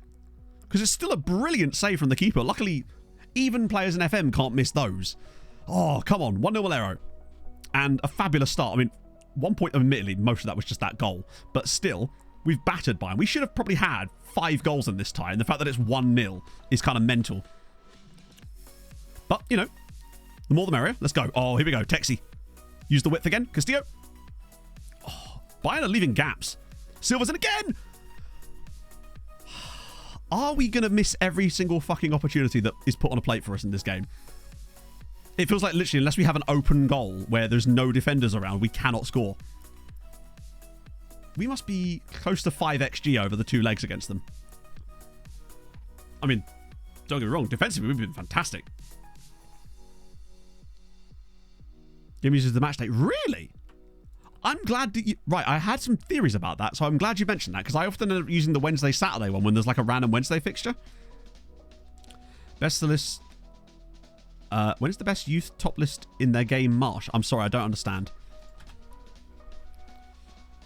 Oh. Hey, Bulgarian special. I am concerned that we might see like a Bayern comeback in this second half. Fire attacking, it's nothing. We just know that it's not that. It's just the match engine. It's... Oh, the next gen. Sorry, my bad. Yes. That is March 31st. So that was me not understanding properly. Yeah, it's always March 31st every single year. FM Christmas, as it were. What do you reckon? Bayern Munich's first shot on target? Goal, perhaps? Then they'll score another one from a free kick after that or something.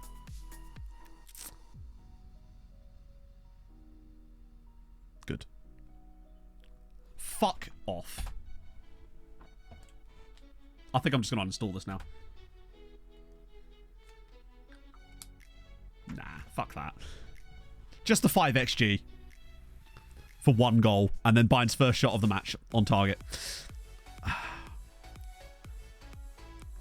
Like, what is he doing there? What is he doing there?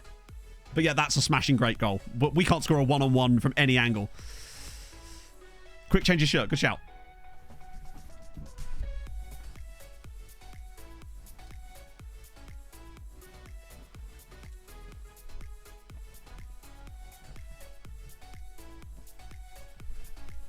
Okay. I'm just so bored of it. Because it just happens so often. To the point of, like, absurdity. Think of how rare it is for us to do that against an AI team. Just, it does happen. But it's so unbelievably rare. Oh, mate. And the worst thing is, no one's even playing badly in this team. No, this is the round of 16, hilariously. Fucking hell. Right. Brandon Silva's actually done really well, but Bobby Tree...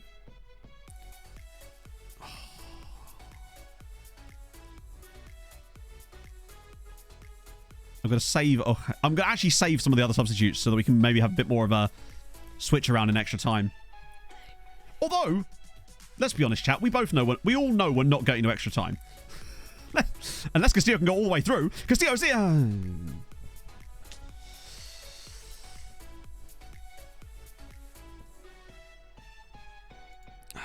It is, yeah. It's like it's rep check manager, isn't it? Get confused with shooting and missing. Yeah, but the thing is, when you don't have shoot less often on, they then just don't get into those positions because they'll have already shot, and therefore you miss. Like, you know what it was like? The reason we turned shoot less often on was because they were shooting from stupid angles constantly, and then, yeah, it was just causing an absolute mess. Ooh, red card for Liverpool. Oh, no, they're already goals down. I don't know. I might turn white ball in the box, though, because that worked in the second half against Bayern in the last game, even though we played so well in this one anyway. But I just figure it might allow us a bit more control of the ball. We know what's going to happen.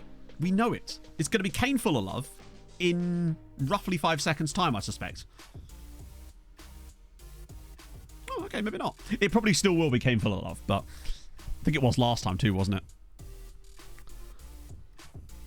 I'm saving these substitutions for extra time so we can have a nice big...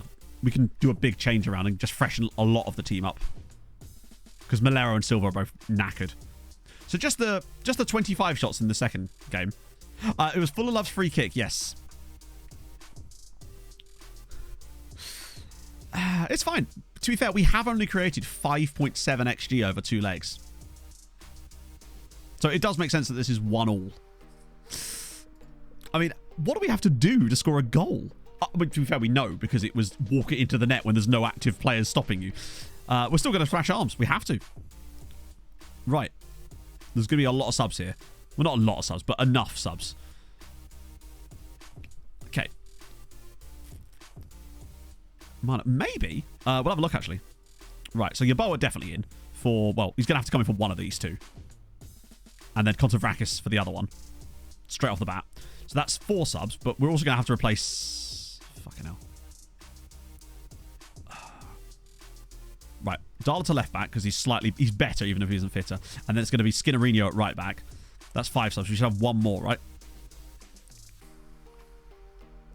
Navarro and Velasquez. They've both done well, but they are both destroyed. I actually think that Yamin is not on the bench. Okay. Oh, I'm an idiot. Because Velasquez was out of the team, so I replaced Yamin with him, and it meant that he didn't get put on the bench because I didn't do a quick pick for once. I always quick pick, but I didn't quick pick on this occasion. For the one time I don't quick pick. So he's going to have to stay because I don't really trust... I mean, it's giddy, but Navarro's done well. I think I'm just going to save that other sub. Let's see. Anyone's done really well for Chelsea, for these guys in this game. Wait, can I actually see who's on the pitch? Right, there we go. Show me the players that are on the pitch. He's done well. Vidal is quite tired, actually. Save for the injury. Yeah. LMS at centre-back. Yeah, you're probably right, actually. That might be a better use of that than Skinnerino, truth be told. At least LMS is consistent. Good shout. Right, yeah, we'll do that. We'll save it in case there's any kind of injury.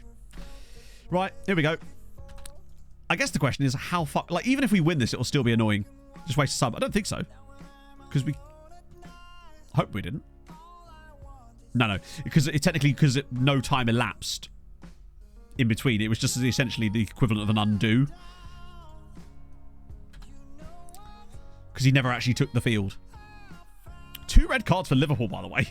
Including that ridiculous striker's just been sent off for them as well. So I think, what are they, like 8-6 down on aggregate now? Right, come on. Who's our hero? Oh, Labros. Oh, ball across. Oh, Hader!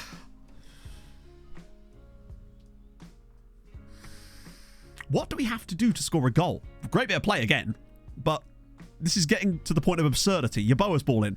It's headed away for another corner. Oh, Hader, it was a great run from him. Great pick out from Labros. The fact that we're getting into those positions is awesome. We just need to actually... We'll probably score a headed goal from like a set piece now after all this. And it's another save.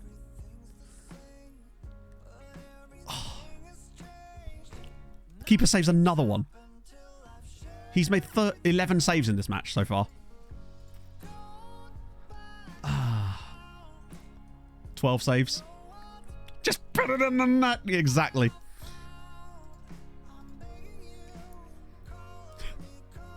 Four XG.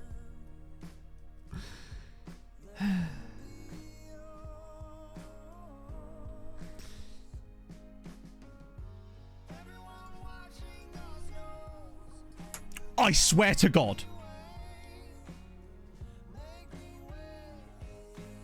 Be a penalty. Oh, hang on. No way. Breakaway here in the 91st. No, sorry, the 120. Oh, my life. Although, actually, no, we're still not done yet. Labros, use the width. Come on, look at the overlap. Use the overlap. All right, that one's fine too. Labros. Oh, imagine. Bobby Tree. Are you serious?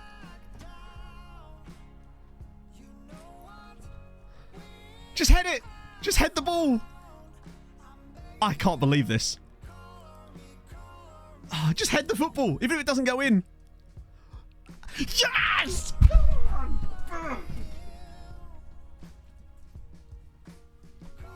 Yes! Oh.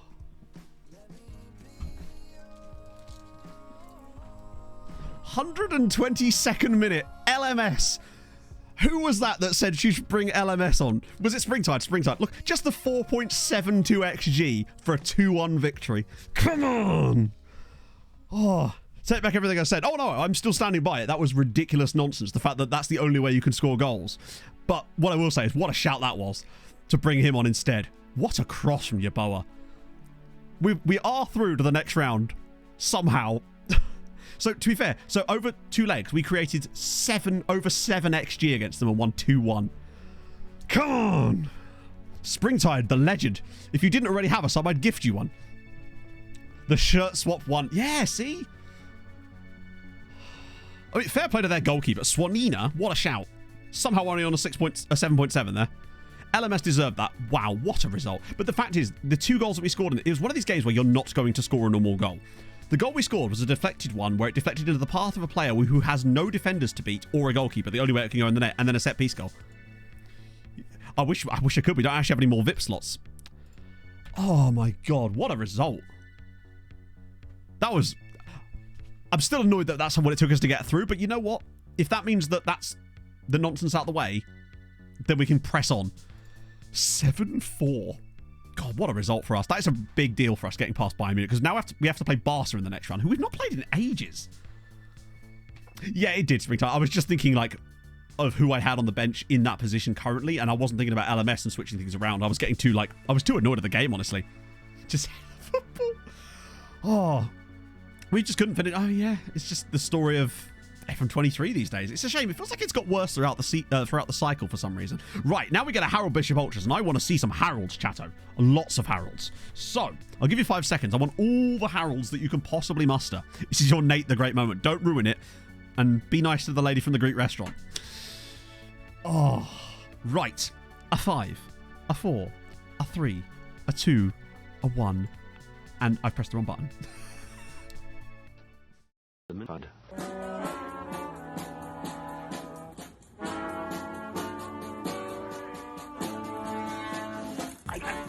And I'm in the house where the coffee's green and the food is grouse, with sandwiches and lasagna too. Ice cream sundaes for me and you. I'm Andrew Harold and I'm in the house where the coffee's green and the food is grouse, with sandwiches and lasagna too. Ice cream sundaes for me and you. I try not to lose my temper with myself. Oh, goodness sake, and shit and balls. The minute you get uptight, you're dead. On the plus side, it's going to be really good in the recap video. So, this clip has emerged. I haven't watched it yet. Yes!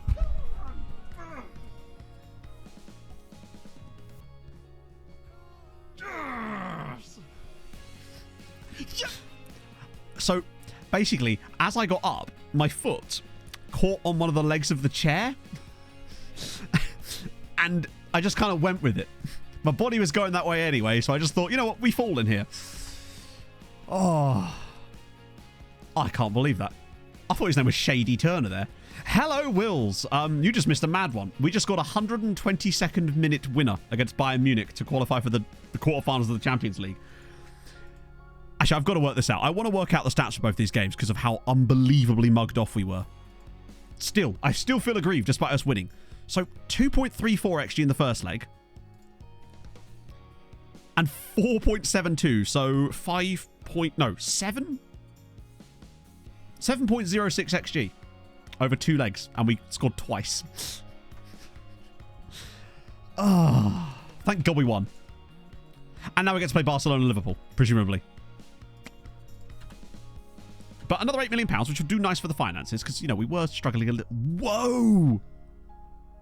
Is that because it's taken the money for Kevin already? Because I feel like we just gained £8 million, and yet we're somehow down £8 million. I feel like it must have taken the Kevin money already. Oh. Wait, there's a second clip? Oh, God. Oh, just head the football, even if it doesn't go in. Yes! Smash the microphone with my arm, why don't I? Ah. Kevin Cash we got. Okay, that's fine. That's not too bad then. We had to get Kevin. Oh. I'm curious to see if it is actually pretty... I mean, we know that it is, but a guy can dream. I'm just hoping that we're not going to play against them. And that is good. That'll dissuade the board a little bit if we somehow don't win the league. Admittedly, the board... Now that we're 7 points clear, the league win is looking much safer. This, though, pleases me greatly. I still have a horrible feeling that I end up finishing 3rd. So it makes it worse. He was celebrating. It was the Bayern sniper. Let's see. Any mad ones? It's mad that he still gets caps for the French. Ooh, okay. Any full international caps that we've got to watch out for? Ah, Blaze Juric is in there, along with Keenan Kurilic, who's already got caps. Does Blazy have caps? Surely he doesn't have caps already.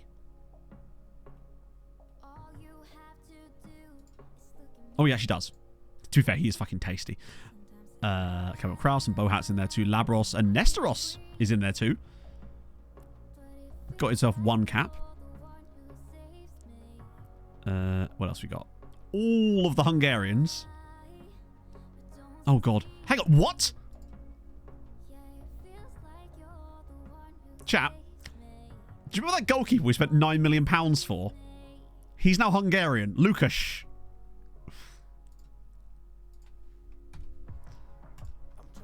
What's his contract out of interest? Just. Oh. Good Lord. The entire Hungarian national team is just going to be these guys now. Yusuf Cohen on there as well. Like, Yusuf. He was definitely Dutch. Which is fine, because now I can hit him with this. The lesser spotted... the lesser spotted double. God damn, there's so many Brazilians in the Hungarian national team now. And Batista in there as well. He actually already has 6 caps in fairness, so he probably should... There we go. Yeah, I probably should make it Josef as well, but we'll get around to that later. We've still got stuff to do. Josli's in the Norwegian squad. Anyone mad in there? Dala, Hamuchi, Ben Salah, of course. South Korean international. Do we? Oh, wait. Yes, it's Montez Allen. So he's half South Korean, half El Salvadoran. But is now getting caps. Wait, Gaida got caps. That actually genuinely surprises me. Wait, where's Gaida? Oh, yeah, there. Huh. He was a very expensive signing. I think I actually picked up another South Korean dude that I might have done off stream and forgot to tell you. Oh, maybe I didn't. I was looking at a South Korean guy. Where the hell's he gone? Hang on, that's concerning me. There was a South Korean guy. I might have actually forgot to scout him. Where is he? He's already here. Oh, hang on. Where is he? This guy. Park Jong-woo.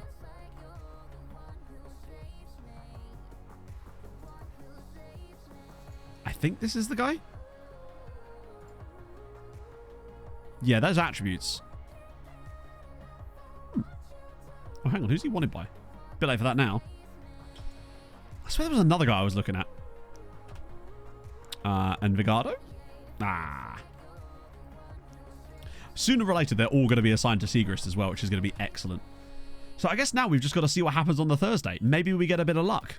And Kekschmet pull off the greatest result of all time. Top of my FPL league. Hell yeah. The grand prize is my undying love. So you might want to think about playing a bad team for a couple of weeks. Yuri, thank you very much for the follow. I missed that. Right, okay, well, here we go. Napoli versus Kekschmet to decide if we're going to be the only Hungarian side that continues to progress this season. But at least we got rid of Germany a little bit more. So Dortmund and Bayern are both out now. 4-0 on aggregate. Yeah. Hang on. They had a shot, but it was so bad that it didn't even count for a single, like... It must have been like a 0.0001 shot. Yeah, and they missed a penalty as well. Although he scored the rebound, clearly. Yeah. To go out for a throw. I mean, maybe. Probably went out for a goal kick at his own... No, he went out for a corner of his own goal. I remember we conceded a goal with 0.00 XG once with Tromsø when a player deflected a header from the middle of the field and it went straight over our goalkeeper and it counted as a shot.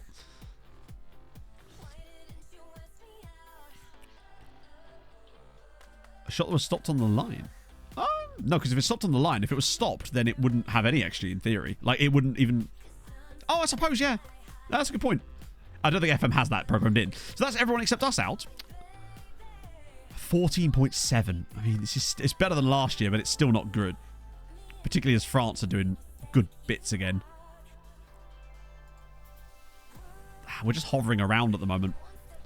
It's just going to take a couple of seasons for us to kind of get our shit together with these. They are clearly building something, though. The other clubs are getting better and better. The results are starting to get there. It's just going to take a while for them to actually be at a point where they can manage it.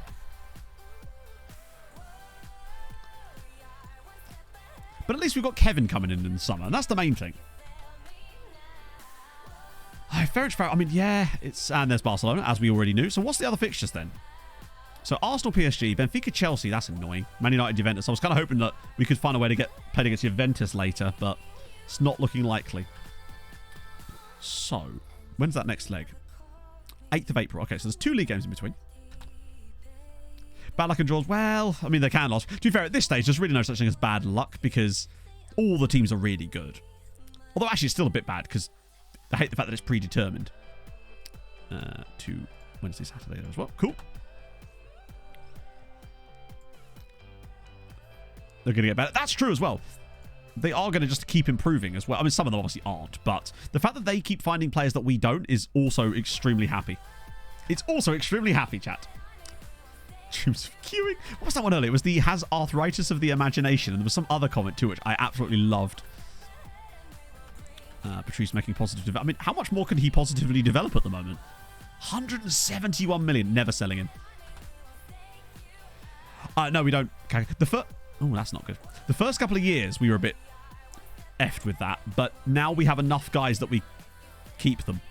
So we've got, I think we have 7 homegrown trained at club at the moment. You only need 4, and there's loads of homegrown trained in nation, obviously.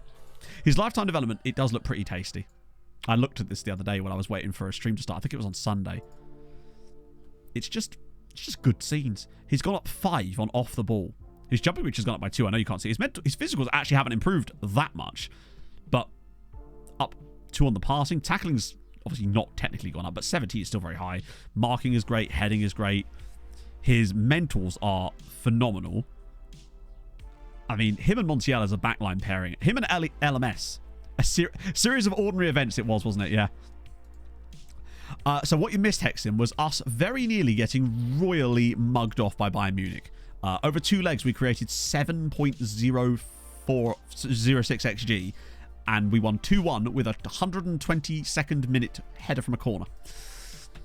So we just barely scraped through after they'd scored their first shot of the match. Sorry, the first shot on target of the game.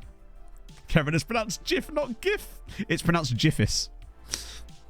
Oh, wait, no. I'm going to go to this one for that. Bit of that. Get the lads back in again. Tex-Mex to the middle. And we'll do Carp out wide for this one, actually. It's not a complete rotation, then. Club managed to make other Hungarians better. Yes. No. You do actively do stuff. So to give you an example, the biggest thing that you can do is to loan them players to improve their squads. And then because they have better squads, they then sign better players too. So at the moment, we have 157 players out on loan to other Hungarian sides.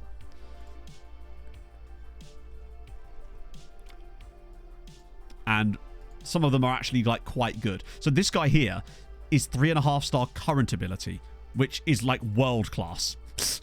Honestly. God, he's good. Oh, and I did extend his contract because I felt like he was too good not to keep out on loan at Ferencváros, so he did get a contract extension and 10k a week, but he deserved it. It's a lot of loans. It is a lot of loans. I mean, look at some of the potentials of some of these players. Yeah, we'll probably be starting with Barca on Thursday, yeah. How do you manage so many loans? Oh, you don't have to do anything to manage them. They're just there. Oh, I say that's not true. Once a year, you do have to do some enormously annoying things where you have to extend every single loan individually. But other than that, it's okay. If you can set that aside, it's normally all right.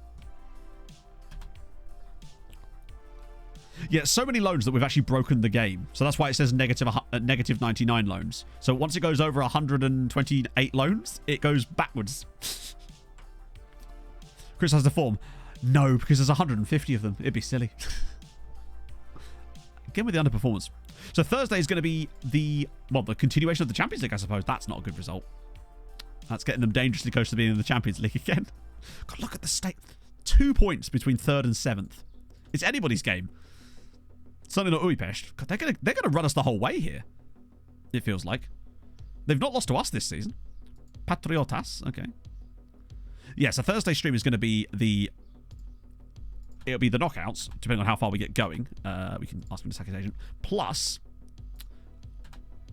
if we get knocked out, obviously, it'll be some more tactics and stuff, potentially. We can mess around.